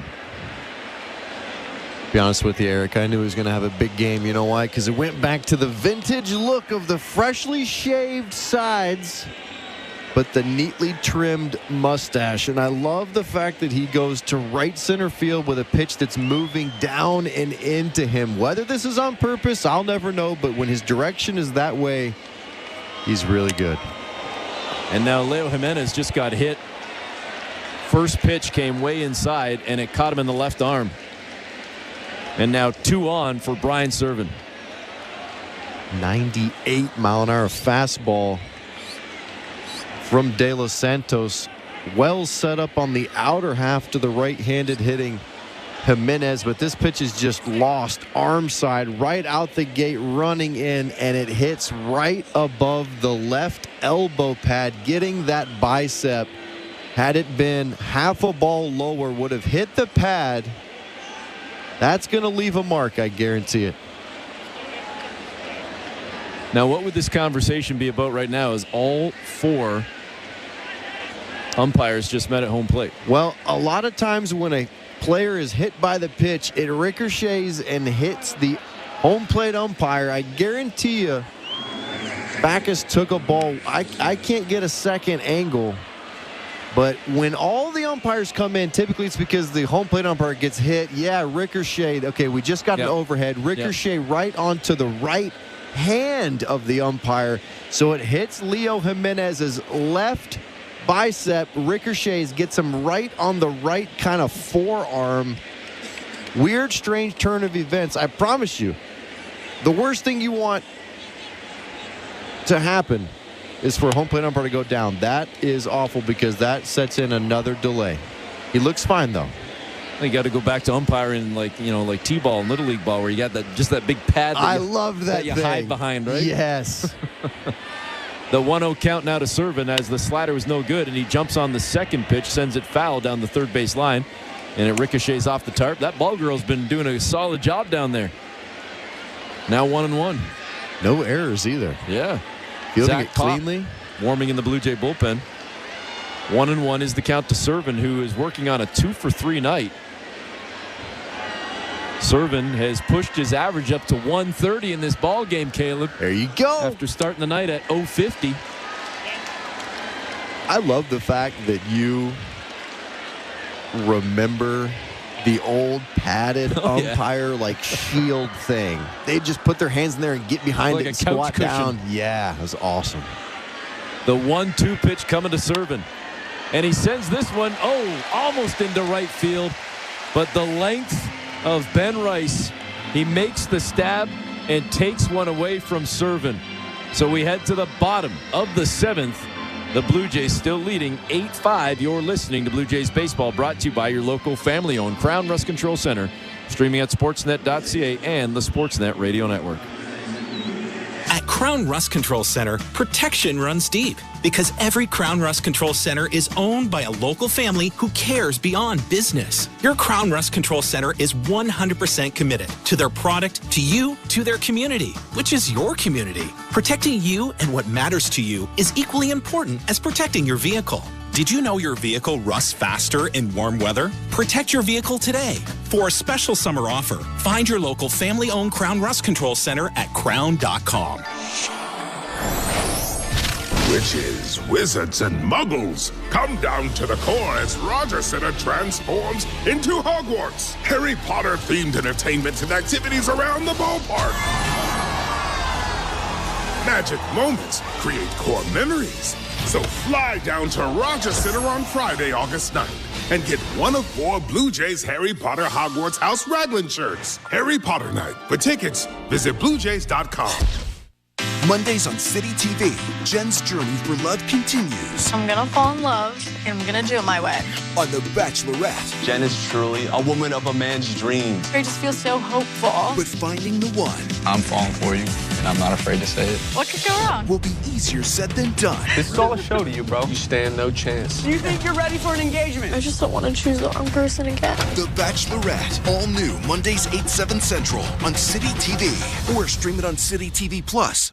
This is Toronto Blue Jays baseball. That ball is gone. Third home run in 4 batters for the Blue Jays. On Sportsnet 590 The Fan and the Sportsnet Radio Network.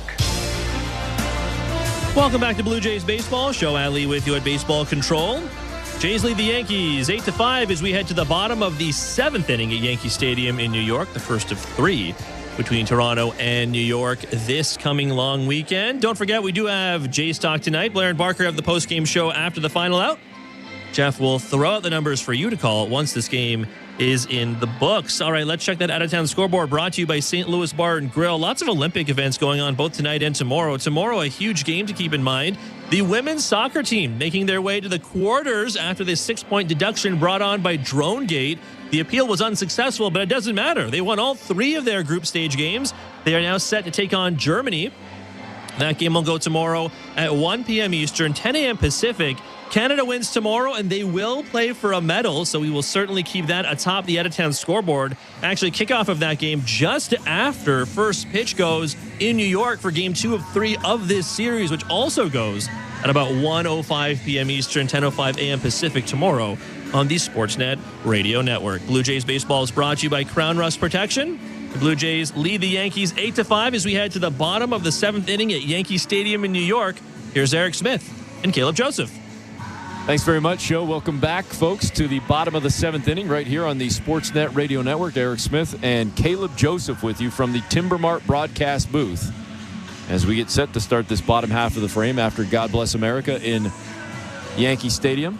We get set for Aaron Judge to step to the dish already with 1 home run in this ball game. which was his 40th of the season, recording RBIs 100 and 101. However, his club still trails 8-5 to the Blue Jays. Toronto jumped out to a 3-0 lead in this game, and they have not looked back since. They've been tested, but they haven't looked back as they've been able to maintain this lead throughout the ball game thus far. Still only the bottom of the 7th, though, and obviously a lot of weapons in this Yankee lineup. Toronto with 8 runs on 13 hits. The Yankees with 5 runs on 9 hits. And now Stuart Baroa has come into the ball game in place of George Springer. We're not sure if there's any issue, but remember, in the last at-bat, Springer did foul a ball off his knee, off the upper part of his leg. Good call. So that could be something that is a factor. I would guarantee you're onto something. We'll find out hopefully a little bit more from John Schneider after the ball game and see if that impacts Springer for tomorrow's early game, the 1 o'clock first pitch. Yeah, especially if it's off that bone in the left leg. I'm still working with permanent bone bruising from all of the out and around swings I took on fastballs, causing that ball to ricochet right off my left shin as a right-handed hitter. And if you get it just right, it is painful. It'll bring a grown man to tears, I'll tell you that. So we are set to go here in the bottom of the 7th. First pitch coming to Aaron Judge from Brendan Little. And it's down low, a little bit too low on the knuckle curve, 1-0 count. Judge is 2 for 2 in the ball game, with a single and a home run, also a walk thrown in for good measure. The 1-0 pitch inside, down low, 2-0.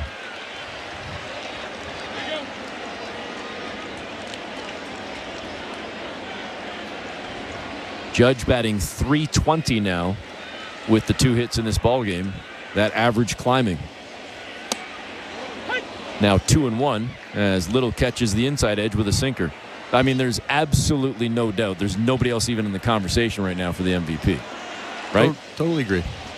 It's runaway train. 2-1 delivery.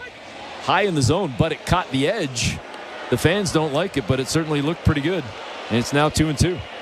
I mean, that average, that on base, that power, that slug, it's elite all the way around.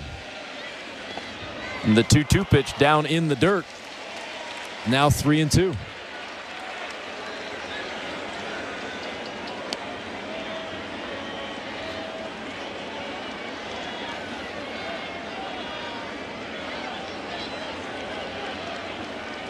The payoff pitch right here from Little. Swing and a miss, and he sits down Judge to start this 7th inning. You know, I know the ERA is just under 5 for Brendan Little, but I really like the action that he has on his pitches. He seems like a bulldog out there when he's pitching, and love the sinking action. Love the fact that he can go inside the lefties, the breaking balls. I think he's a real piece that the Blue Jays are excited about. One down now with Austin Wells stepping in. Left on left battle here with the lefty Wells. 2 for 3 in the ball game. The Yankee catcher with 8 home runs on the season. 27 runs batted in. His club trailing by 3 with 1 down here in the 7th.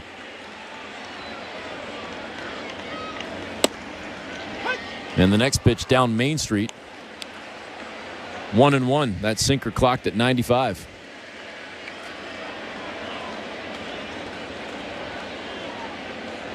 On the St. Louis Bar and Grill out-of-town scoreboard, the Seattle Mariners lead the Philadelphia Phillies 8-0 in the bottom of the 4th, and former Blue Jay Justin Turner has a grand slam in that ball game, and he's actually got a 2-hit night working right now. 7 of his last 10 games he's had 2+ hits. Of course he does. The 2-1 pitch is in for a strike. It's now 2-2. He's going to fit in really well over there, knowing a lot of those players, being with them in 2021 as a player. He's going to fit in well, and they're going to really respect what he brings in terms of experience, in terms of what he's done, the numbers on the back of the ball card. He's going to help a lot of those young Mariner hitters out. They have struggled to score runs. And now the 2-2 pitch fouled off by Wells. We'll do it again at 2-2. By the way, just to put a bow on Seattle, I don't know if you're much of a fashion guy, but I love the old school Seattle jerseys with the like their City Connect versions with the royal blue and the yellow with that trident, the old school trident logo with that upside down M. I love that look. Love it. Really young junior days? Yep. Well, junior and senior maybe? Yes, probably. Yeah, there you go. Can you believe that just think about this for a second. A father and a son played in a major league game together. And we're going to see it in the NBA this year with the Los Angeles Lakers. Crazy. Wells sends one shallow into left. Charging in to make this grab this time is Joey Loperfido, and there's 2 away.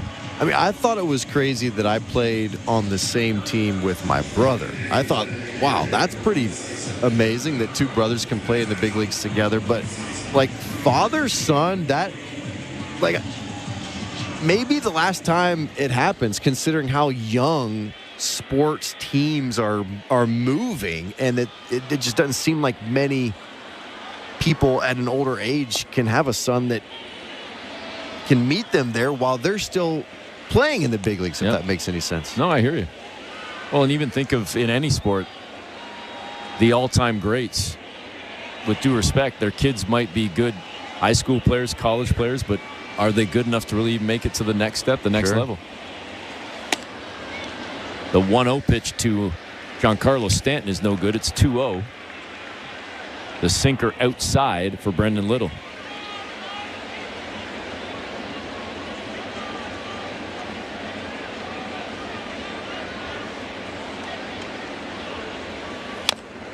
Tried to force it inside on Stanton. He fouled that one off. It's now 2-1. Such valuable innings for a lot of these Blue Jay relievers, as there's going to be plenty of open spots moving into next year with the departures of some key contributors. The 2-1 pitch, and Stanton rips one into left field. That's going to make it to the wall. It's in the gap in left center. Rolling along the track, eventually picked up by Varsho, and standing at second with the double, the 2-out double, is Giancarlo Stanton. His 11th double of the season.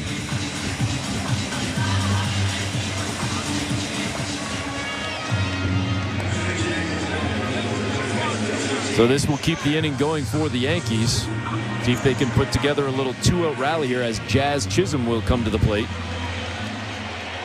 He's 0 for 3 in the ball game, but certainly capable of changing things with one swing of the bat.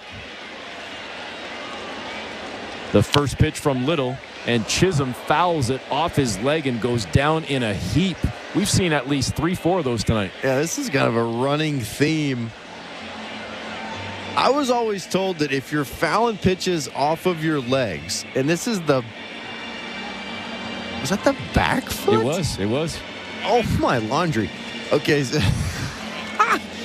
I was always told that when you're fouling pitches off of your legs, it's the sign of a really bad swing because you're out and around the baseball. If you keep the hand sucked in, the angle of the bat, that ball's going to be shot towards the opposite field, but out and around. We've seen at least 4 of them tonight. The 0-1 pitch, Chisholm swings and misses, and Little quickly ahead, 0-2. Got him with the sinker. Lefty on lefty battle right now. Little trying to get out of the inning with 2 away, and the Blue Jays leading 8-5 in the 7th inning. 0-2 pitch. Down low in the dirt. Nice block from Servin. It's 1-2.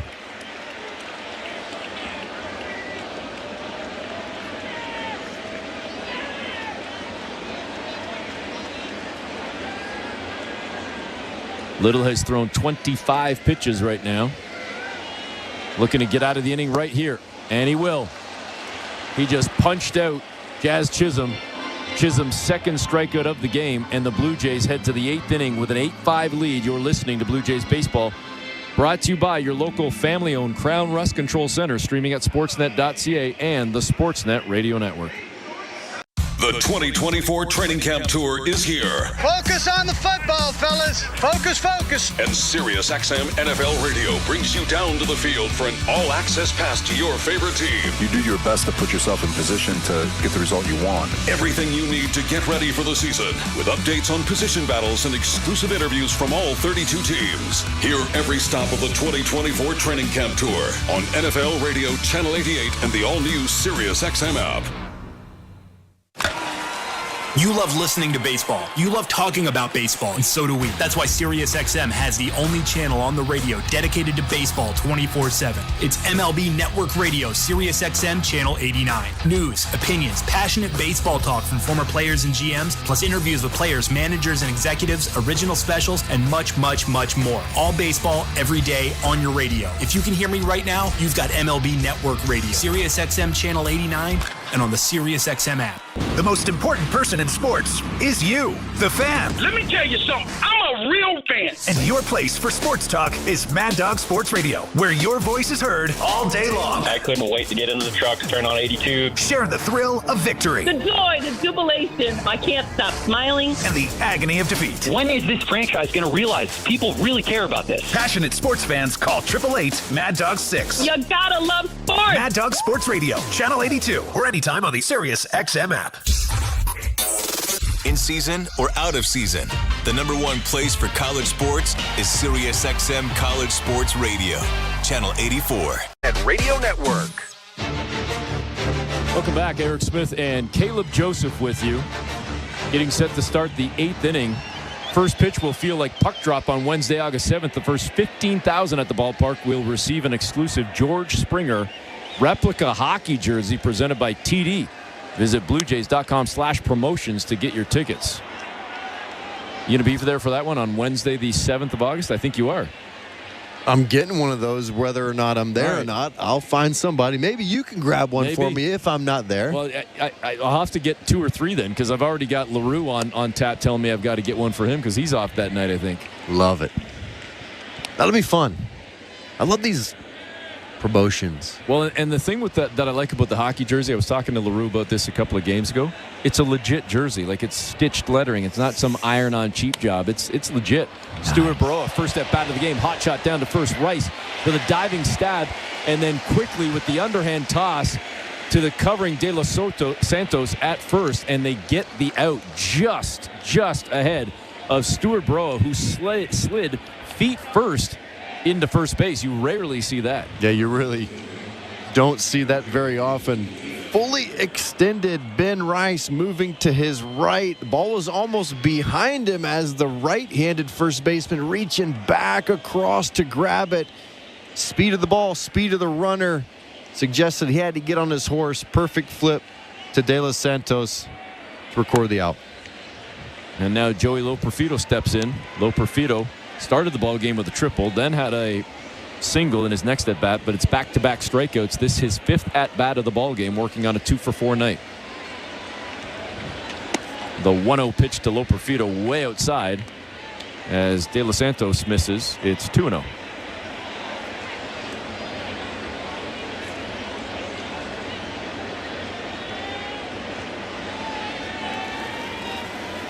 De Los Santos comes set. The 2-0 pitch outside, 3-0.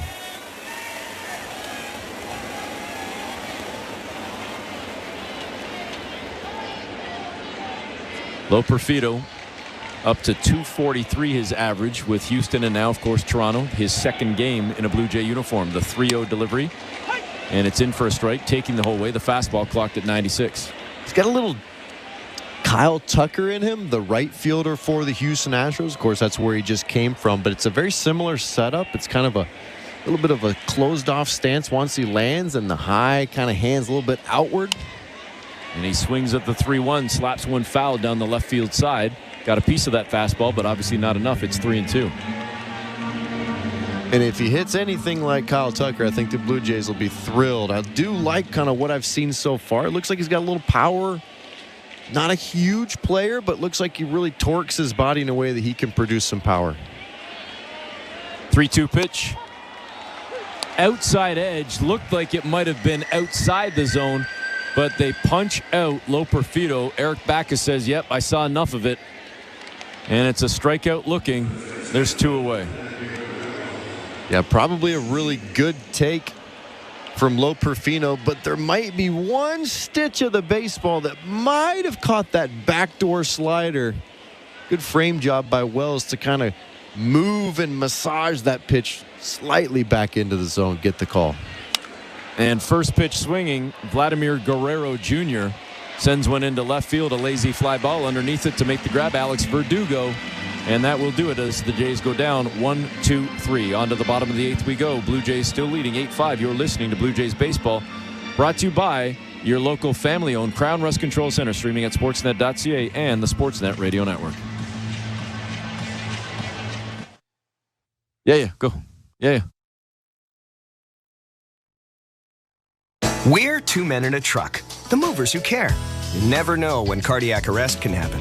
That's why each and every one of our trucks carries a life-saving Mikey defibrillator as part of our Mikey on Board program.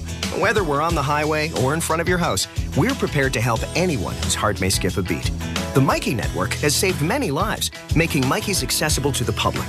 And now they're on board our trucks. We're 2 men in a truck. 2 men and a truck, the movers who care. Hi, I'm Buck Martinez, live from the showdown between Pizza and inflation. First to the plate, Pizza's big hitter, fixed rate pizza. An extra large 4-topping pizza for a fixed price of $17.99 until the end of 2024. I dare say, folks, inflation stands no chance against this all-star. Here's the delivery. And inflation strikes out. That's a swing and a drive for fixed rate pizza. Lock in yours today. Order pizza.ca. I am by your side. Got a heart so big. On this you can rely. No mountains too tall for the strong boots to climb. I am by your side. That was Desjardins Insurance, playing insurance with a heart so big it shows. Tune in for your auto and home coverage at desjardins.com/heart. This is Toronto Blue Jays baseball. Swing and a miss, strike 3. Middle lane fastball, but he puts it by Cruz. 2 down. On Sportsnet 590 The Fan and the Sportsnet Radio Network.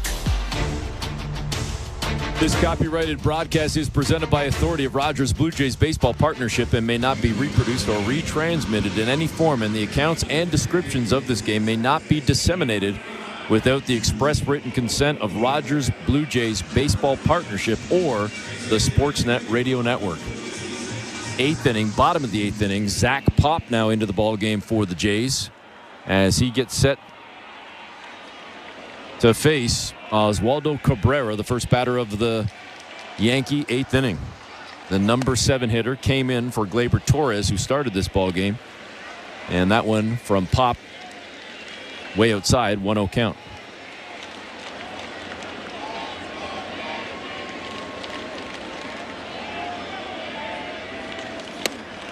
Second pitch caught the upper part of the zone on a sinker. 1-1.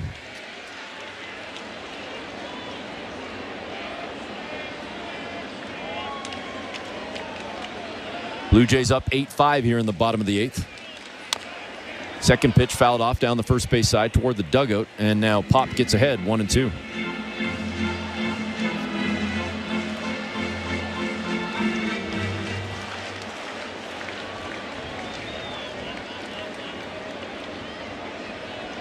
Servin setting up on the outside edge. We'll see what Pop does. Down low. It's sent down to first on a big hop. Picked up by Vladdy. He keeps it himself. Steps on the bag, and there's one away. I think these next 2 months are huge for a lot of relievers, but especially a guy like Zach Pop. Blue Jays have seen him up and down a couple times. And I think at this point in his career, he's got to really take this roster spot and kind of run with it. Sporting a 5.5 ERA. Close to it coming into tonight's ball game, and would just love to see him attack the zone, get some weak contact, and really grab a hold of one of these spots moving into 2025. First pitch outside to Ben Rice, the lefty bat of the Yankee first baseman. A couple of walks in this ball game, 0 for 1. He does have a run scored, one of the 5 runs for the Yankees. Again, they trail the Jays 8-5. swinging at the next pitch, trying to get it to the gap, but it won't get there as Loperfido got a beat on it, made the play with a little bunny hop at the very end, and there's 2 away. He's showing some really good instincts in terms of first moves, and that is a rocket off the bat of Rice. Down and away sinker. He kind of goes with the pitch. Loperfido kind of coming in and to his left a little bit to really track it down. 2 quick outs from Pop, only 6 pitches. This is exactly what I'm talking about. Get early contact, get in the zone, and then start to expand if they don't put it in play weekly. It brings up the number 9 hitter, Anthony Volpe, who swings at the first pitch and fouls it off down the third base side. Down 0-1 in the count. Volpe 3 for 3 tonight. Average up to 260. He's got a 2-run shot as well. Part of his 3 for 3 evening. Pop with the 0-1 pitch. A little bit outside, or at least down low. Maybe not outside, but down low. It's 1-1. First hit off of Gausman. Double in the second inning. Should have scored Torres from second base. Oh, wait. Nope. He stayed at first base on a ball off the left field wall. And the 1-1 pitch. Nice placement there from Pop on the outside corner. It's now 1-2.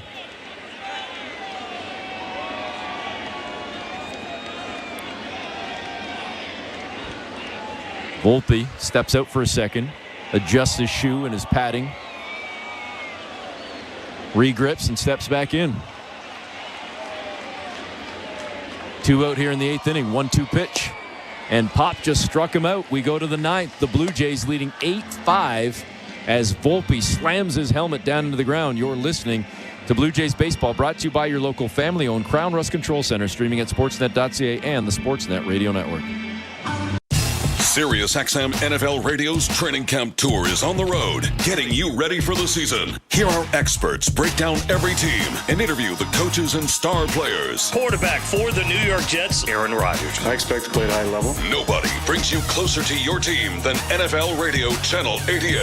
This is Chiefs quarterback Patrick Mahomes. This is the Baltimore Ravens quarterback Lamar Jackson. Catch all of our NFL Radio training camp tour shows and exclusive video on the all-new SiriusXM app. Every night after the final out, the Round Trip Roundup brings you the scores, highlights, and analysis from every game across Major League Baseball, all in less than 30 minutes. Swung on and missed strike 3 and a no-hitter. It's the perfect way to get caught up on all the night's biggest home runs and best performances. And a high drive, deep right center. It's the Round Trip Roundup on MLB Network Radio every night on SiriusXM Channel 89 and every morning on the SiriusXM app. Wake up! Wake up, everybody! This is Steve Phillips from the leadoff spot on MLB Network Radio. Join me and former Major League Baseball players Eduardo Perez and Xavier Scruggs as we react to all the latest news and scores across baseball and have plenty of fun along the way. Steve, you were so right about that. I don't know if anybody else thinks we're funny, but I think we're funny. Why are you putting us or we into this? The leadoff spot, weekdays at 7 a.m. Eastern on MLB Network Radio, Channel 89, and on the SiriusXM app. Blue Jays fans, no matter where you are, you won't miss a pitch with the SiriusXM app. Hear every game all season long. Download the SiriusXM app and search Blue Jays. Stone. Welcome back. Eric Smith and Caleb Joseph with you in the 9th inning with the Blue Jays leading 8-5. We are approaching 3 hours in this ball game.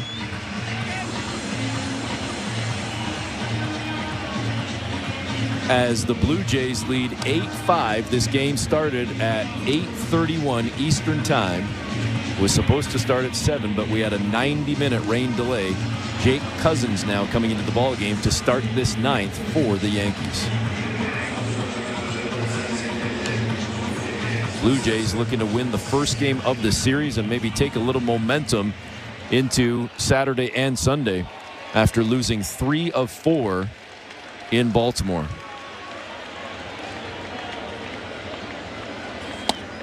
First pitch is in for a strike. The slider clocked at 81 to Spencer Horwitz and an 0-1 count.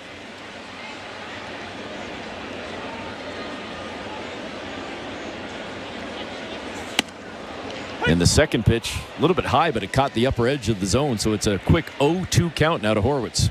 working on a 2-for-4 night. 2 singles, 2 runs scored, 2 runs batted in. A lot of 2s up there on the board for Horwitz. I believe, I got to double check this, but I think it's 5 players for the Blue Jays have 2 or more hits against the Yankees tonight. They have 13 hits as a team. Yep, an offensive ambush for the Blue Jays. 0-2 to Spencer. Down in the dirt. He held off. It's 1-2.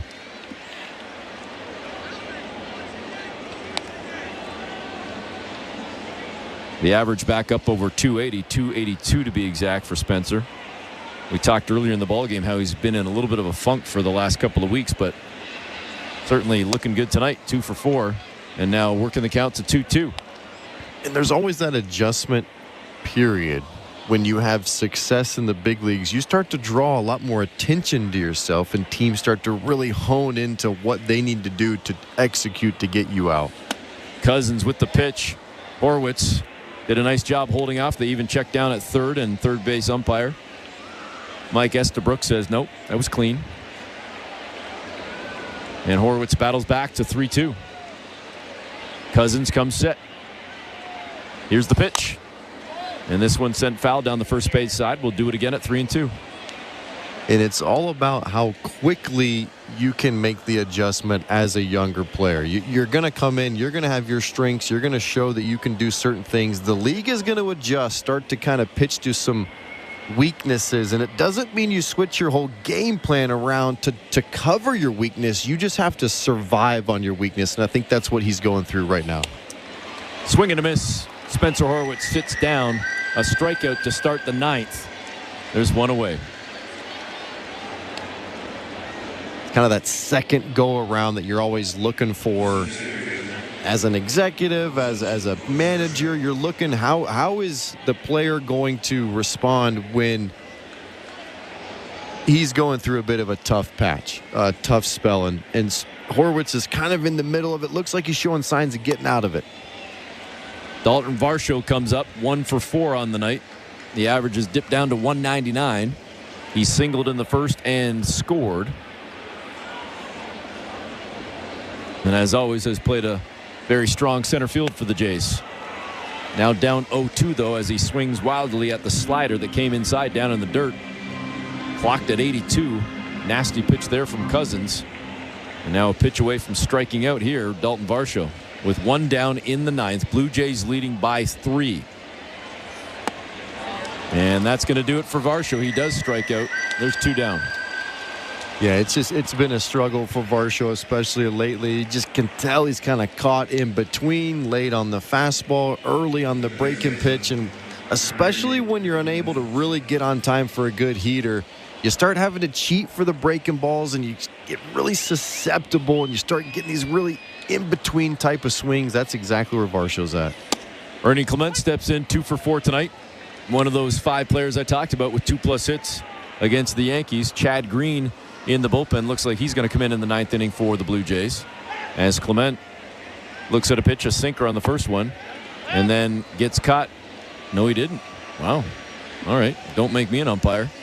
They go down to first base, and Laz Diaz says, no, he didn't go. I thought he did. But you were an umpire. I was way back in the day. Way back in the day. Thinking, I don't know, $10 or $12. More if you're playing or umping at the plate, I should say. Clement swing and miss on the 1-1. The slider got him. It's now 1-2. Did you have a classic out call and a safe call? Were you dramatic or were you kind of simple? The safe call, definitely not dramatic. The out call, I like to give a little bit of a punch. Not too dramatic though. I mean, you don't want to get too dramatic with kids, you know. But close plays, would you give it? More like a short little punch? Yeah. Were you just kind of an out, or was it a signal, or was it a It was an out. It was an out. Like, okay, all right. Like a little gut punch. There you go. Yeah, like it. 2-2. Clement tried to turn on one. Sends it foul down the left field line, down that third base line, and yet again another grab for that ball girl. Having a game. Fielding percentage going through the roof. Absolutely. Right now. So Clement steps back in. The 2-2 coming from Jake Cousins. Top 9 Jays leading by 3. outside, and it actually got by Austin Wells all the way to the backstop. So now Clement 3-2. Yeah, you probably shouldn't guess when you're on the radio, but I seem to think that Cousins is related to Kirk Cousins, the NFL quarterback. I am fairly certain of this. And the 3-2 pitch comes inside, and a free pass to Ernie Clement. So 1 on with 2 down here in the 9th. Jake is indeed a cousin of NFL quarterback Kirk Cousins. Jake Cousins is a cousins of Kirk Cousins. Exactly. How many tongue twisters can we have in the game?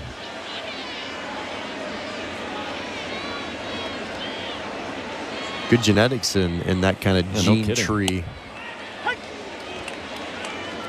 He's got good stuff. He's got really good stuff. He's featuring just heavy sinker, good hard slider, tall, athletic-looking build, can go to the top of the zone, can go at the bottom of the zone. Weapons galore. And this weekend, if I'm not mistaken, is the first weekend of preseason games across the National Football League. We are only about a month away from the NFL season, maybe 5 weeks away from the NFL season kicking off. It's wild how as soon as the trade deadline finishes, seems like the summer air starts getting a little cooler. Football season starts.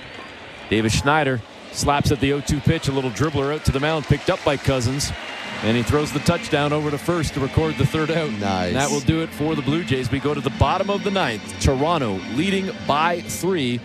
And Chad Green is indeed coming into the ballgame. You're listening to Blue Jays Baseball, brought to you by your local family-owned Crown Rust Control Center, streaming at sportsnet.ca and the Sportsnet Radio Network.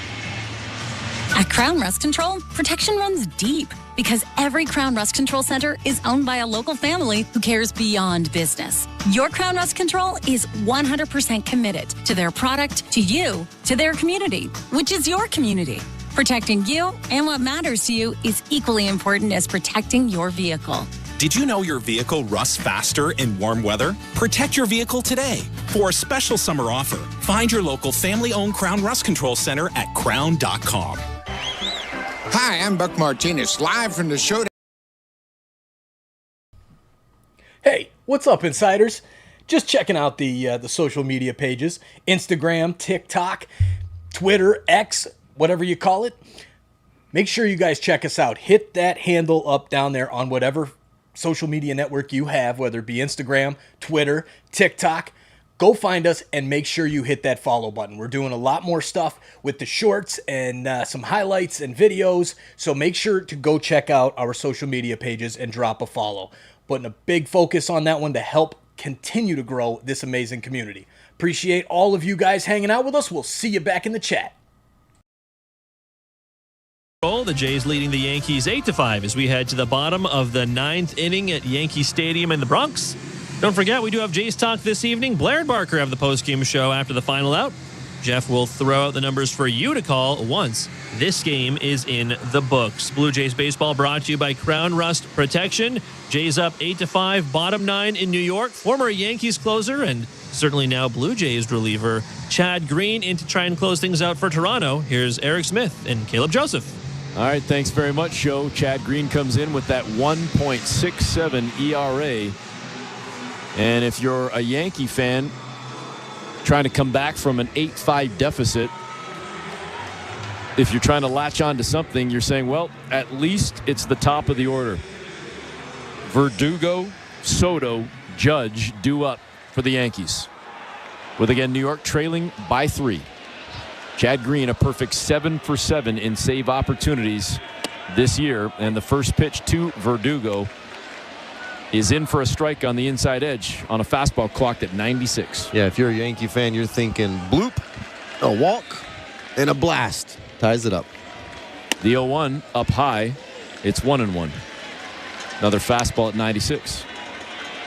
We've basically hit the 3-hour mark as we speak on this ball game. 11:30 Eastern time. Again, a game that was delayed by 90 minutes due to rain in the Bronx. The 1-1 pitch is popped up foul up and over the backstop. And it's now 1-2. A game like this 2 or 3 years ago without the pitch clock, with 13 runs and 23 hits, tons of action, we would be in the 3.5-hour range. I guarantee it. Swing and a miss. Verdugo sits down. A nasty-looking slider right there from Green, and there's one away. Be really honest with you, Eric. I'm surprised Chad Green is still a Blue Jay, to be honest. I thought there were going to be quite a few suitors for him, considering his postseason experience. He's been really solid for the Blue Jays this year, but my understanding is they just didn't get a ton of action on him at the trade deadline. You think not enough action, or not enough action of the value they were looking for? Yeah, I think that they were probably asked to do a few things they didn't want to do, and the prospect return that was offered to them wasn't good enough. The 1-0 pitch fouled off by Soto. It's now 1-1. He is under contract for next year, which I thought would actually bring value, knowing there's a fixed cost for a veteran reliever. I mean, he's not flashing 100 miles per hour, but that 95, I have faced it, and it explodes at the top of the zone with a really good slider. Can I give you my theory, and I could be dead wrong? Do it. Jordan Romano. We're not going to see him again this year. I'm pretty certain of that. I agree. And then is there uncertainty of like, well, does he make it all the way back? Is he going to be the same guy? Do we need to have a contingency plan in place? If we're not giving up on things and we're not rebuilding and we want to be competitive next year, maybe Chad Green is our guy and the guy next year. Oh, absolutely. I love Chad Green. I love what he brings. I love his durability, versatility. I'm glad he's a Blue Jay. I'm glad they didn't trade him. I just was, thinking if they're going to give away a year of control of IKF, they might entertain giving away a year of control of Chad Green as well. The 2-2 pitch to Soto is just inside.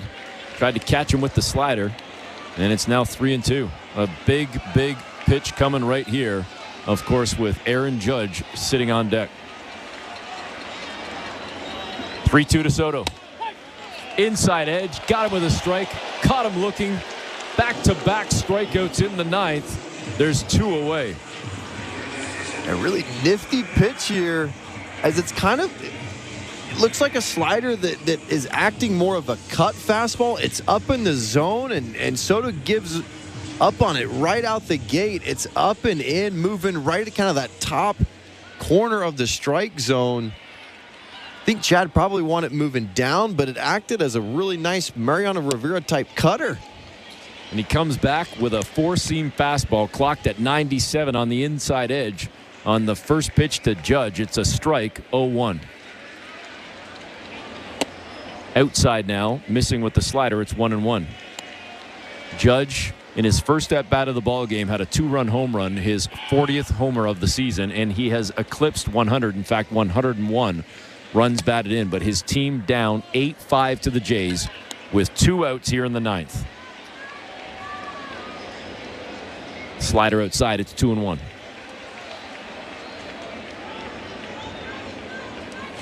Swing and a miss.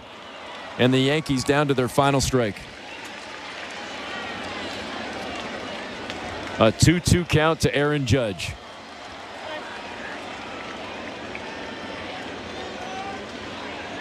Judge steps out for a moment. Green stands right in place, staying on the rubber. Judge stepping back in. Green comes set. The 2-2. Outside, 3-2.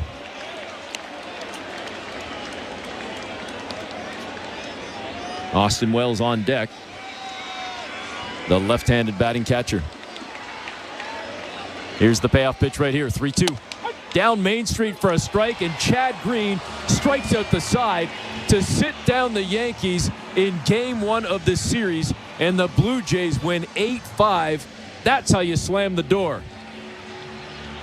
What a pitch by Green. Just reared back and blew a fastball right on the inner half. Caught Judge just stuck in the batter's box. Didn't even make a move towards it. The ball game is over. I thought it was a really nice game by the Toronto Blue Jays. They just kept adding on and adding on and adding on. You got to give this lineup a ton of credit. The only hitter in the lineup without a hit, Leo Jimenez, he was on base twice, creating some havoc, even though he didn't get a hit. But up and down this lineup, all 9 contributed in ways that really stretched it out, made it look like a deep lineup. Loved what La Perfido did. Triple in the first inning, got down and got a changeup, drove it to center field, almost a home run, came back with another single. Vladdy Guerrero Jr. looked really solid again. He just looks like a man on a mission. Horwitz really started to kind of look like he's getting out of it, that little mini slump that he's in. Some really big base hits down at the bottom of the order by Clement and Schneider. They played a really good game on offense, but it was the bullpen that really caught my attention. Genesis Cabrera coming in the 5th inning to get the strikeout of Jazz Chisholm was massive. That kind of settled the push by the Yankees. They were pushing back all night, and that was a huge play in the game. Little comes in, does his thing. Pop comes in. Green comes in. Bullpen had a really nice game. It was a really good overall first game in New York. The way that you want to see this team playing, even though they know the chances to make the playoffs are just about 0. So the Blue Jays beat the Yankees 8-5 in the first of 3. And, of course, all the action right here on the Sportsnet Radio Network. We'll step aside for the break, come back, get set to wrap things up, and then hand it off to post-game coverage with Jays Talk. You are listening to Blue Jays Baseball, brought to you by your local family-owned Crown Rust Control Center, streaming at sportsnet.ca and the Sportsnet Radio Network. If you're looking for a fun day, did you know the day before Monday? Junior J Sunday. You can paint your face, come and meet Ace and run base to base. On Junior J Sunday. So many things to do. You could bring your crew and even mom and dad too. Junior J Sunday. Sundays are for Junior Jays. Get to the ballpark early to enjoy outdoor activities before continuing the fun inside while you cheer on the Blue Jays. If you're feeling the song, grab your dad or mom, visit BlueJays.com. Junior J Sunday. We're 2menintruck.ca. We've got lots of men and lots of trucks, so get ready to be moved. Think 2menintruck.ca. So when you gotta move, all moving day. Think 2menintruck.ca. Cause all of us movers are not the same. So that's our company name, 2menintruck.ca. We're lots of men with lots of trucks, so give us a call today. This is Toronto Blue Jays baseball. It's an RBI single, Addison Barger. 5-run frame so far. On Sportsnet 590 The Fan and the Sportsnet Radio Network. Welcome back. Eric Smith and Caleb Joseph with you. 8-5, the Blue Jays beating the Yankees. Toronto with 13 hits tonight. And again, 5 players going for 2 or more hits. And you know what? We often talk about Vladimir Guerrero Jr. We've given a lot of love to Spencer Horwitz this year, but there was one guy tonight that stood out because he really did chip in not only in the field, but at the plate as well. Yeah, Brian Serven coming in relief of Alejandro Kirk getting hit a night or 2 ago and not being able to play in this game. But Serven steps in with a mere .050 batting average coming into the game. Gets his first RBI of the season as a Blue Jay. It was a huge play in the game for me, and he really made that lineup turnover and churn. And this was it in the 3rd inning. Serven with the deep breath. Here's the 1-0 pitch, and Serven sends it into center field. Base hit for the catcher. Scores at least 1, and it's going to score 2 as the Blue Jays are trying to rip this thing open, leading 7-2 in the 3rd. So Brian Serven, I don't even want to say it, but he served well tonight. I'm not even trying to be cliche cheesy about it. He really did serve well tonight for the Blue Jays, helping Toronto to the 8-5 win. One last point before we hand it off to Blair and Barker. The bullpen was solid tonight. Overall, they picked it up big time for Gausman. Absolutely. And with the departures of some key members, there are open spaces there for the taking. And when you're looking for contributors for next season's squad, now is the time to really kind of cement your name. Guys like Zach Pop, guys like Brendan Little, Genesis Cabrera. These are important innings to go on the road in New York to get it done, to really stop the bleeding in relief of Kevin Gausman. This is exactly what Blue Jays fans and Blue Jays brass want to see from these guys up at the top. Get outs on the road in tough environments, show that they can handle the pressure situations, put them in a good spot for next year. So again, the Blue Jays win 8-5 thanks to Tom Young and Sho Ali, our technical director, and of course our host and producer. and to all of you for tuning in as well. Jays Talk is coming up in mere moments with Blair and Barker. You've been listening to Blue Jays Baseball, brought to you by your local family-owned Crown Rust Control Center, streaming at sportsnet.ca and the Sportsnet Radio Network. All right, well, let's make this one quick and efficient, shall we? 416-870-0590, star 591, 888-666-0590. As always, the numbers to call. I am Jeff Blair. He is Kevin Barker. The Blue Jays opening their 3-game series against the New York Yankees. Kevin Barker with an 8-5 win in the Bronx, a game that was late in starting due to rain. But, boy, you look at this game, the Jays 7-for-12, 7-for-11 with runners in scoring position. Good work from the bullpen. Joey Loperfido had a couple of hits. Kevin Gausman kind of managed to hold it together a little bit. Aaron Judge got his 40th home run. And, we talked a little bit about Marcus Stroman with Jack Curry on Blair and Barker. And,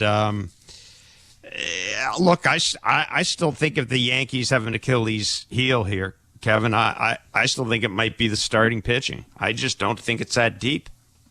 Yeah, look, I think sometimes you got to give credit to the offense, and the Blue Jays seem to have a decent approach against Marcus Stroman, right? It wasn't overswinging. It was see the ball up, hit it where it's pitched, right? Don't try and do too much with it. Don't, overswing at the sinker. Do decent job of trying to lay off the strike the ball, breaking ball, which they did a pretty good job of that, stay in the big part of the field. You mentioned the 7-for-11. Loperfido had the triple on the slider, why that's important coming in. I think he's hitting .59 off the breaking ball. That's right. Sort of his little kryptonite, is trying to figure that out. Now, the more he plays, the more he sees them. I think the better he'll see it out of a pitcher's hands. He'll start to, understand when they're trying to throw those things to him. I always say, be a good fastball hitter. The more you hit the fastball, the more chance you got of getting some hanging breaking balls. So, it was a really good night. You mentioned 7-for-11, sort of everybody throughout the entire lineup. Vladdy continues to do Vladdy things. I think it sort of revolves around him, right? It's get some dudes on. He puts them ahead with the big RBI up the middle off a tough pitcher, and then they just sort of roll from there. Horowitz is hitting it where it's pitched, not trying to do too much. Varsho, had some decent at-bats, got that one single up the middle for the RBI. Ernie Clement, right? It's just that nice little compact, short, direct swing, not trying to do too much. Davis Schneider had a big hit. Like Servin had those couple of hits where, he's trying to get to, just some more playing time. So, yeah, it's not a lot of pressures. Guys fighting for jobs, and, the at-bats just looked a little bit better against a tough pitcher on the road. So, yeah, you mentioned Kevin Gausman. I think he's sort of in the point in his career where if he doesn't have the elite fastball command, he's going to be in trouble, right? It's when you miss to Judge, you try and go away with a four-seamer, you get under that, it runs. It starts where you want it to start. It just doesn't end up there. It ends up down the middle, and a dude hits it to the moon. I think that's sort of where Kevin's at, right? He just needs to be a little bit better with command and mechanics and finish and tunneling and lanes, and that's sort of where you're at in your career. So you battle, you turn it over to a decent bullpen. The two lefties were really tough. Pop's sinker looked like a sinker, not so much a two-seamer. And Green came in and throwing gas. You do that, you got a good bullpen. You're 7-for-11 with runners in scoring position. You're going to win a bunch of games that way. Yeah, and I think we talked to John Schneider about this afternoon, and I think maybe, the Jays are in Baltimore when the trade deadline hit. That whole thing was a bit of a whirlwind. A lot of guys were traded. A couple of guys, let's face it, who thought they were going to be traded, I think it's safe to say weren't moved. And I think maybe that off day, coupled with, John saying that they sat down with some of the veterans, especially the veteran pitchers, and said, look, this is what it's going to be like. You're going to have some different lineups. You're going to have some guys in positions you haven't seen before. It sucks. It sucks for you, sucks for me, sucks for all of us. This is the way it is. We want to get back to the playoffs next year, and just kind of keep that in mind when you go out there. And I don't know, maybe the off day was a little bit of a reset for guys. Gave everybody a chance to breathe. I don't know. Yeah, maybe. Look, I think dudes are fighting for jobs. When you fight for jobs, you zone in a little bit more. I've been there. I know how it feels, right? I mean, these guys got some opportunities. The door's open here a little bit, and it's up to you to walk through it. And a couple of guys are starting to do that, so it's kind of fun to watch. Let's go to Brendan in Alberta. You're on Blue Jays Talk. What's up, Brendan? Hey, guys. I just wanted to make one comment about Miami right now. I mean, the fact that their payroll is, under $15 million right now is absolutely absurd. Like, if there has to be more incentive for teams to pay players at, like, if you're going to have a luxury tax threshold, I think there should be some kind of a competitive balance floor. Like, if you're going to go below that, your draft pick shouldn't be in, like, the top 20 then. Like, you got to be able to punish teams for not spending on players, in my opinion. And second thing is, Vladdy right now, I'm seeing a lot of his adjustability or being able to zone back in an at-bat, especially that first game in Baltimore. What was it, the single he had the other way? He just kind of really is able to lock in on a direction with himself where he's trying to hit the baseball. I mean, like, you're seeing the three doubles he had in the second game. I mean, like, down the left field line, left center field, right center field. Today, another double going the other way. Like, the direction with his bat path just seems like no matter where the ball is pitched, he's able to put a good swing on it and keep it level through the strike zone a long time. Yeah, appreciate the call. I'll turn it over to Kevin. He is, and you're starting to see Vladdy get a little bit of respect from opposing teams, which we didn't see earlier in the year. You know, a couple of intentional walks. Yeah. Being pitched a little. Like, we talked about this May and June, whichever of the month was his really bad month. Maybe it was June. But we talked about how you got basically teams were treating Vladdy like he was just another guy. They were just going at him, and he wasn't doing anything. Yep. Now you're starting to see a little bit, I think, of teams being cognizant of what he can do and maybe being a little cautious with him.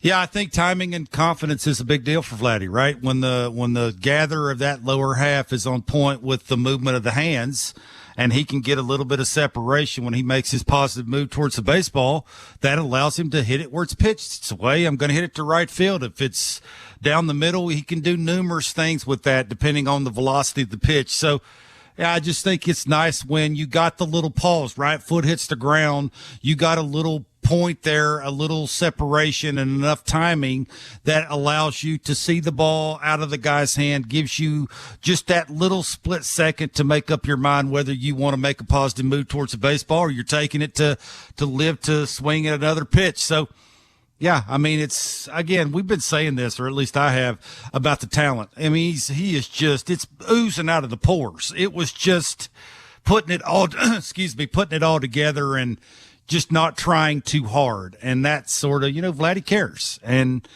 when you care, you try too hard. He tried too hard the first couple of months. Now that they're out of it, it's free and easy. I go up, I'm on time, I'm confident, I get a good pitch.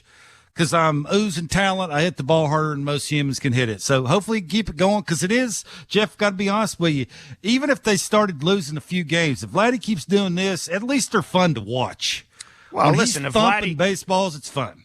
If Vladdy can get can put together a 30 and 100 season, or what, he's got 71 RBI right now, I think 71, 72 RBI right now, and he runs into some pretty mediocre pitching. This month. They've got a lot of games against the Angels coming up. You've got games against the Cubs. I'm not making it sound like the Jays are a juggernaut, but the schedule does get a little soft, and in and around that, you get a chance to play spoilers. So I'm with you. Absolutely. This Vladdy will be fun to watch down the stretch. This Vladdy will be fun to watch down the stretch. 416-870-0590, star 590, 1-888-666-0590. If the Jays are going to be spoilers the rest of the way, they got a good start in that regard tonight, beating the New York Yankees 8-5. We'll take a break and come back.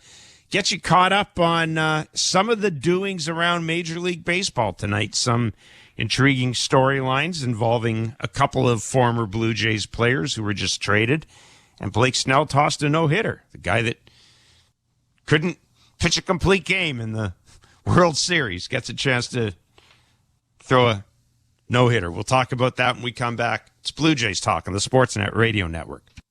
Timber Mart is Canada's building center, a solid neighbor to call upon when you've got a job to do. Your dependable home improvement store that offers the added value of Air Miles reward miles with every purchase of $15 or more. Visit timbermart.ca. At Crown Rust Control Center, protection runs deep because every Crown Rust Control Center is owned by a local family who cares beyond business. Your Crown Rust Control Center is 100% committed to their product, to you, to their community, which is your community. Protecting you and what matters to you is equally important as protecting your vehicle. Did you know your vehicle rusts faster in warm weather? Protect your vehicle today. For a special summer offer, find your local family-owned Crown Rust Control Center at crown.com. Sportsnet Plus is the streaming home of the Blue Jays. Fastball line to left, and it's caught. Watch live games at home or on the go. Long run, Springer! Oh, what a play! Plus, catch Blue Jays Central for pre- and post-game updates with Jamie and Joe. Miss the game? Replays and Blue Jays in 30 are here for your recap. Pitching has certainly led the way. Watch it all unfold on Sportsnet Plus. Plans start at $19.99 a month. Subscribe now at sportsnetplus.ca. We're two men and a truck. So, you're moving to a new home, and all that's left to do is to call a mover you know you can trust. Well, naturally, you think two men and a truck, since you know they have lots of men and lots of trucks.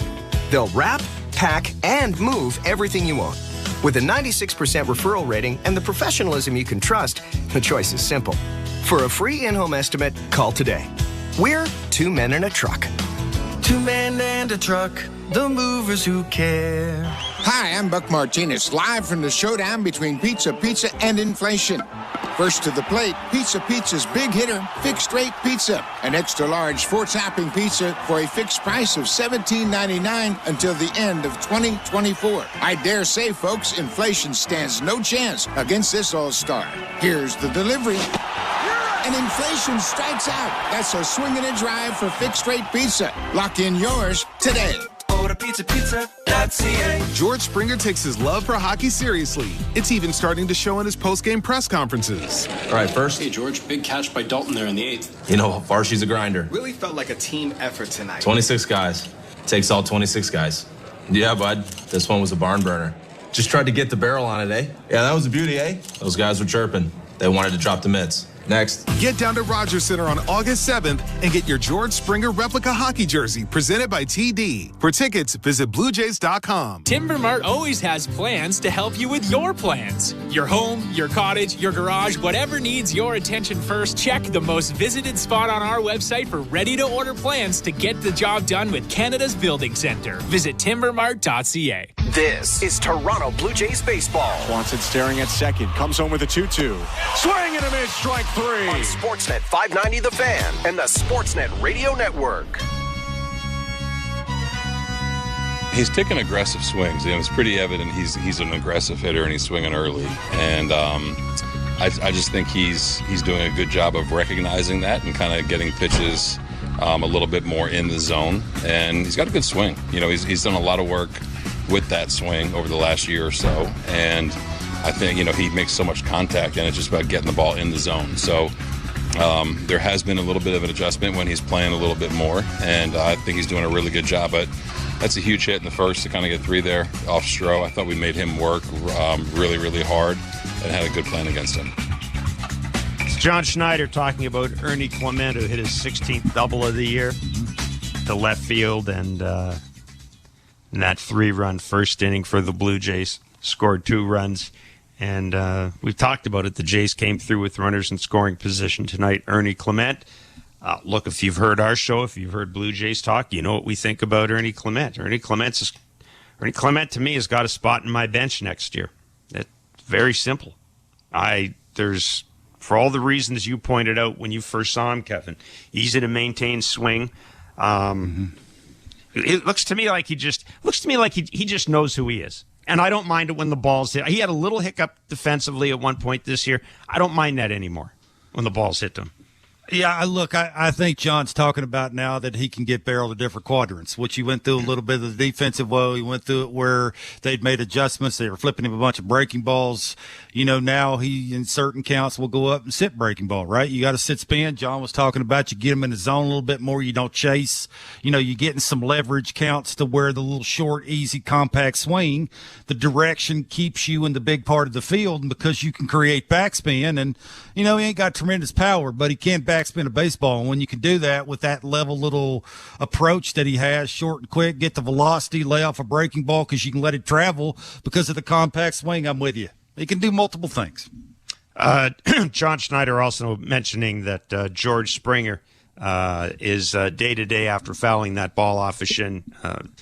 Hurts. The Jays didn't seem to think it was anything serious. They planned on DHing him anyhow in a couple of games in the series. So you may see, I think you probably won't see George play tomorrow, but you may see him DH on Sunday. Yeah, but, George's been cheating a little lately, right? That's why they've been DHing him a couple of times in a row, like they're trying to be easy with him. Even when I asked John about George, George's still on the back nine. That hasn't changed. They got to be careful with him. When you cheat and you out and around when you swing, you start hitting balls where you don't want to hit them, and it hurts when you hit them there.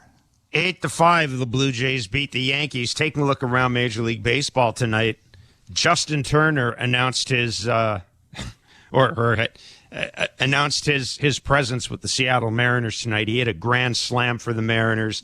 Yusei Kikuchi. Now, we caught that game because of the rain delay, and if you started watching the game and saw Kikuchi give up a double and a homer in 6 pitches to start the game, you probably thought, Well, Yusei Kikuchi finished with 11 strikeouts in 5 2/3 innings, striking out 8 in a row for the Houston Astros. And, that's what you're going to get with Yusei Kikuchi, basically. I think we talked about the issues with efficiency and putting guys away. I mean, 11 strikeouts is great, but it's not always going to be smooth, is it? Yeah, that's the best slider he's had in a long time. Like, where's that slider been with the Blue Jays? I know he threw more changeups, less curveballs. He only had 2 curveballs. We read when he got traded over there that the first thing they were going to do was put him in the Astros lab. Like, they were going to get him in there, change the way he threw certain pitches.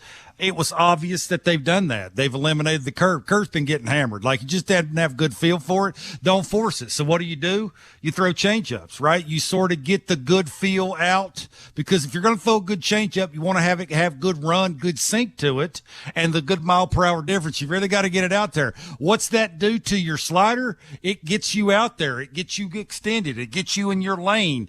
It forces it to be down. And as hard as he throws, when it's down like that, and he can go to quadrants with the fastballs, with the velocity, and then start sprinkling in that changeup, maybe the Astros own something. Who knows? Well, and I also wonder, Kevin, when you go to a new team and you are aware that you're in a new surrounding, maybe you are inclined to be a little more open if you're Yusei Kikuchi.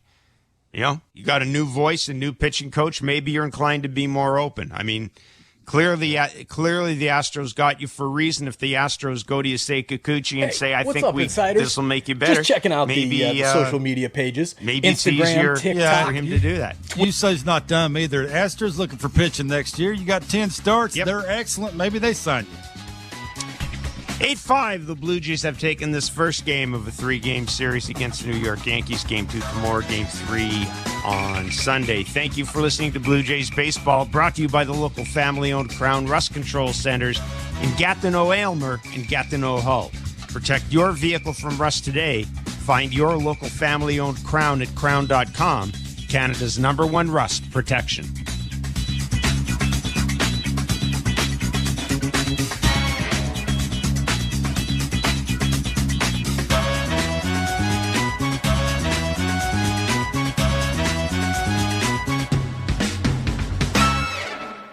This has been Major League Baseball play-by-play on SiriusXM and the SiriusXM app. Why do I love calling this game? Calling this game. Calling this game. Calling this game. Why do I love calling this game?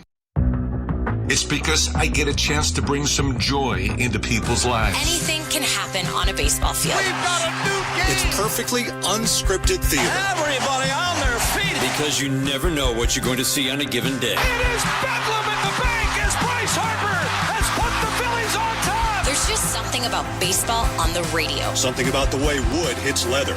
A swing and a drive to deep left center. The way leather hits dirt. And he made the play. Oh, my. The way a deep fly ball sounds like it's about to change history. High fly ball to center field. It's hit pretty well toward the wall. Until the cleats hit the grass, hit the crushed brick, and then nothing but sky and a silent crowd. That ball's high. Until leather hits leather and 40,000 fans lose their collective minds. In a perfect symphony of chaos. He jumped up on top of the wall, balanced himself, and caught it. The way nothing triumphs a perfectly honest call. I don't believe what I just saw. And the way the right voice can make a moment live forever. Touch 'em all, Joe. You'll never hit a bigger home run in your life. Outsiders may think this is just two teams. The ball, a bat, and a microphone. But no. For over 100 years, this has been the soundtrack of the American pastime. He struck it out looking. It's over. It's over. The Rangers have won the World Series. The soundtrack of summer. This is Major League Baseball on the radio. Right now on Sirius XM. All rise. Coming in 5. Get ready to play. 4. Get up. Get up. 3. Can you believe it? Put your seatbelt on. Wow. Talk about the game and all the stories on MLB Network Radio, Sirius XM 89, and the Sirius XM app. Internet 841, Marlins on Internet 854. 8:40 p.m. San Diego Padres take on the Colorado Rockies. Padres on Sirius 119, XM 186, and Internet 862. Rockies on Internet 848. 9:07 p.m. Oakland A's take on the LA Dodgers. A's on Sirius and XM channels 89, Internet 859, Dodgers on Internet 853, Spanish Feed on Internet 871. 9:38 p.m. LA Angels take on the New York Mets. Angels on Sirius 158, XM 187, and Internet 852, Mets on Internet 857. 9:40 p.m. Seattle Mariners take on the Philadelphia Phillies. Mariners on Sirius 85, XM 188, and Internet 864, Phillies on Internet 860. I'm Frank Trachtenberg with your Sirius XM MLB schedule for Saturday, August the 3rd. All times are Eastern, and please remember, all games, times, and channels are subject to change. Check SiriusXM.com for the latest updates. In Major League Baseball, 1:05 p.m. New York Yankees take on the Toronto Blue Jays. Yankees on Sirius and XM channels 89, Internet 858. Blue